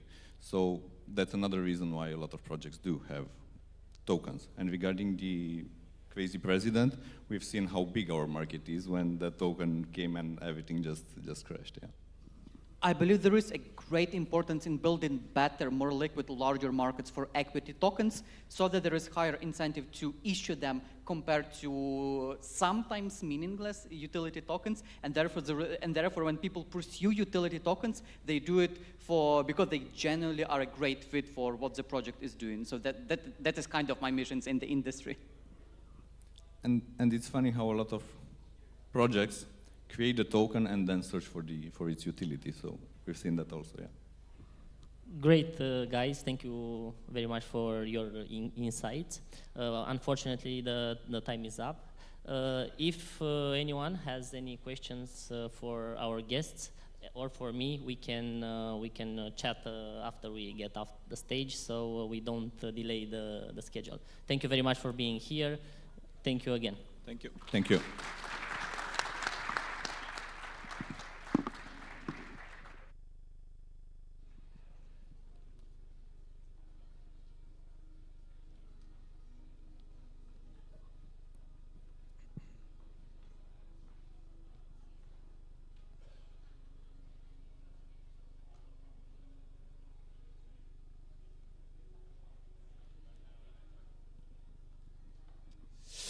Okay, ladies and gentlemen, we continue with our next session right now. This essentially is all about crypto exchanges in 2025, about the decisions you make, which ones to choose, which not to choose, what's the best way forward. We're going to find out all that and everything in between as well. Innovation, regulation, and the future of trading in the EU as well, which naturally is an important area for all of us, certainly in this room. I guess I imagine all of us in this room, certainly. Right, let's move on now to our panelists and our moderator as well. Please welcome to the stage, a round of applause for Marius Mora, once again, back to the stage. Vlad Yoga, Kirilo, Claudio Bendino, Flavius Kokoru, Vugar Ussizade, and Jane King, once again, shaping this conversation forward as well.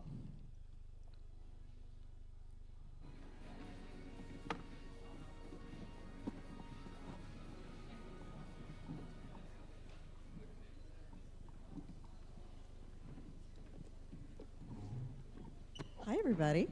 Hello.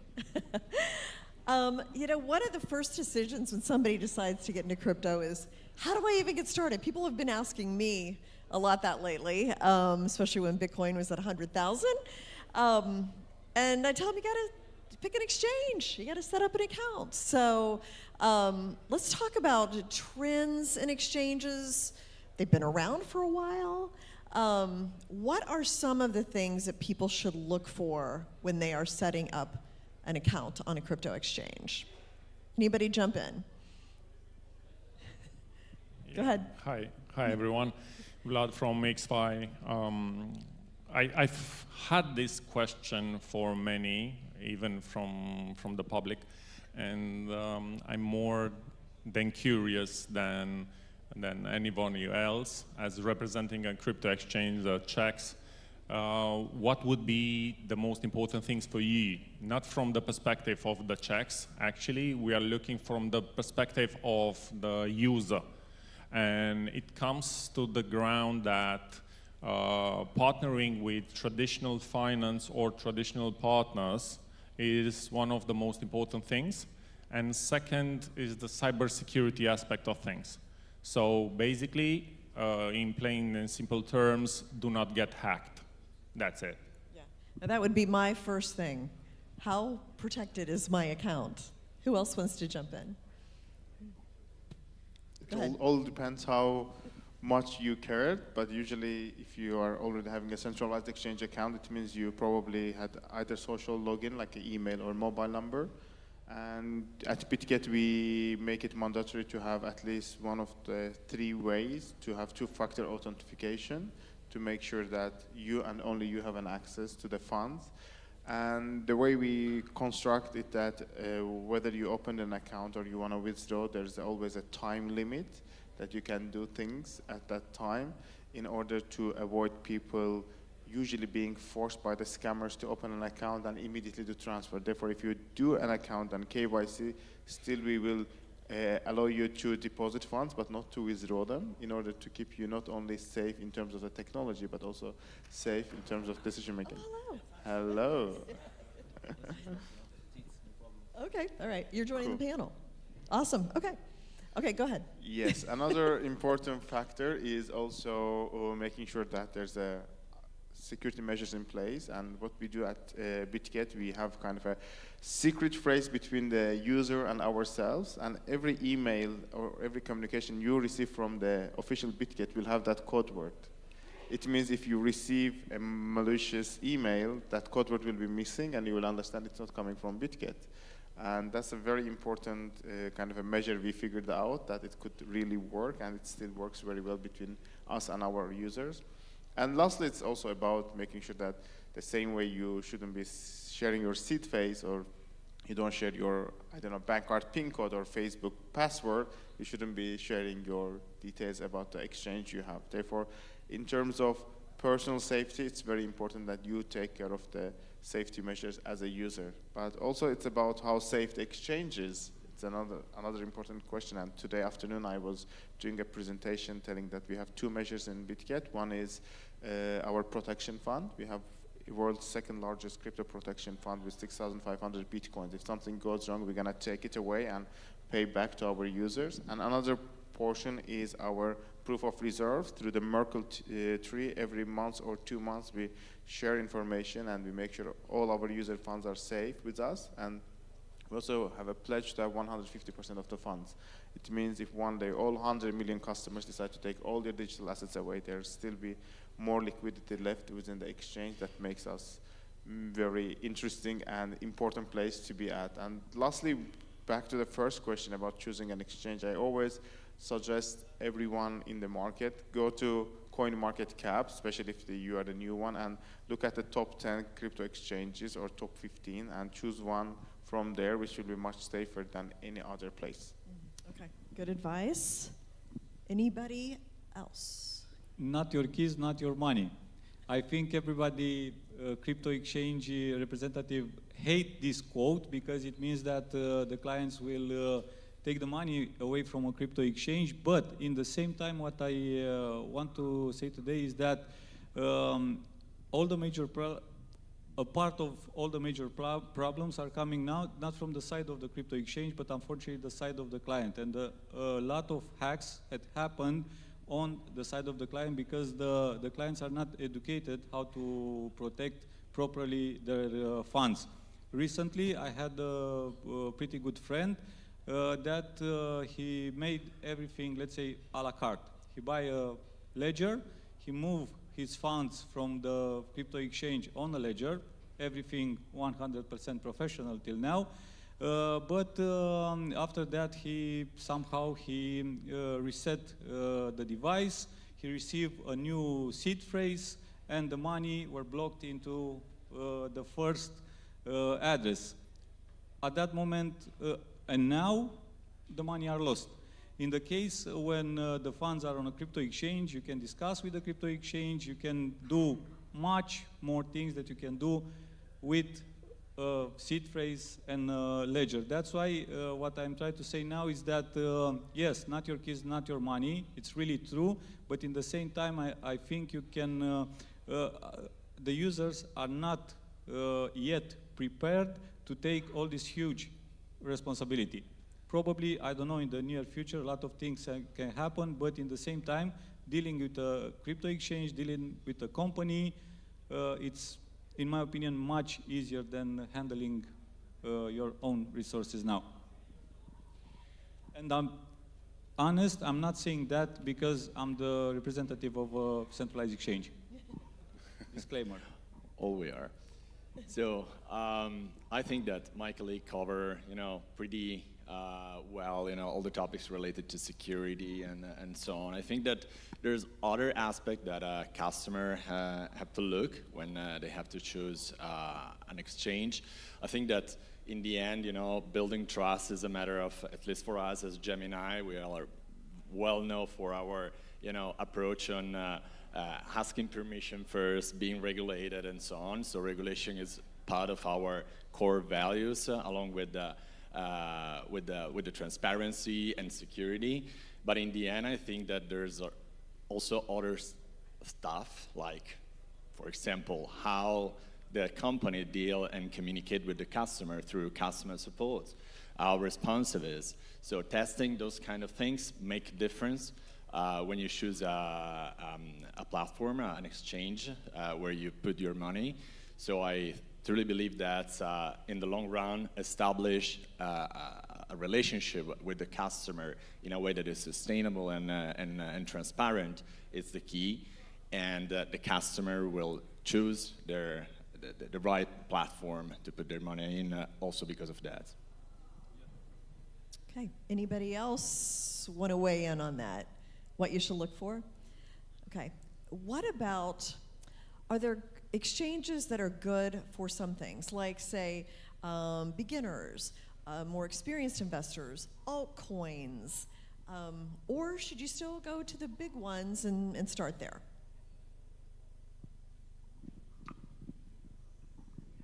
Yeah, so really for the centralized exchanges, the main challenge is to make the interface in the application similar to all the types of these users. And this is a very, very complex task, right? Because it's easy to make it complicated, but it's very complicated to make it easy, right? And ideally, the interface of the centralized exchange needs to be at the complexity level similar to Revolut, right? Or something, some digital bank or some Web 2 products.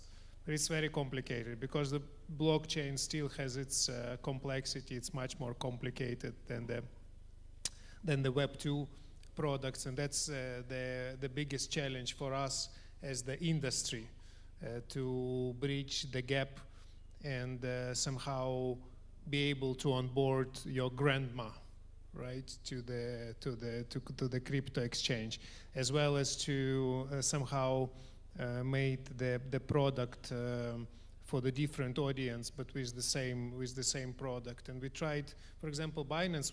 That's one of our key challenges and tasks. So we tried different methods. We tried to a light version, a pro version, but it's still a big challenge, right? And also we discussed a little bit about the decentralized exchanges. So previously it was completely unusable, right? You need to be like a crypto degen to be able to use it. But now actually they are catching up very, very quickly, and the decentralized exchanges are already having more than 20% of the volumes. They are catching up very, very quickly, and this trend will continue. So centralized exchanges, they have to do even faster forward, creating the easy product. And the last point is about new listings. So new listings is very complicated thing too, because the users, they want to have the meme coins that were created yesterday and they want to trade it. But for the centralized exchange, it's a protection of the users and the proper due diligence of the project from one side versus the time to market for another side. So that's another interesting task that we are all, as the industry, are trying to solve. We have a completely different approach than Binance here at BitGet. Our idea is that the same way you don't have Facebook Pro or iPhone Pro, you have to just build one good product that can cater to all the needs and still be intuitive and fun to use. And therefore, I think BitGet makes it one of the easiest start points for any user, where you don't have to go and get complicated. And one of the biggest problems, I believe, with many exchanges is that once you get them, they kind of start in the Pro and you have to switch back to Lite, or if start with the Lite and you don't know that there's a Pro version, you end up missing in a lot of trading opportunities. And that's kind of in my opinion, as a centralized exchange, is our responsibility, because if someone is pro users, they will know how to go and navigate different spaces, whether it is decentralized world or other opportunities. But as we are the first threshold or like a gateway to the crypto world, I believe we have to be very intuitive and simple. And when it comes to the needs of the user, usually it really varies, right?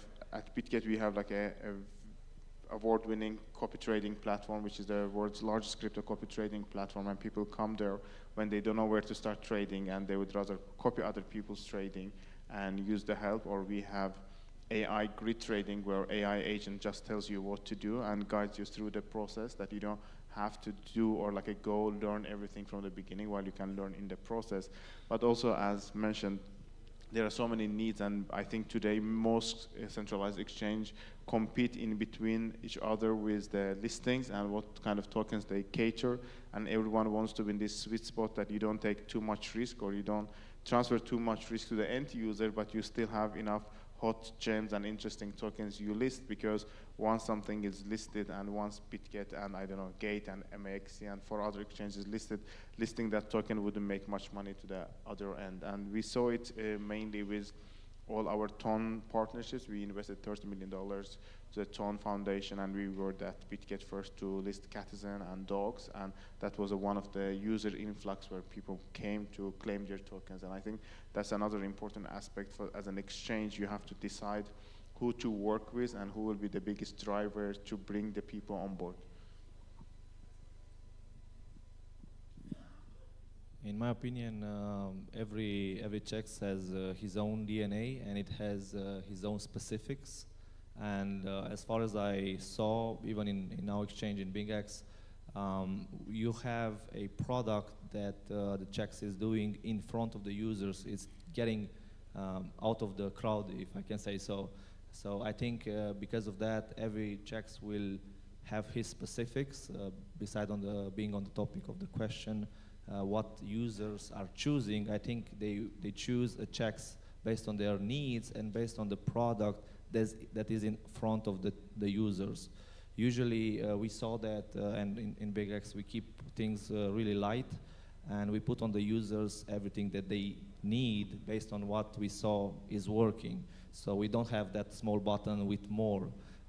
Usually people don't click on more to see what is on the other side. Only maybe the pro traders or the people who really want to get in all of the details of the checks.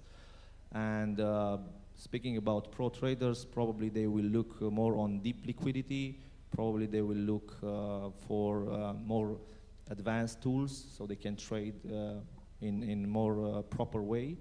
And for sure, user will choose based on their behaviors, based on their habits, and probably that checks will win if that is meet with the checks is that they do this product in front of them. I think this is the sweet point. True story. I want to add something here. I think for every business, even if it's small or big, it's very important to find the niche and the unique value proposal.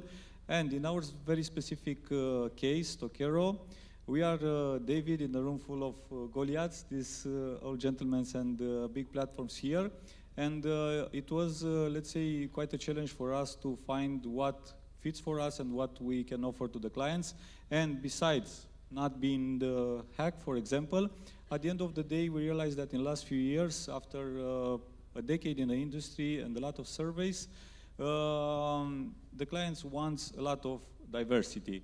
They want, I don't know, the newest gem that was launched a few hours ago. They want to buy it rapidly with a very friendly user interface, and that's why we choose not to compete with them, but become partners. And Tokero now it's an aggregator. We have integration now with almost all the major exchanges and almost all the platforms in the room and a few others. But also quite innovative in the last period, we have integrated decentralized exchanges like PancakeSwap, Uniswap, Radium, and we can offer now very easily fiat pairs or the possibility buying with card. Once again, the newest meme coin that was just launched on Radium. And I think this is important. This is what the user want. Maybe if we as builders, we are trying to curate the projects, but it's very important what the client needs. Yeah, and matching those needs are, a matter of, and as we talk about user experience, UI, UX, but the product itself, the product offering itself, the features that the platform can offer. I think that, so I'm coming from, before joining Gemini, I was in the neobank sector, so we experienced almost the same. So, and probably 10 years ago when Revolut and 26 starts the journey, you know, the ambition was, oh, we want to kill every traditional bank, local bank. Doesn't happen yet. So this diversification in some way from, you know, the smallest one, the boutique one, and I think that I can mention that also in other industry like, you know, automotive is the same. Yeah, we are seeing now a sort of, you know, consolidation of the market with also some players that, like Tesla, for example, that try to simplify, you know, the product without any sort of hundreds of features, different features that you can choose, and probably will happen also at one point in our industry. But in the end, you know, the needs of the market are completely different, and probably will evolve in a different way. And each platform have to listen, and understand where we can play our role. Listen and apply. Listen and apply, exactly. This is what we've did, and this is how XC is now the world's biggest on-ramp aggregator. Actually, 2 years ago, we've listened to our customer base, and it seems that each and every crypto enthusiast had this issue. What it cost me to buy from this exchange to this exchange to this on-ramp, and what sorts of things.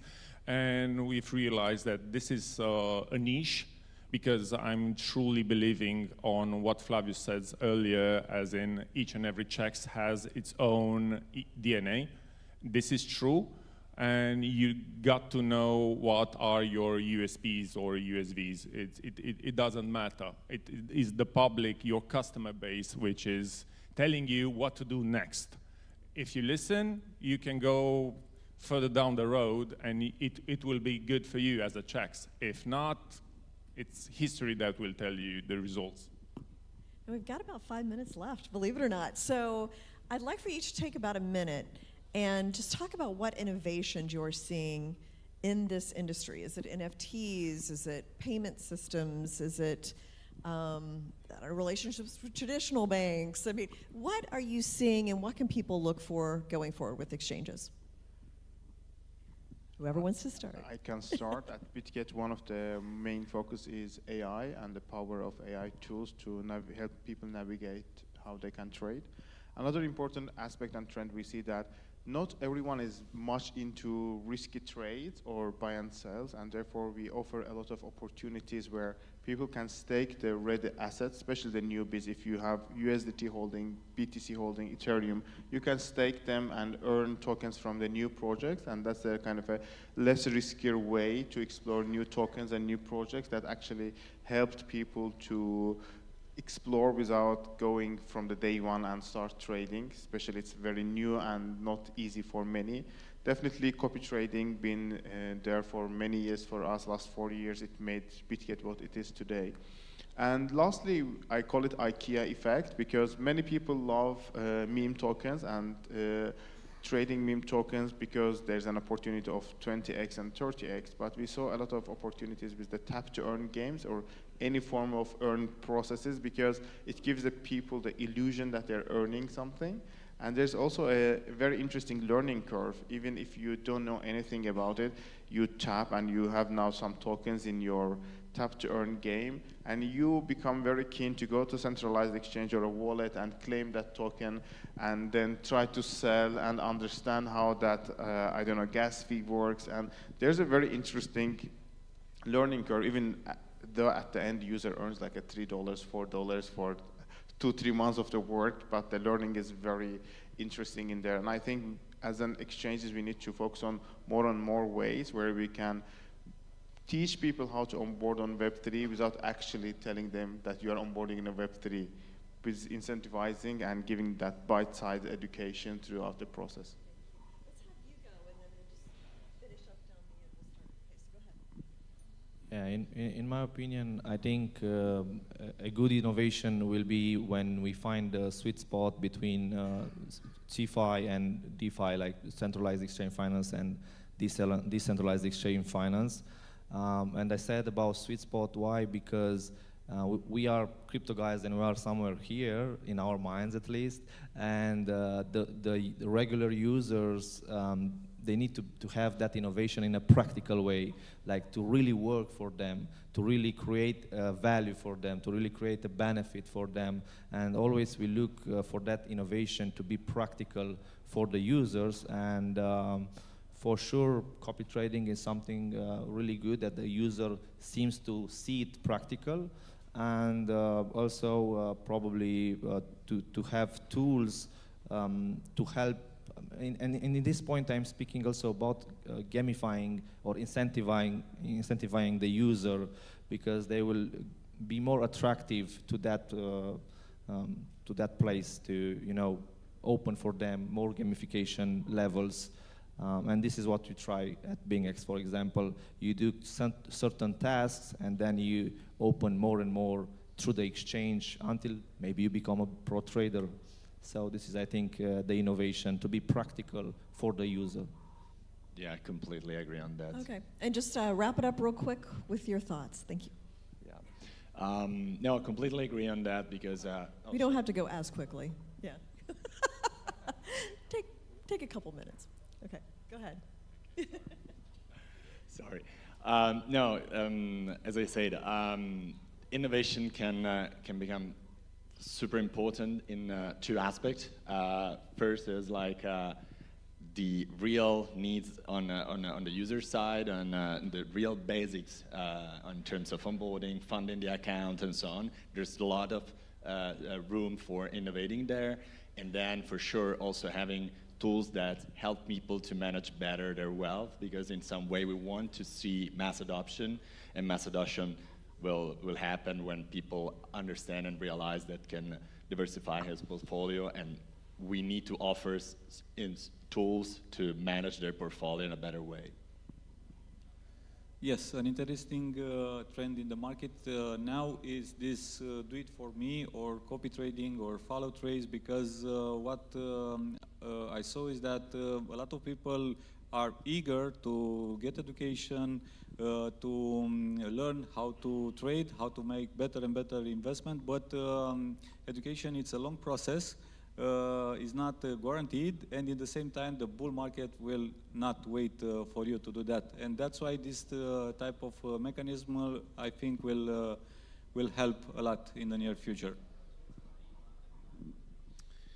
So unfortunately what we saw last year is like crypto becoming a very big casino, right, with the meme tokens dominating the space rather than the actual application that creates the value for the users in terms of the crypto adoption, crypto simplicity, and getting crypto integrated into our everyday life, so that we click on our Binance or whatever application every day, similar to Uber or Instagram or our digital bank, right?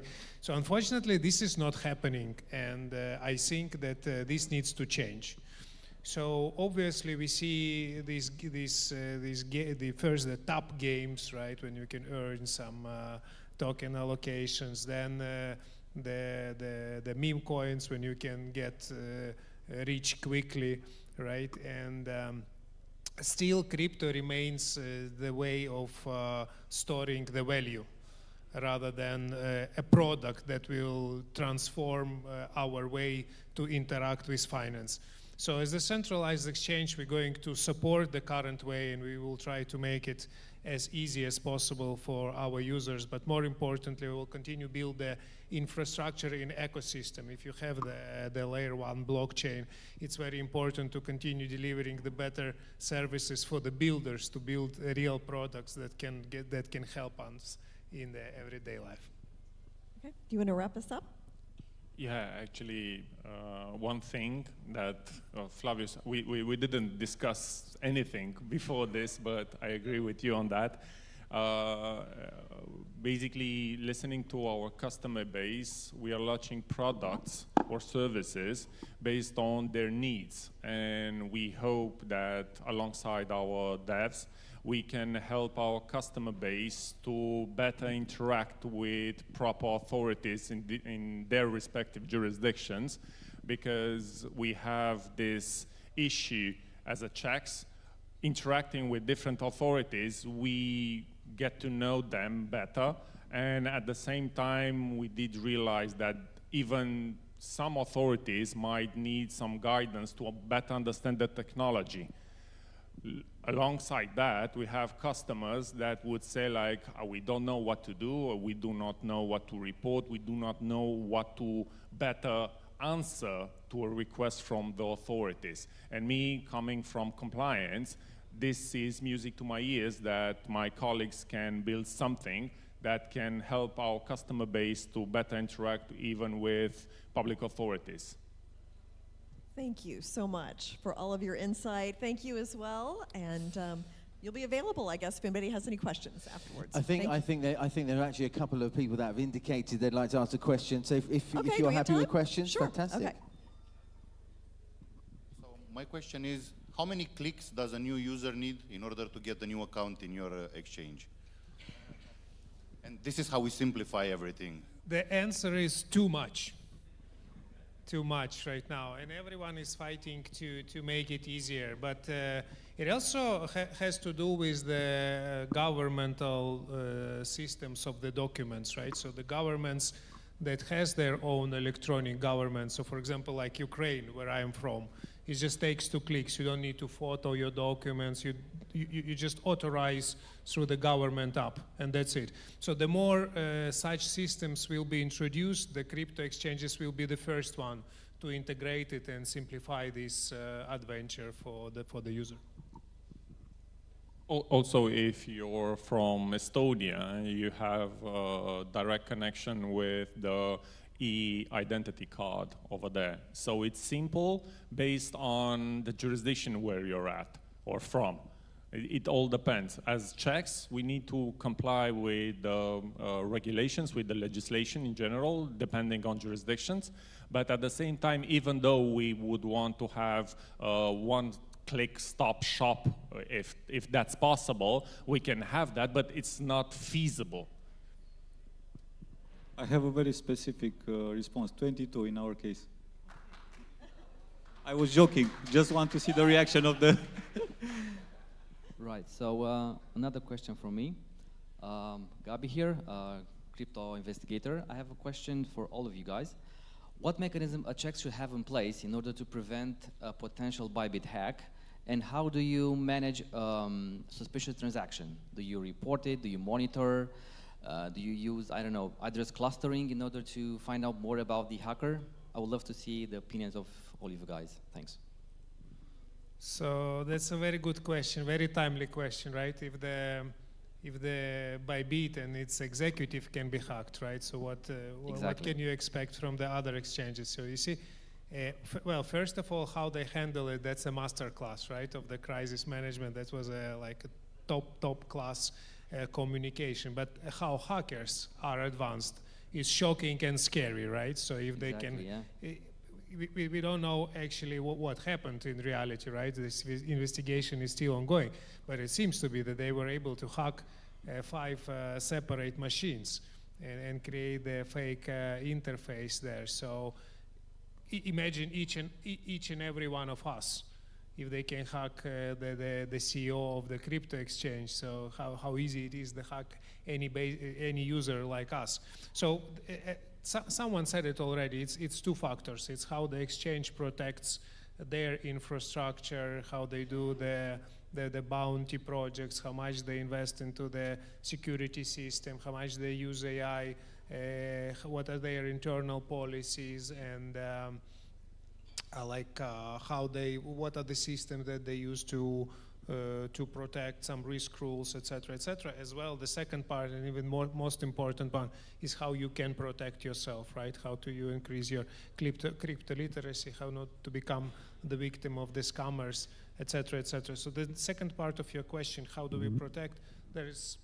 I'm sure that any exchange here has not less protection that any digital bank, right? So there is a transactional monitoring, there is a risk rules, there is the terrorist financing data and the PEP monitoring and all these blockchain monitoring addresses. But I think the most important one is how you can protect yourself and your own safety. Yep. Maybe something to add here. You put it really well. Is how you do the verifications based on the funds, because you said a lot. How do you protect yourself? Okay, but how can I protect my funds by protecting myself? And I think the proof of funds is really important to have it on time and live. So this is a question also that will rise up if we have, or if we could have, live checking of the proof of the funds. So the users knows at any second that he's protected and his funds are protected. I think that will be the last word. So thank you again. Thank you so much. Great advice. Thank you all as well. Ladies and gentlemen, hands together for our panelists and our moderator as well. Fabulous. There we are. Once again, another healthy, productive discussion, really jumping into the topics we really want to hear and get answers from as well. So again, you're curious, you'd like to know more, you'd like to, again, maybe even challenge some of the speakers on what they've been sharing here on stage. Again, I'm sure there's just enough time afterwards for a quick coffee and a chat to take those conversations forward as well. We move on now to crypto, blockchain, and education. So education in crypto and blockchain, shaping the future of financial and professional development. So this is kind of finishing off towards the end of this second day on to this subject, which we haven't really talked about yet, but I'm glad we've finally made it now to this topic right now, and intrigued as much as you are to see and hear how this is going to unfold. So let's put our hands together for our panelists and our moderator for this panel right now. Please welcome to the stage Radu, Ritu, Alfred, Todes, Lucian, Bote, Sherban Meza, Sorenica, Christian Onetiu, and Sergiu Vasilescu.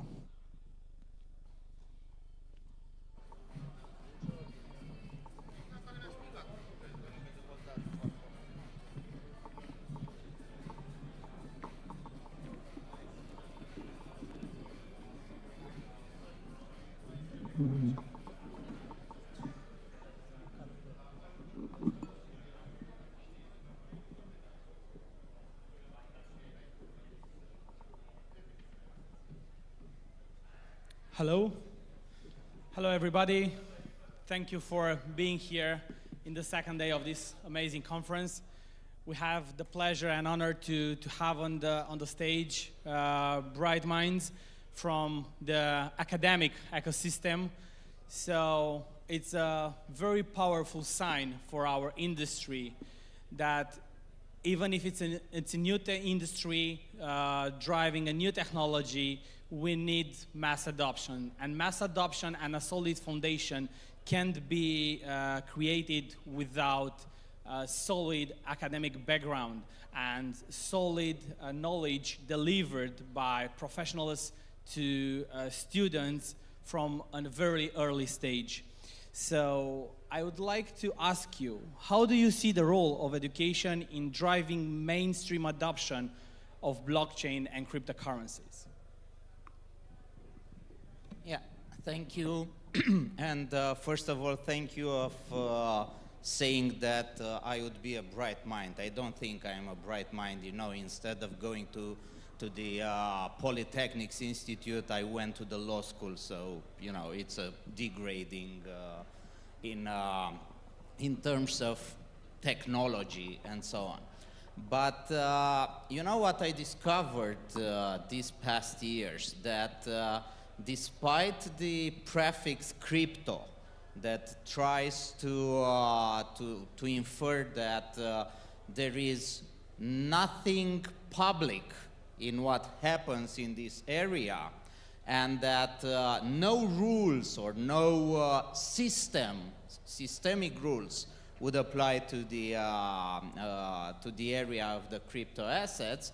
In fact, you know, you discover bit by bit that the government guys that wants to ask you about what you are doing and eventually to control you, the consultants that you are hiring to structure a product, even the, you know, sometimes the notaries you need to employ in order to sign some of the papers, and at the end of the day, the judges that will render some decisions when some deals went off, and as it happens, crypto assets get stolen or seized sometimes.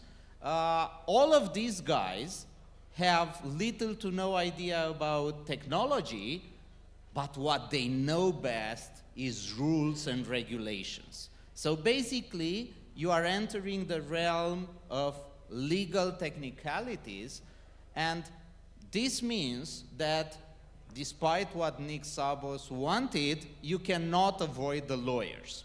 So at the end of the day, you will need to know that you have some legal background in your product that will substantiate any of these issues. Now, to the question Sergio asked, what we are trying, for example, in the law school is to explain to our students some basic tenets of crypto markets.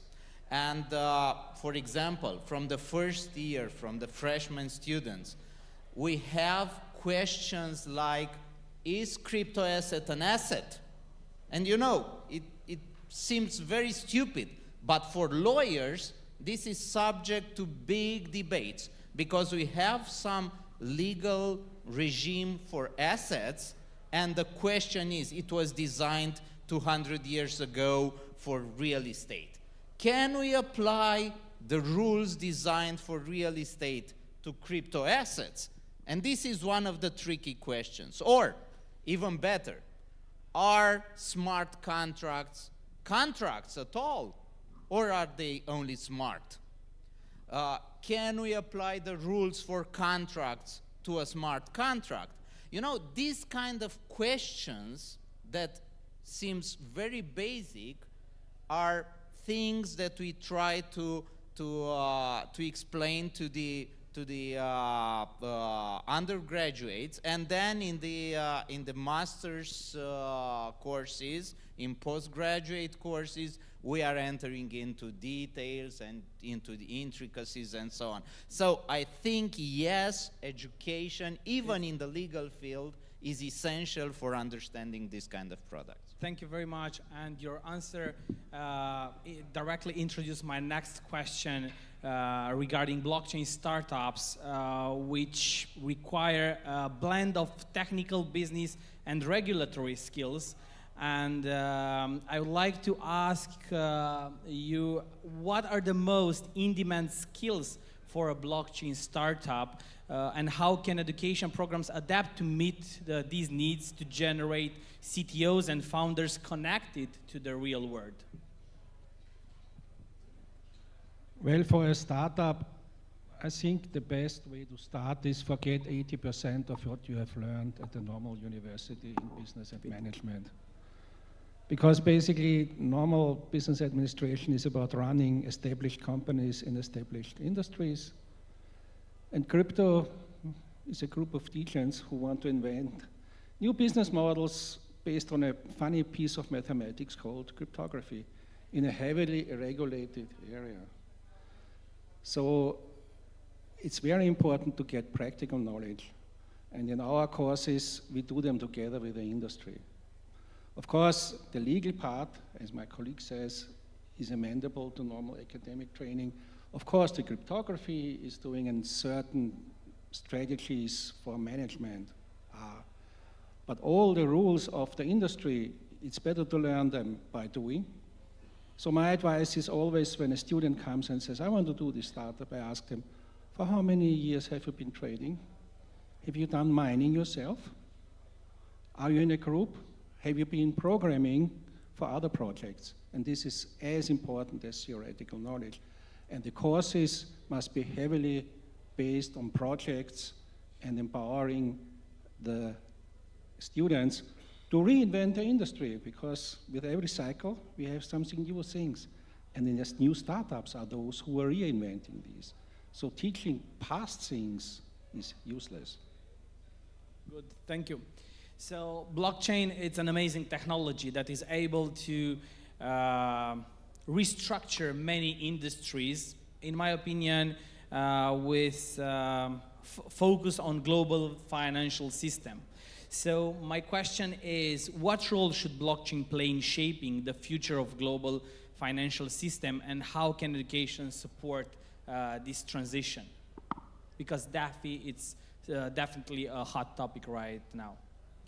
Well, good evening, everybody. So let's start from the beginning. I'm going to also tackle the first question that you asked, because I think it needs tackled in order to answer the third one. When you're talking mass adoption, you basically have to talk ease of use and ease of understand. So pretty much when you're looking at the young population in Romania, not only the EU, but also looking like abroad, even in the US and so on and so forth, we're basically discussing about people that aren't really knowing, so to say, of the concept that well. When you're talking, for example, card payments, if we're looking 20 years back, it was very difficult to use. Why? Because you didn't really have any apps. So people were rather reluctant to using, so to say, your average credit card or debit card. Now, when you're looking nowadays, the same things happens with crypto. You see a lot of big companies which actually accept payments in crypto, but still not everybody, not each and every one of the population, so to say, actually use them. So when we're talking mass adoption, we kind of have to look at the ease of understanding, and that can only be achieved through education. Now, when you're looking at your financial system and the way it works today, we can say that it's extremely interconnected, and we see that the problems, generally speaking, go from one system to another. If you have a financial crisis in the US, it's going to spread to the EU. If you have it in the EU, it's going to spread to the US, and so on and so forth. Why? Because economies are connected and the contagion effects work quite well. So basically, when we're discussing a new system, a new financial system, more specifically the cryptocurrencies, we're going to see the same effects. And in a way, we're kind of going back to regulation, just like our colleague said a little bit earlier, we do need regulation. And not only that, but also when you're looking at education, we need young people to actually understand the concept, they need to be trained in the concept, and to actually answer the problems that arise. For example, right now, if we're going to discuss two problems that crypto has, we're going to discuss those two problems. But when you're actually applying those concepts, automatically new problems are going to arise. So basically, when we're talking education, we're talking about training people's minds to actually counteract the problems that could rise in the future. I think that should be the idea that education has to, so to say, give towards the youth. Thank you very much. That's amazing, because my next question is related to academic research.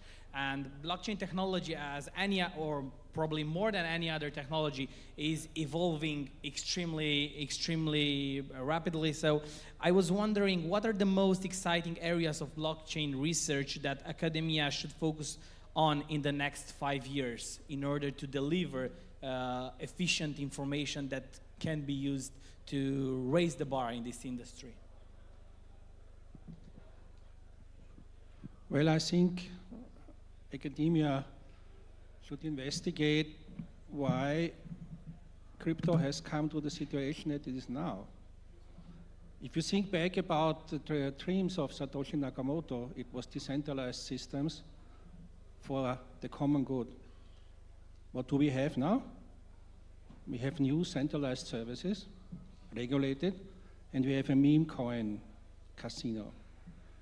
And the platforms, the centralized platforms, have even become stronger. And the traditional institutions are doing things increasingly dangerous for humankind. They ignore climate change. They ignore the wide gap in endowments of the people, and they promote war. So it's high time that we develop decentralized systems that really give the right incentives to solve these pressing problems that the current institutions in politics and in companies are not able. And if I think back when we started in the space, in 2017 we started to teaching, we had a lot of dreams about these systems. Why didn't they come true? What is the reason? I think this is a very fundamental thing. And of course, I mean, the industry, you can invent the next faster blockchain. Cool, right? And the more fancy zero knowledge proof, but I think that's not the point.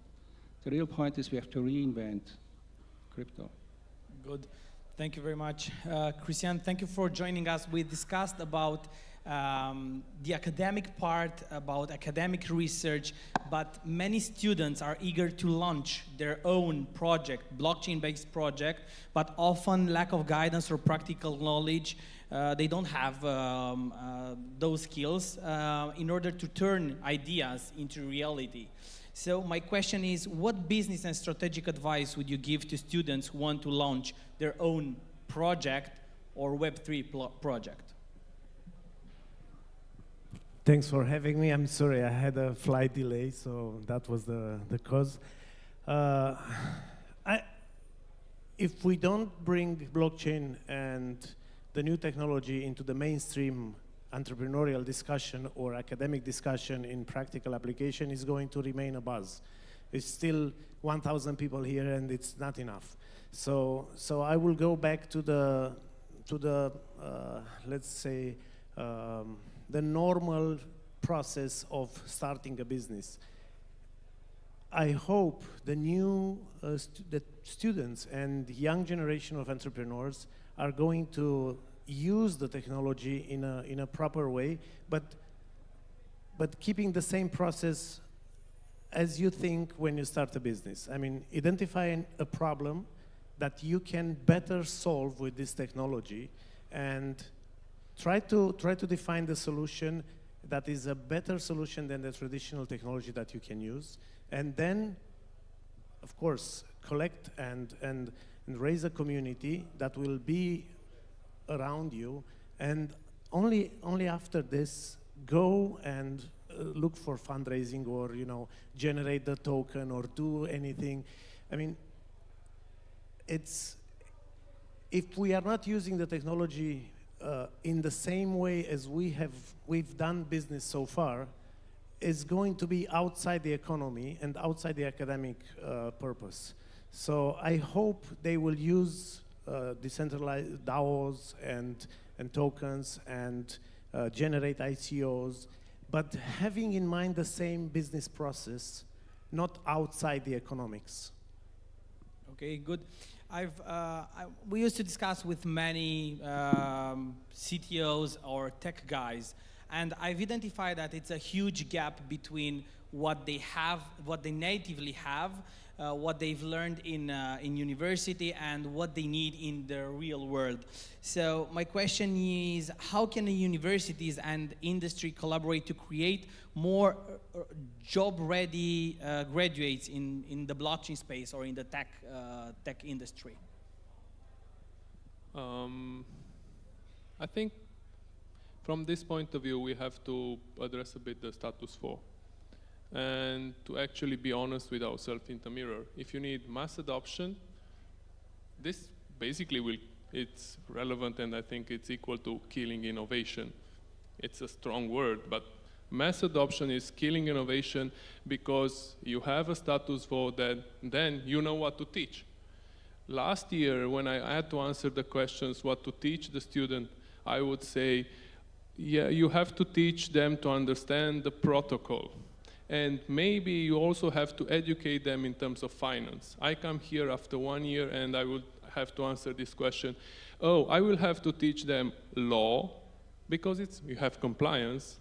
Then you will have to learn finance because you actually don't have any clue about how money goes around when you are in the university. The only thing that you know is, yeah, I have mommy send me some money. Daddy send me some money, I have to pay the rent, I want to go out. And then maybe because you are well fed, you are regulated in terms of law, yet learn some technology. And today you learn what type of technology. You'll no longer learn protocol because everything is about developing apps. And use the buzzword AI. Don't use the buzzword blockchain. And technology, yeah. So I don't know how to answer this question, but I think that you have to teach the students more about how to actually confront the realities that are here, not to look at the professor and says, give me a recipe for life, I don't like it. And yeah, afterwards, you lied to me. Lucian, I feel that you want to say something, and beside that, please let us know if any tool can be used since universities. I mean, if universities are able to integrate tools like public blockchains, Ethereum, Solana, and to leverage what they bring on the table in order to offer ready to work founders. Thank you. I'll be a little more critic on the education system, especially the one in Romania, just to give you the approach from it, although I'm in academia. So basically, whenever we try to get something new or adopt some new technologies, it might take a longer time than how the blockchain market and the blockchain technology is evolving, because academia is moving slower. I mean, we can improve our curriculum, we can do some changes, we can adopt a new technology within our regular course, but if we want to do a huge change in the curriculum, that should take around 3 years. So I think 3 years for the blockchain system, it's too late.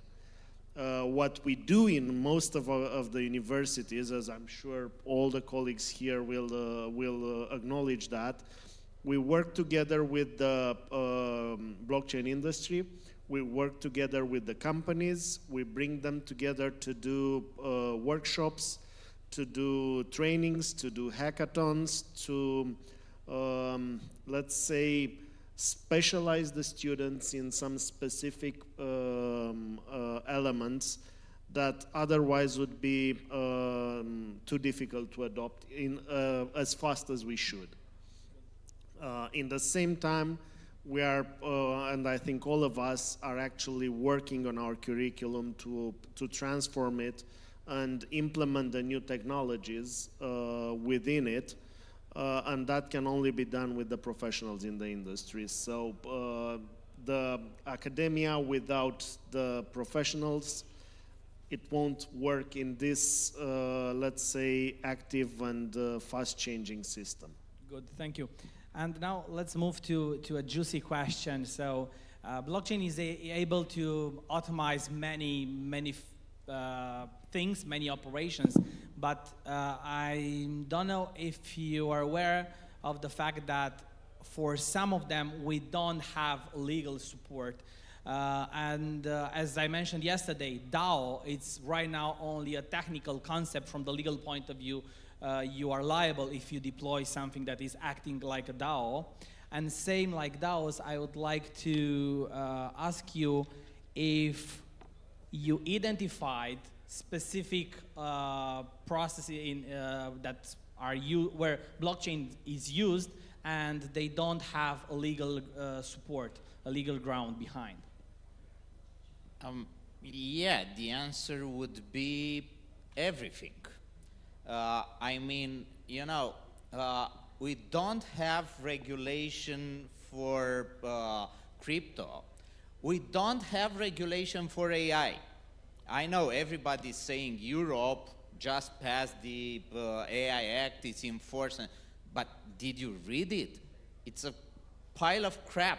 It defines AI as a person. It's someone who takes who makes decision, and then it says it's an asset. It's not a person, so it should not be treated as a person. For a lawyer, this is puzzling, you know. Then they said, we will discuss about liability in another directive, then regulation, then they said, we'll drop it. altogether. And you'll refer to the product liability directive that already exists, which was designed for car manufacturers.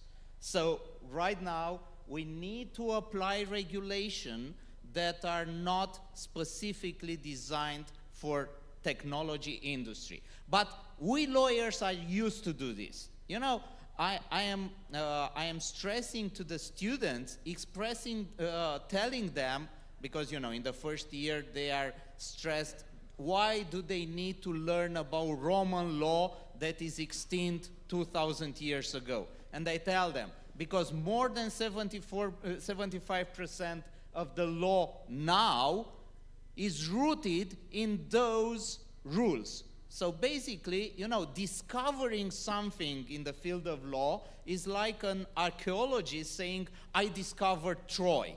No, Troy was there for 6,000 years.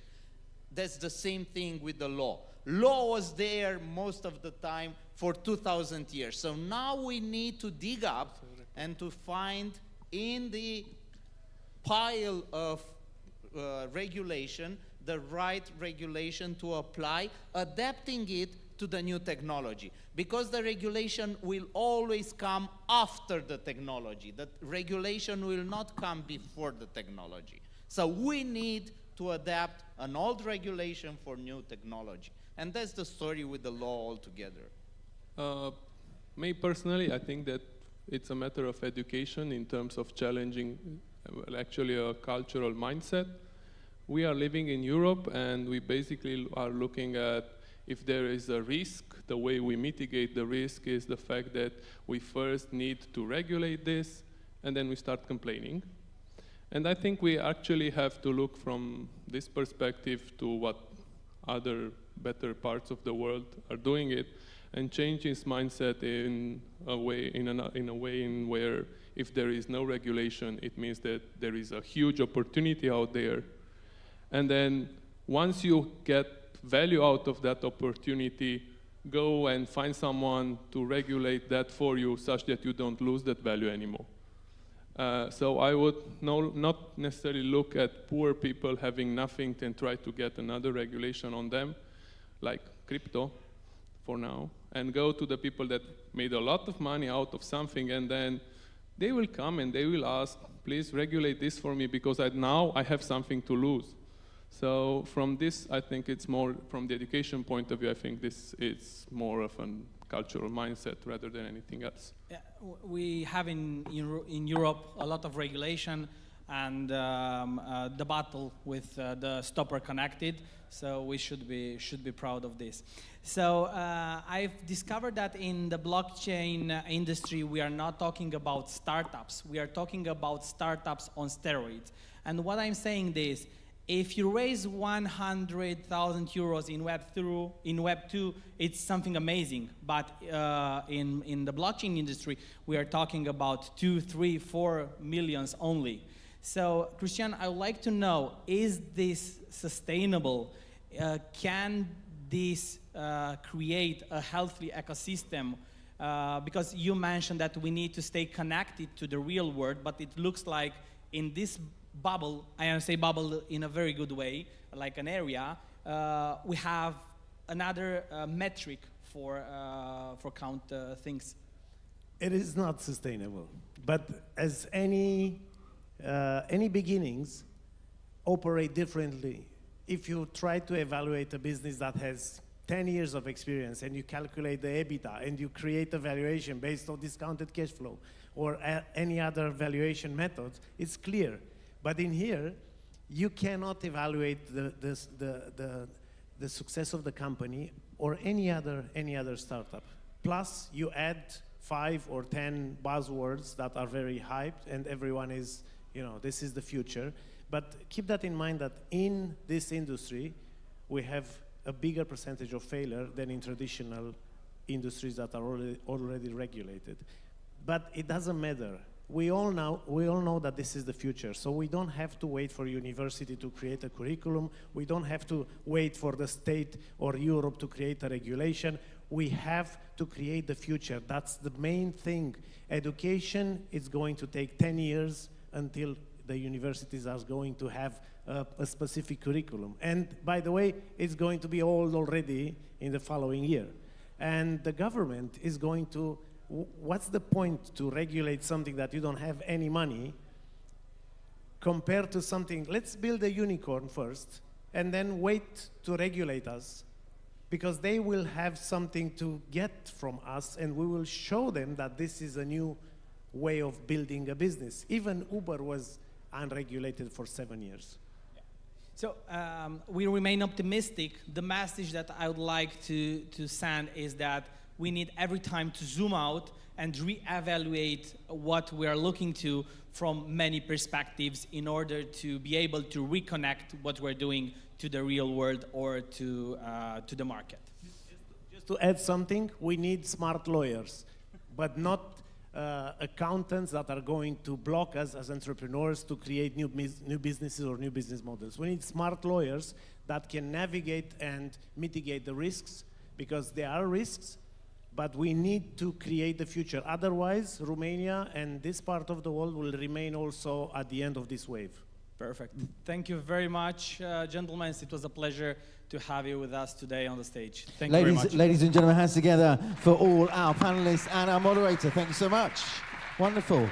Nice. Right, ladies and gentlemen, again, today we have, and yesterday as well, we have jumped across many different ideas, topics, heard many different perspectives as well, and moving on now towards the, not the final session of the day, but towards the end right now, is moving on from what we've just heard there, looking at the crypto and the state, navigating regulation, compliance, and innovation. So certainly three things coming together, and again, trying to make sense of this in the best way we can as well. So, on stage right now, please welcome back to the stage a moderator. We've just seen him, he's coming back to the stage, Mr. Sergiu Vasilescu, and the General Director of the National Institute for Research and Development in Informatics, Mr. Adrian Victor Ferreira. Please come and join us on stage.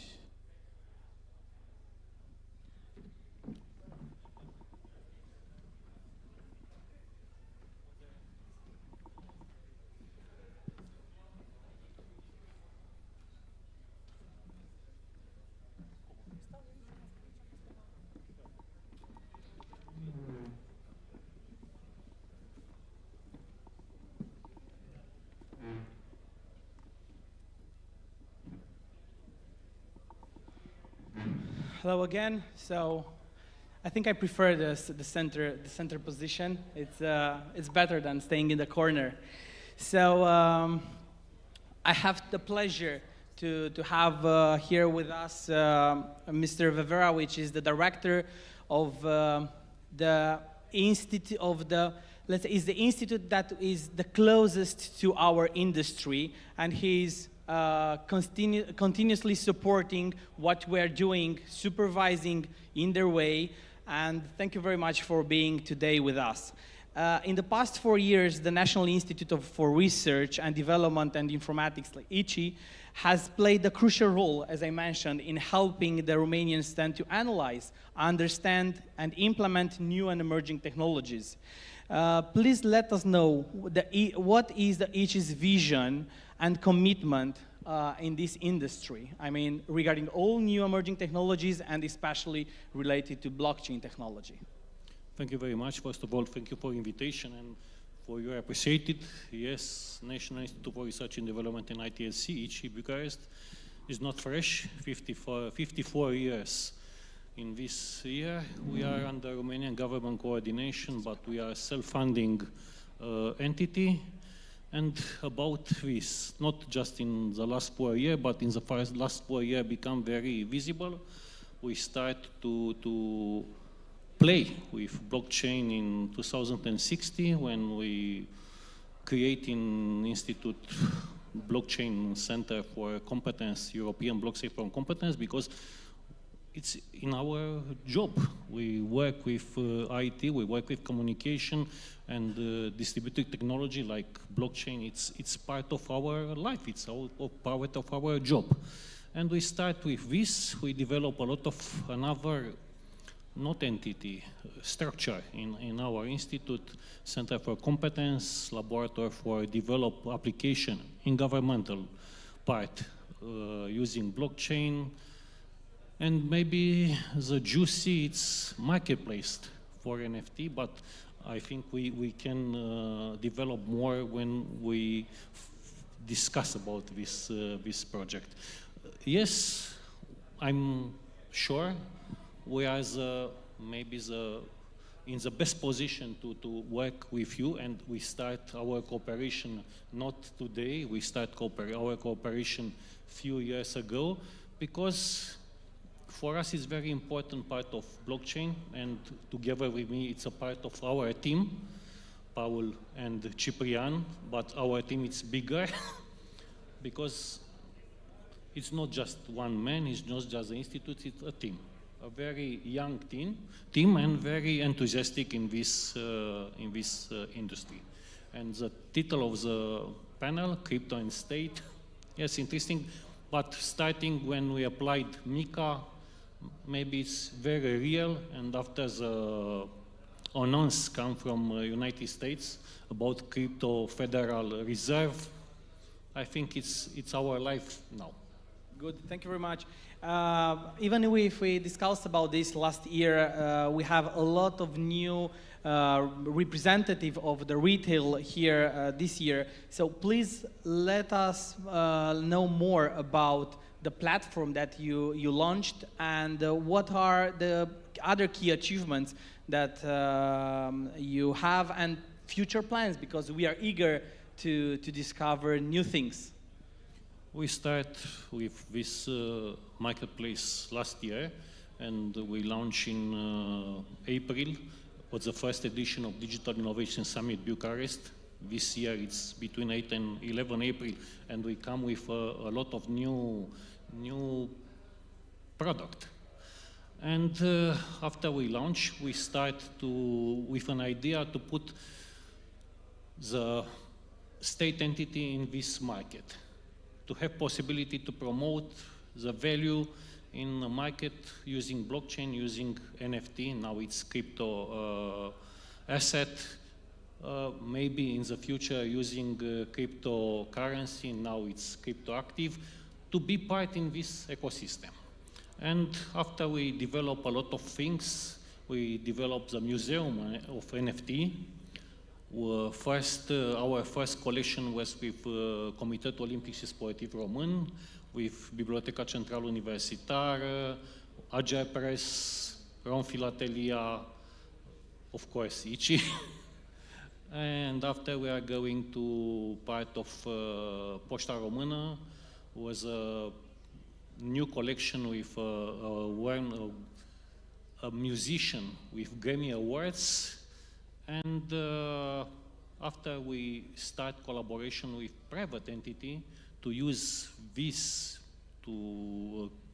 technology to have their own collection. And now we work to put in the market a lot of new idea. But I think when we finish, and I hope be prepared everything until 8th of April to make this new announced about new product. We will be there for sure. I've tried to get more information every year upfront.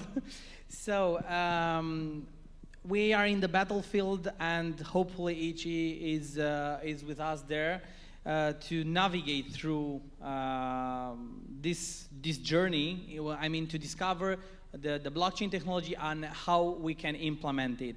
I was wondering, how can the government collaborate with the private sector, or ICI, how can collaborate with main stakeholders to create a balanced regulation environment for crypto and blockchain?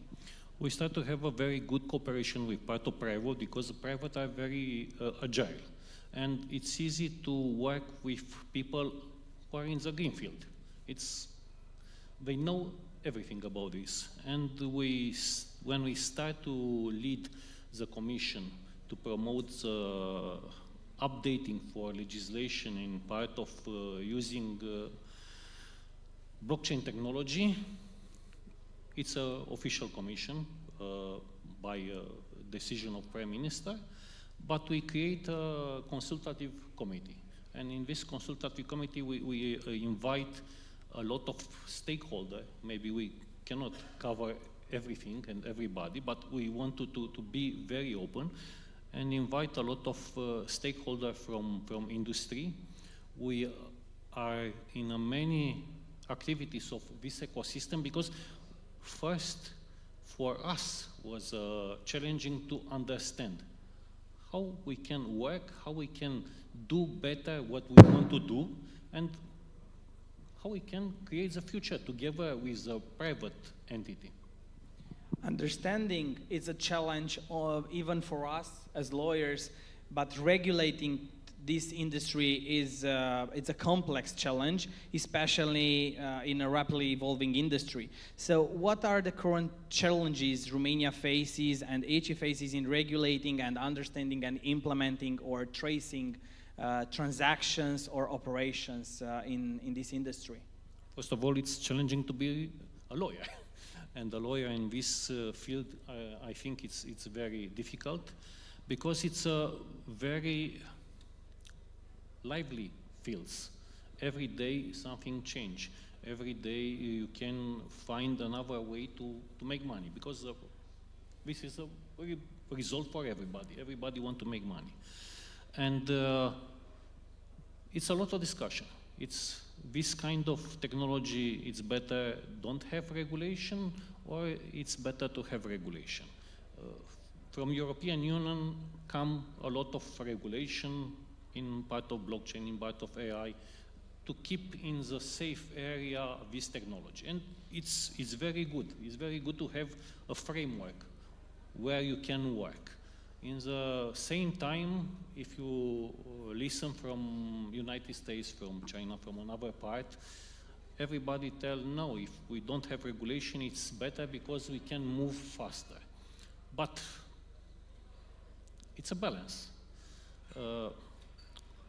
I was in an international conference and somebody from Middle East tell to European Union, it's very nice you want to make this regulation, but understand you are just 500 million and the world are 10 billion.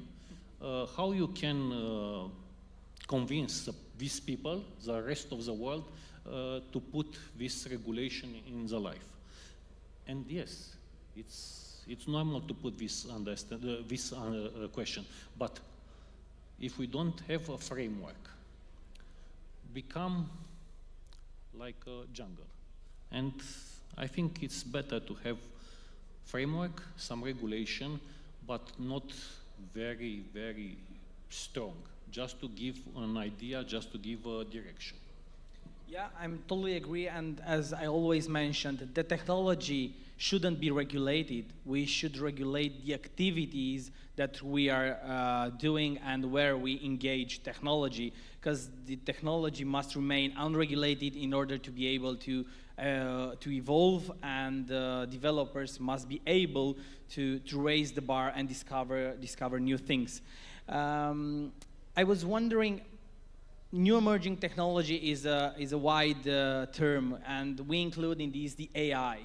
So I was wondering, what is your opinion on integrating AI in our daily lives, and how, and if the public authorities are ready to implement AI tools?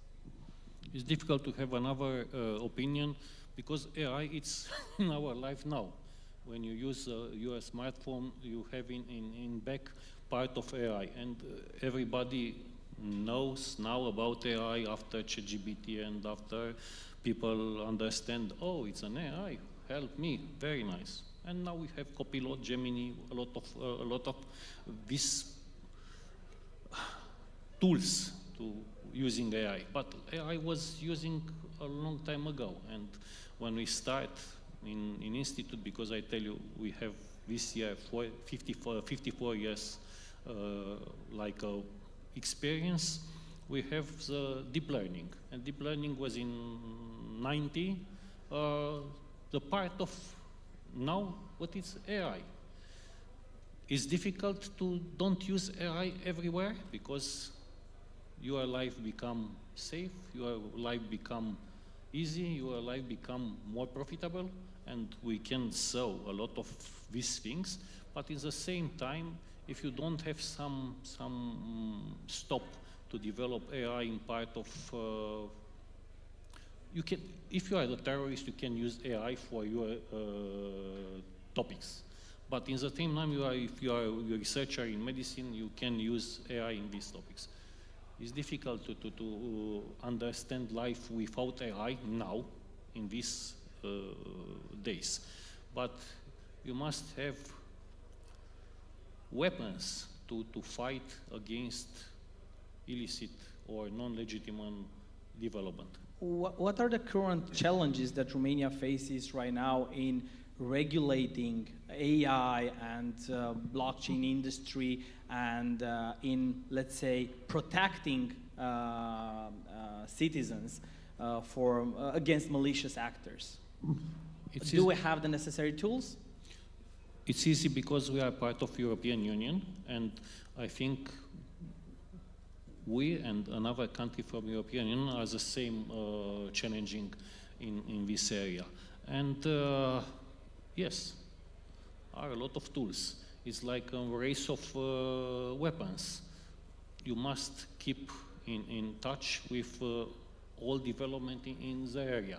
Okay, maybe it's not easy, but it's our goals to find the way to be in the middle of the battlefield with the good weapons.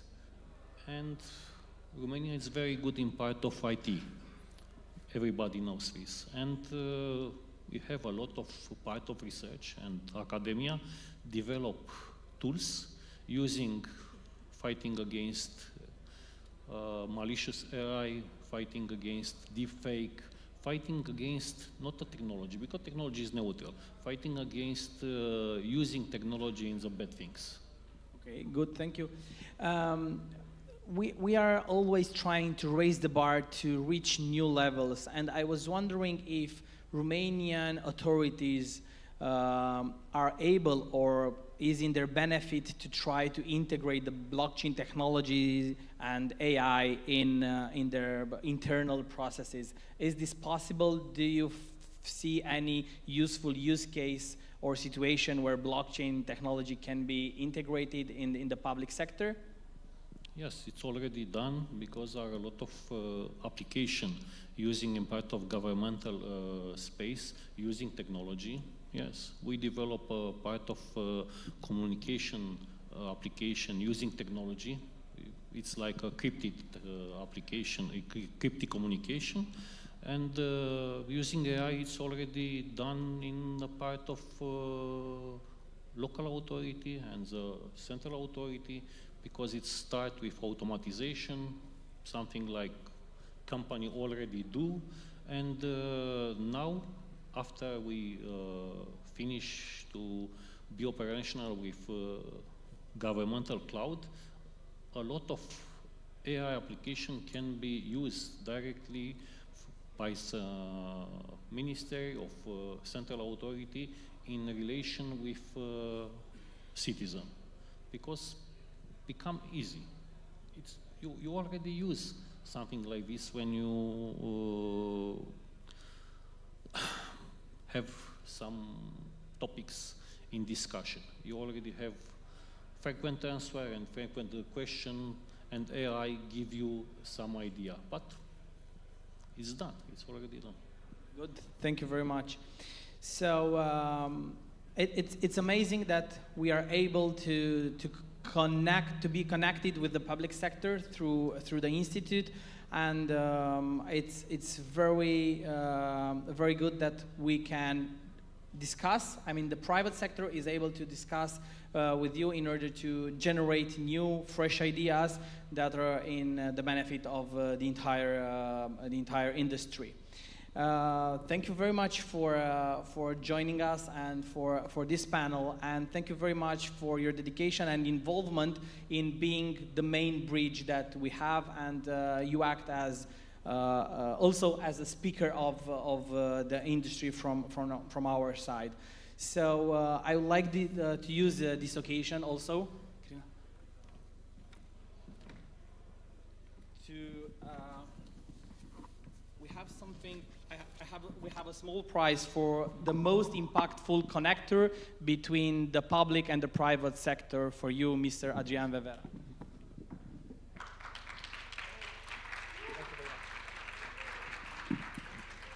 Thank you very much.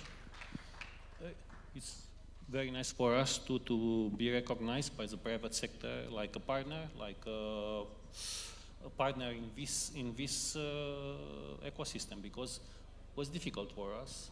First time when we are going together to a meeting or conference in part of blockchain, are a lot of young people in the room, and I think I was the older guy, but we keep in touch and we fight to be here together with you and together with all our want to be in each ecosystem.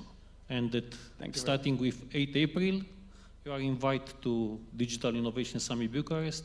In 10 of April is Blockchain International Summit, and I think it's interesting. Thank you very much.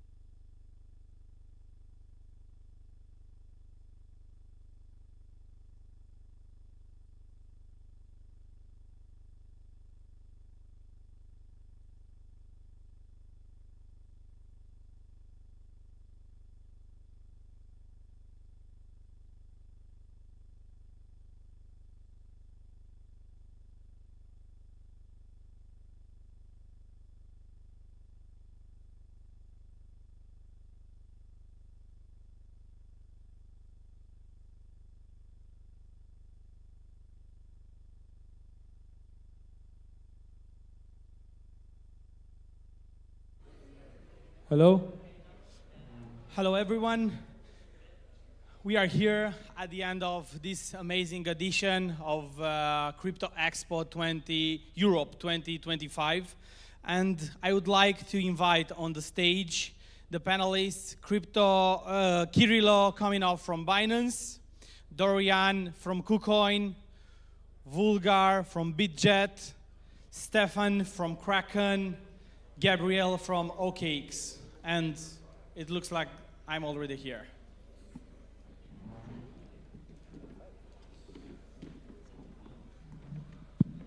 Let's go, right? We survived.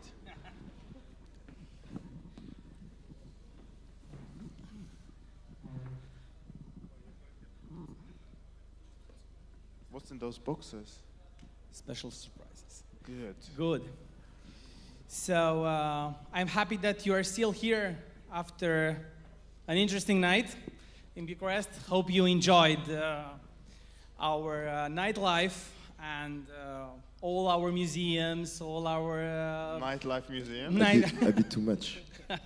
It was a pleasure, right? It's a beautiful city. Good. And welcome back to Romania for those who arrived today. Good. So this is the closing panel. So I would like to get some fresh ideas, to steal some insights from you regarding your vision, regarding the market or the waters that we're trying to navigate on. So cryptocurrency market is constantly evolving, driven by technological advancements, regulatory challenges, and many others. My question is, what major trends do you see shaping the cryptocurrency market in 2025, and how should investors or stakeholders and business owners can prepare themselves for those new trends and new challenges? I think especially in this sort of events and conferences, we always talk about institutions, when we talk about infrastructure solving problems. But I've recently were talking to many people and looking into why meme tokens are doing so well. There's a very important phenomenon that we are kind of missing, is that today, mainly people who are above 40, like these boomers, are holding the almost 80 to 90% of entire wealth of the world. They own the properties, they're still in the job places, almost all, more than half of the world leaders are people above 60. It's a very interesting world today where young people, they don't have enough opportunities. And how many Gen Z or millennials do you know that own a property, or they have an opportunity to own a property in the next 5-6 years? Almost zero, especially when we look into these large megapolises like Istanbul, London, Toronto, New York. Almost impossible for a Gen Z person to own their own apartment. And that's kind of gives a crypto a very interesting edge, where people tend to turn into crypto, especially young people, as a way of building a wealth. And here we are not talking about crypto as a store of a value. We talk about more of a crypto as an opportunity. And looking back 5-10 years ago, we were judging media talking only about the stories of someone put $100, become a millionaire over the night. But all the trends we see today, even when the market is down, when the Bitcoin is crashing, still there are so many meme tokens are emerging and doing 5x, 10x, and 20x. It becomes a very interesting phenomenon. We have to understand that people are kind of tired, that there's lack of opportunity, and young people are building their own reality. And it becomes, in my opinion, kind of a lottery ticket on the chain approach, where people are willing to gamble what they have for the better future. And this is the new generation of degens, while still we see large hedge funds and old people coming in and trying to get a bigger piece of the pie. And I think as a crypto heads ourselves, we have to understand what kind of products are we building, because we talk a lot of building products for the institutions, but I think we will be needing to build more products and educate more young people how to generate wealth, how to make money, and how to store their money in order not to lose into, I don't know, Elon Musk and Uncle Trump kind of a narrative. Good. Any other thoughts? Yes, so first and foremost, all that you will hear when we are answering these questions is no financial advice. As always, we prefer to clear this up right from the beginning. So our goal will be really to bring your attention to certain points and for you to take the best educated decisions based on that and your own research. So that's first to step aside with that. What I would like to put your focus on is the nature of trends themselves, since we always had narratives in crypto, but with the reality that launching tokens, projects, etc. has now become very effortless and costless. The reality is we have more projects, more altcoins, etc. than ever before, and in large magnitudes. And because of that, there is all this dilution of capital, etc., etc. There is also a shift in the nature of trends, especially when we're talking about narratives. We used to have narratives that would last for maybe a couple of months, maybe even like half a year, etc. And now what we're seeing is kind of shorter time span, even for narratives. So keep that in mind when you're looking around what is trending at the moment, etc. Because it changes even faster than it used to. Probably because of this conjunction of dilution of capital, explosion of number of altcoins, etc. Good. Yeah. Thank you, Sergio. I don't know if I agree with Vulgar's assessment that people over 40 can be called boomers, but I do think that the market at large is moving away from sentimental and emotional decisions. We're seeing less and less of degens, and meme coins are not as strong as they used to be. And that is due, specifically in Europe, the increase of regulatory compliance. We have MiCA, we have DORA, we have the travel rule, whose implementations were one after another. So institutional clients now will have a more structured framework or a more trustworthy framework to invest their assets on, and I think that that's what will eventually drive more retail adoption. Not only institutions, but also government agencies and governments themselves creating strategic reserves.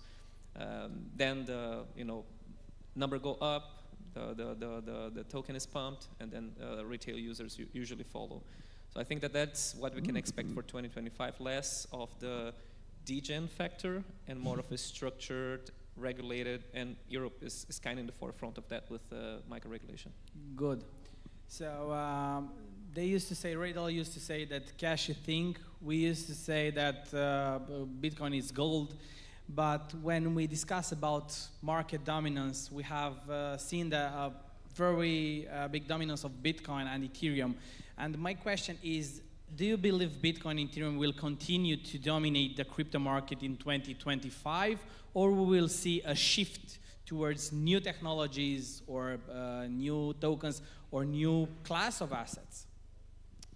So Ethereum is a very good stable coin. We really enjoy seeing the price.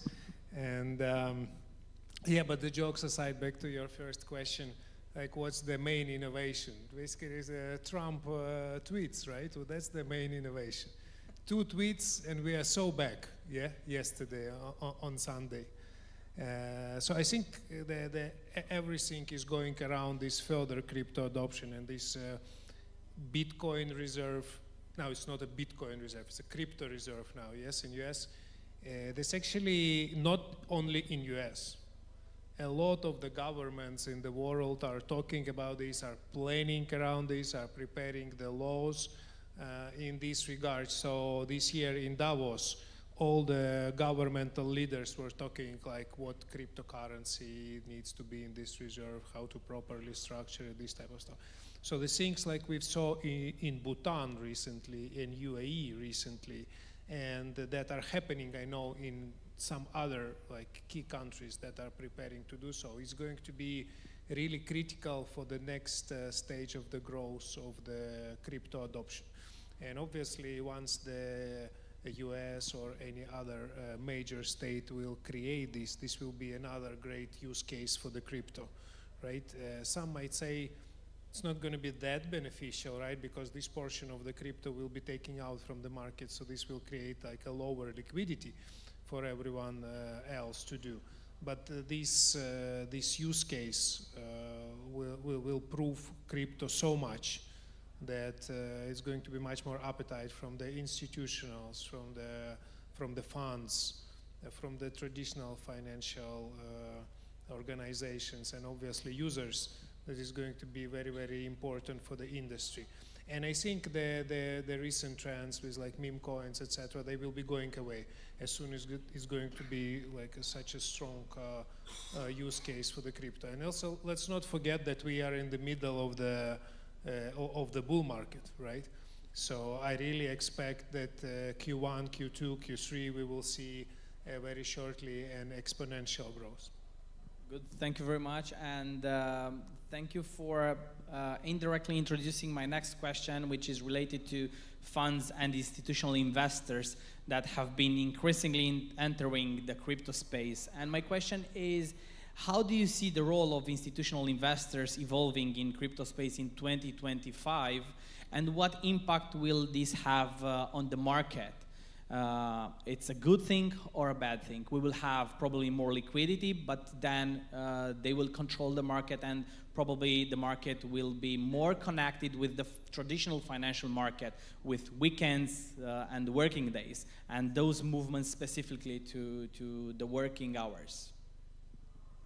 Considering the fact that Bitcoin itself was introduced as a peer-to-peer payment system, and today almost like MicroStrategy is kind of a leading in terms of institutional capital, and with all the ETF approvals and money flowing in, we saw that like how much power the institutions are holding. And if, as mentioned, governments will decide to print more money in order to buy more Bitcoin or any terms of digital currency as a reserve, it will create a very turbulent situation for the end user or retail user, because it is, in my opinion, the value extracted from the market. It will not be like a value added to the market, because for a US, printing its own dollars to buy Bitcoin costs nothing.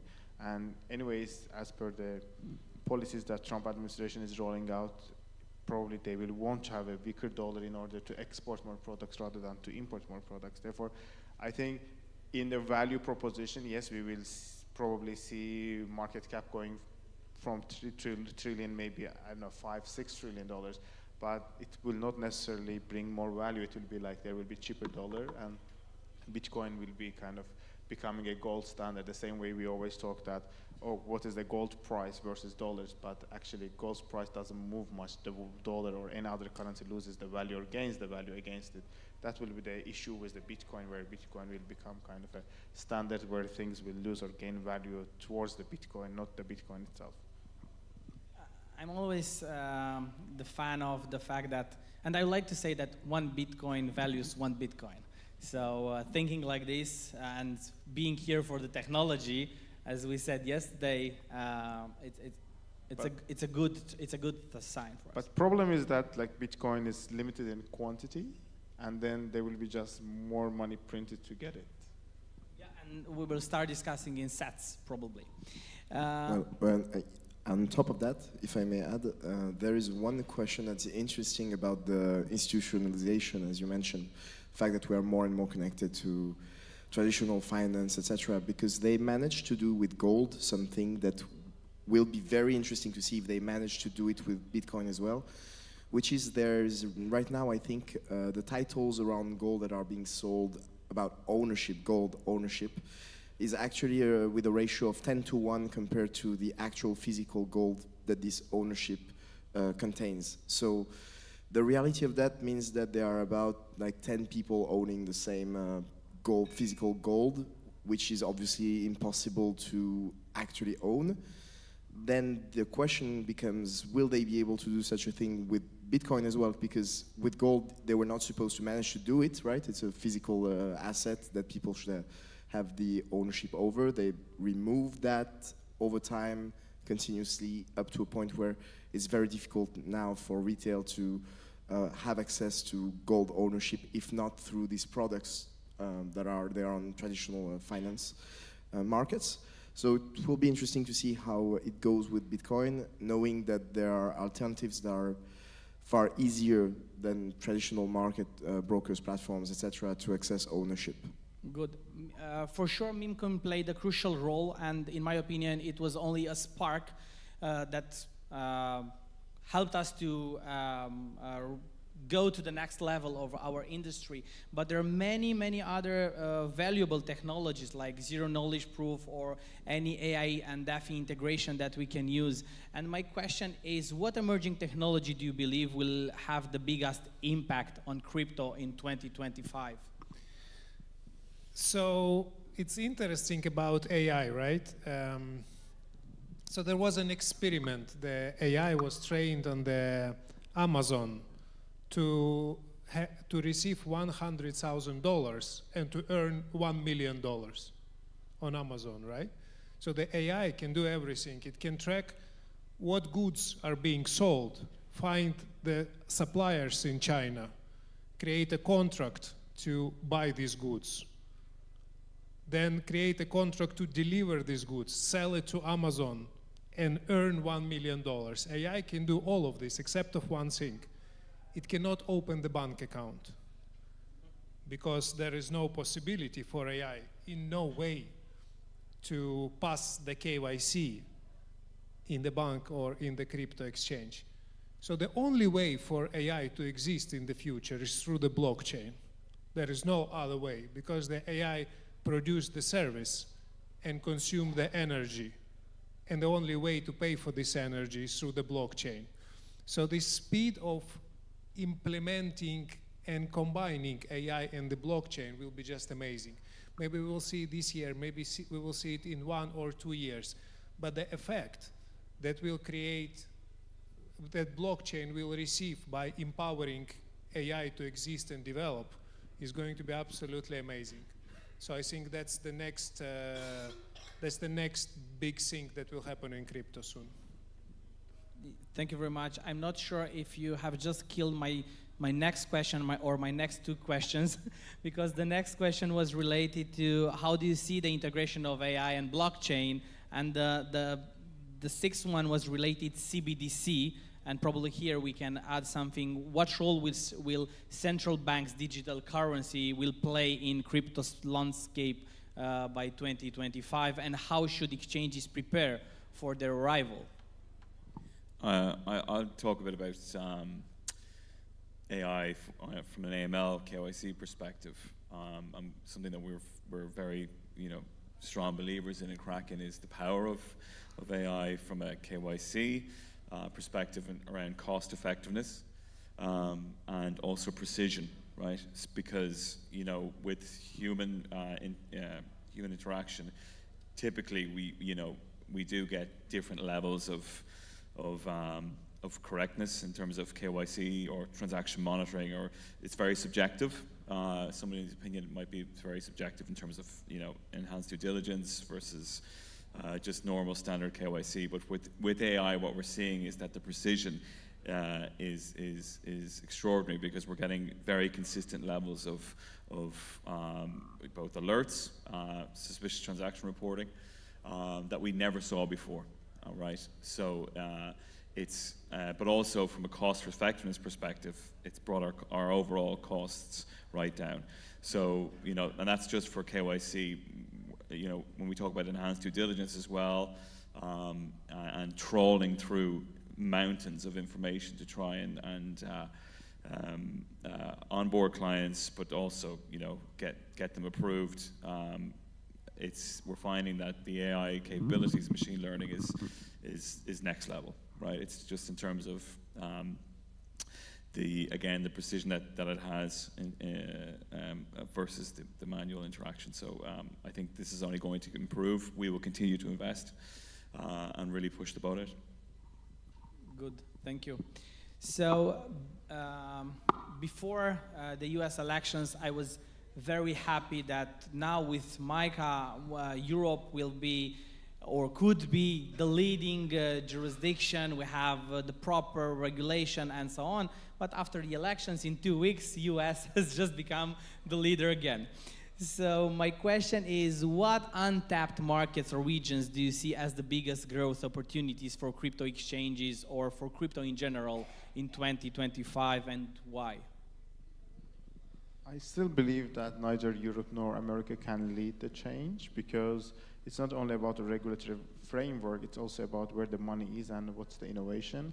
Unfortunately, with MiCA, Europe gonna lose a lot in terms of both capital gains, taxation, and also the talent, while we see Global South, mainly Middle East, leading both in a legal frame and also possibility to bring on board talent in there, and also no taxation. That makes it much better place to build a venture rather than come to build it in Europe.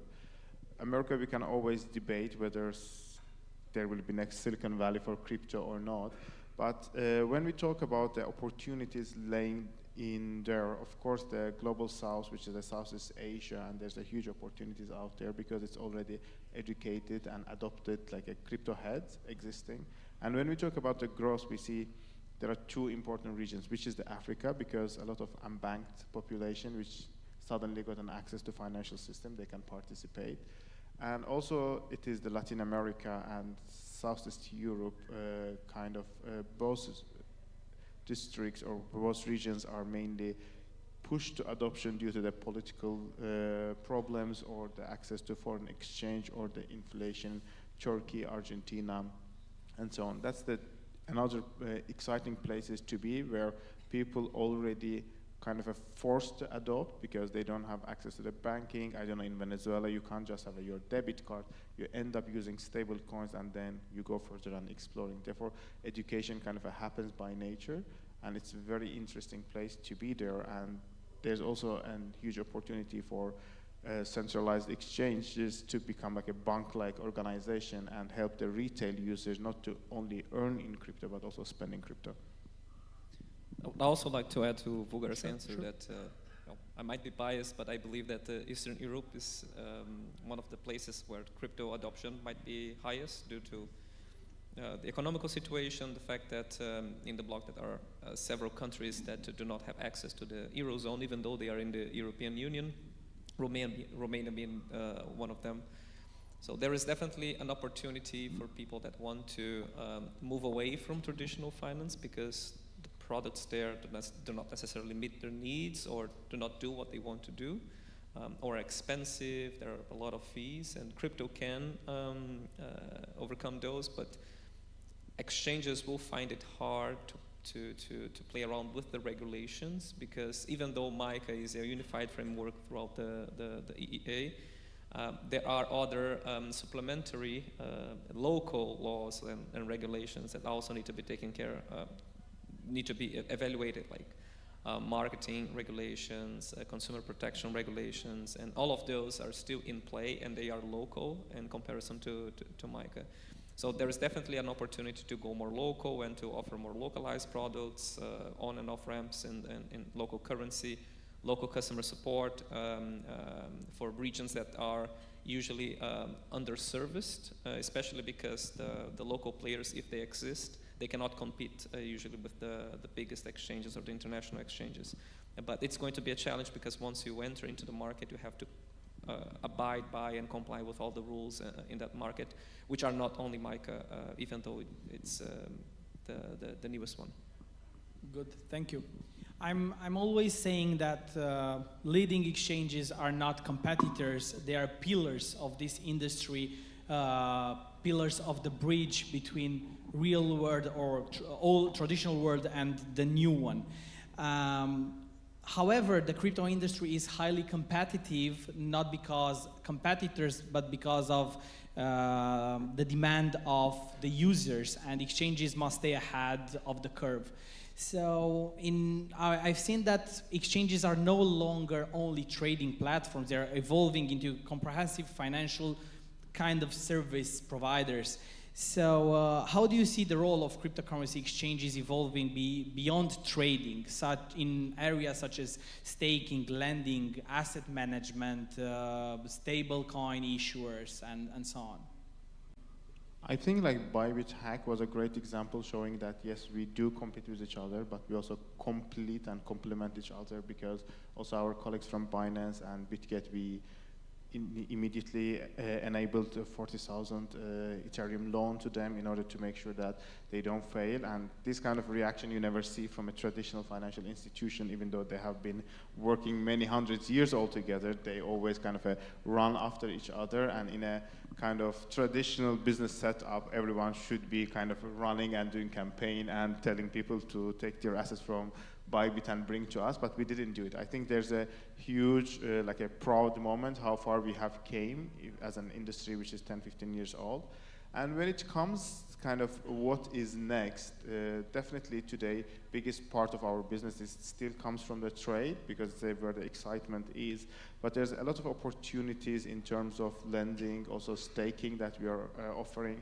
And at BitGet, we take a huge pride of our card product that we already built on an existing MasterCard and Visa card system, and helping us to kind of live on chain and spend your money. And I think next 2-3 years should be focusing more on how we can make people spend on crypto rather than just focus on earning in crypto. Because once you earn in crypto, in order to spend your money, you have to still go transfer it to the fiat, I don't know, deposit to your bank account and pay for your Netflix or for your Starbucks.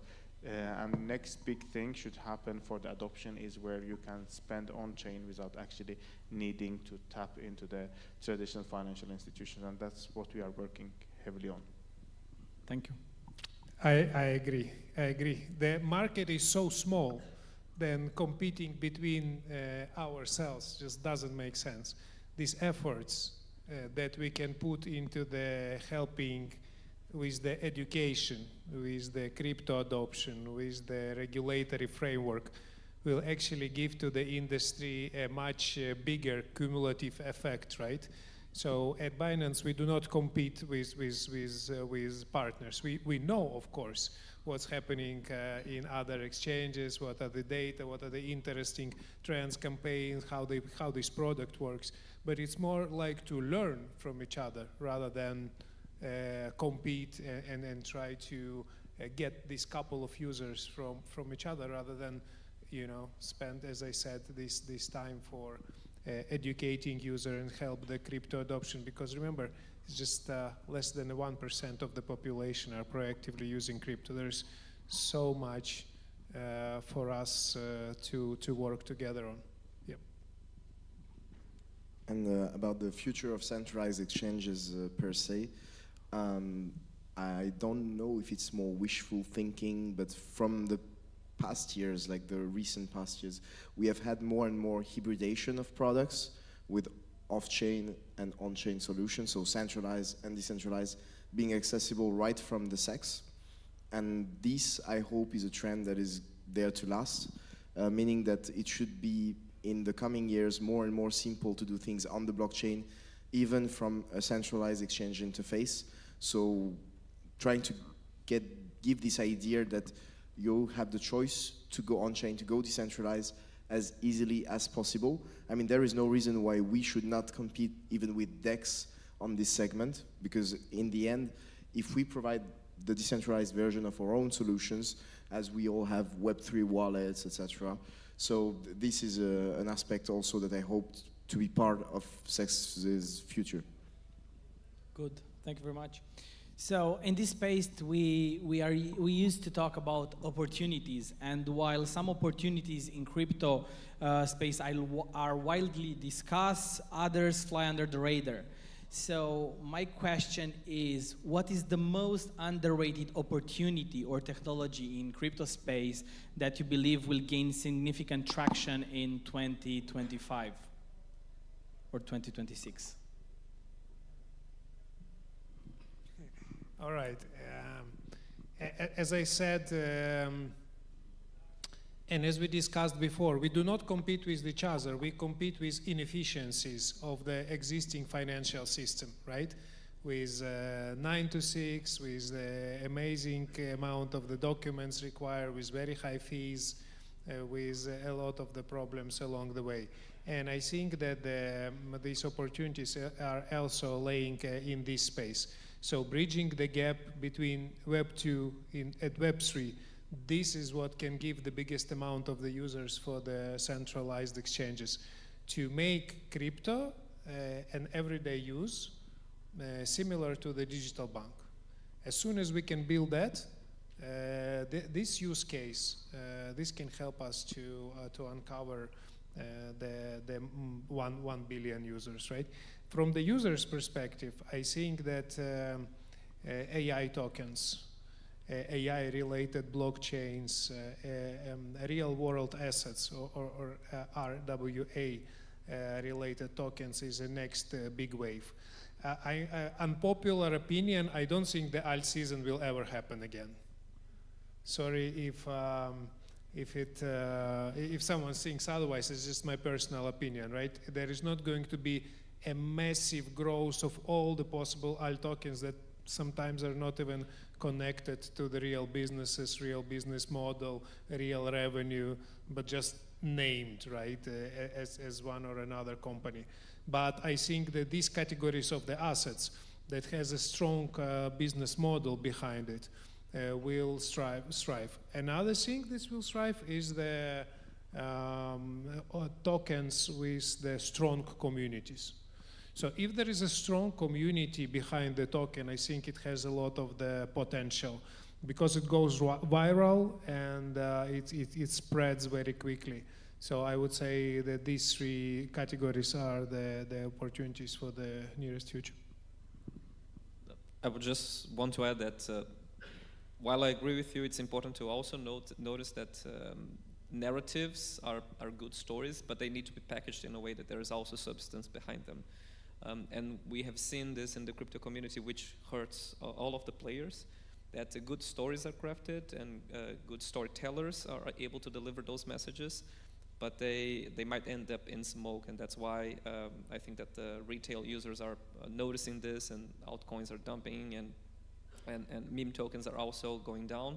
It's because there is not a lot of substance behind those claims besides hype. So if you try to build something, if you try to create an interesting project, don't just mint a token because that's what they do, but try to get some real utility and some real use case behind it. And I think that that's what the next opportunities will be. The players that are able to seize and solve real problems are the ones that are going to win the race.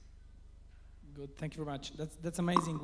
We had 11 questions, and you were able to read between lines more than 20 useful ideas and insights.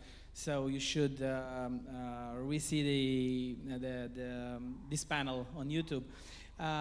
We discussed about the future, and I have only one question regarding the past with implications for the future. In the past 5 years, we have been in a roller coaster. So it's very useful for us to learn from the past. What's one lesson from the past 5 years of crypto that will be most relevant for navigating the next 5 years? The roller coaster can get worse. I like to say that the crypto is not a sprint, it's a marathon. We've seen projects and companies and exchanges rise and fall over and over again because they did not do the right things or not at the right time or bet on the wrong thing. So whoever survives the longest in the game is going to win the game. And it's important that the players that are shaping the space, they worry about regulatory compliance, they worry about proper risk assessment, and they worry about delivering the best products and services to users. Because even if they are not market leaders, if they outlast the ones that are currently at the top, they will eventually be at the top themselves. For us, I believe it's not about like 5 years and 10 years, it's like very long-term goal and vision. And almost all the decisions that BitGet made, what made BitGet is today, was a very what the fuck moment, kind of, because 3 years ago, when it was like a bear market, everyone was firing and trying to put their Bitcoin on top of their Bitcoins. We went and invested $30 million in Decentralized wallet. Today, BitGet wallet has 60 million users. We surpassed both Trust and MetaMask in monthly downloads. 3 years ago, everyone thought we are crazy, we don't know what we do, and I don't know, fast forward 3 years, everyone tries to launch a wallet. And therefore, I think if you have a true belief and you know what you want to do, what can shape your next 5 years is what you invest today. And it's very important about understanding what you invest and what you truly believe, whether you are a retail investor supporting a project, whether you are an entrepreneur building a next big thing, or whether you are as large as an exchange like us. It's always investing in something you truly believe, you truly support. And whenever people come and ask me like, oh, which token I shall buy or I invest, I always say, if you are buying a token and not using it for the reason it's supposed to use, whether, let's say, if you are buying a deep-in token and you don't actually use that token to charge your car, or you are buying a token for X purpose, but you only believe and hope that the price goes up and you don't use that token, then probably there is no much future. Therefore, as a business, if you want to understand what's going to happen in the next 5 years, you have to invest in something that you truly believe. And the last point, I would say, considering the last 5 years, especially for people who are retail and maybe discovering, maybe just getting interested, like there are lots of people in the space who got it wrong yet again this cycle. It was already the case in the past cycle. It was already the case in the cycle before that. One element that has been maintained throughout all these cycles is the importance of Bitcoin. Like that's the only thing in the end that we could observe that has tendency to stay as the main element throughout cycles. So if you're building a portfolio, yes, it's very tempting to think that you're gonna overperform Bitcoin. I've been doing it every cycle since I joined. It never worked, never. So please keep it in mind. Good. As CZ used to said, if you can't hodl, you can't be rich, right? That's the history from the past. But really, jokes aside, the crypto works in cycles. And every time we say, oh no, this time it's different, this time it's Trump, or this time it's ICOs, or this time it's something else, crypto exactly works in cycles. So this recent dip that we saw, this 27% from the all-time high, that's exactly the case from all the parabolic runs on the bull market, right? And also every bull market works the same. So it's like 12 to 18 months after the halving, it's a little bit of growth, then it's a dip, and then there's a parabolic growth for a couple of months. So this couple of months is now, guys. It's today. So it's basically, we will see the most possible growth. That's my personal opinion, not a financial advice. We will see it now. So it's a really good time to buy now. Yeah, as we discussed on the previous panel, you need to select the partner and the right exchange that fits your needs, and it's a very good time for crypto holders right now. Good. And talking about the last 5 years, Romania, it's a small ecosystem, it's a small country, 21 million citizens, but despite that, we have around 1 million crypto enthusiasts, crypto holders, small holders, from small holders to whales. It was a long journey, it was a hard one, and I'm really grateful that you, representative of the leading exchanges, are here with us today on the stage. But I personally want to say thank you to two gentlemen who were with us in trenches working all those years, and hope you will have more presence here in Romania in the following years with local offices and so on.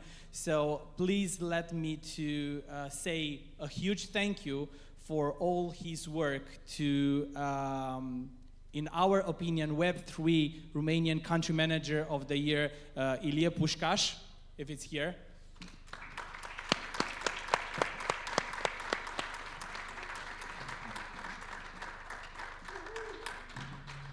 Please. He's working 24 hours from 24 hours during a week, yeah. No, every day. So thank you very much for your commitment, and also at the international level. We sometimes call him the architect of worldwide crypto adoption. Thank you very much, Kirill, for all that you have.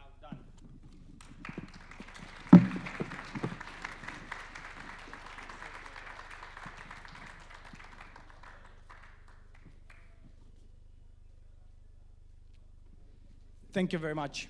So there were 5 years, but 50 are coming.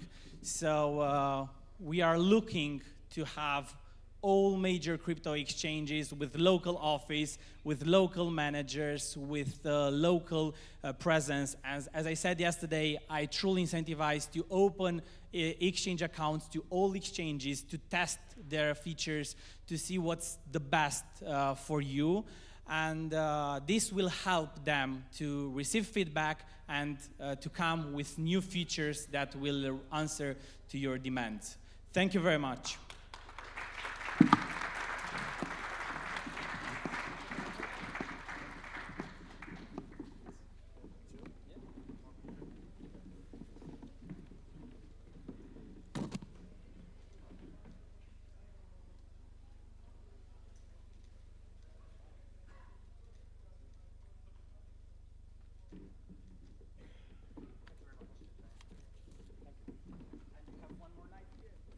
Thank you.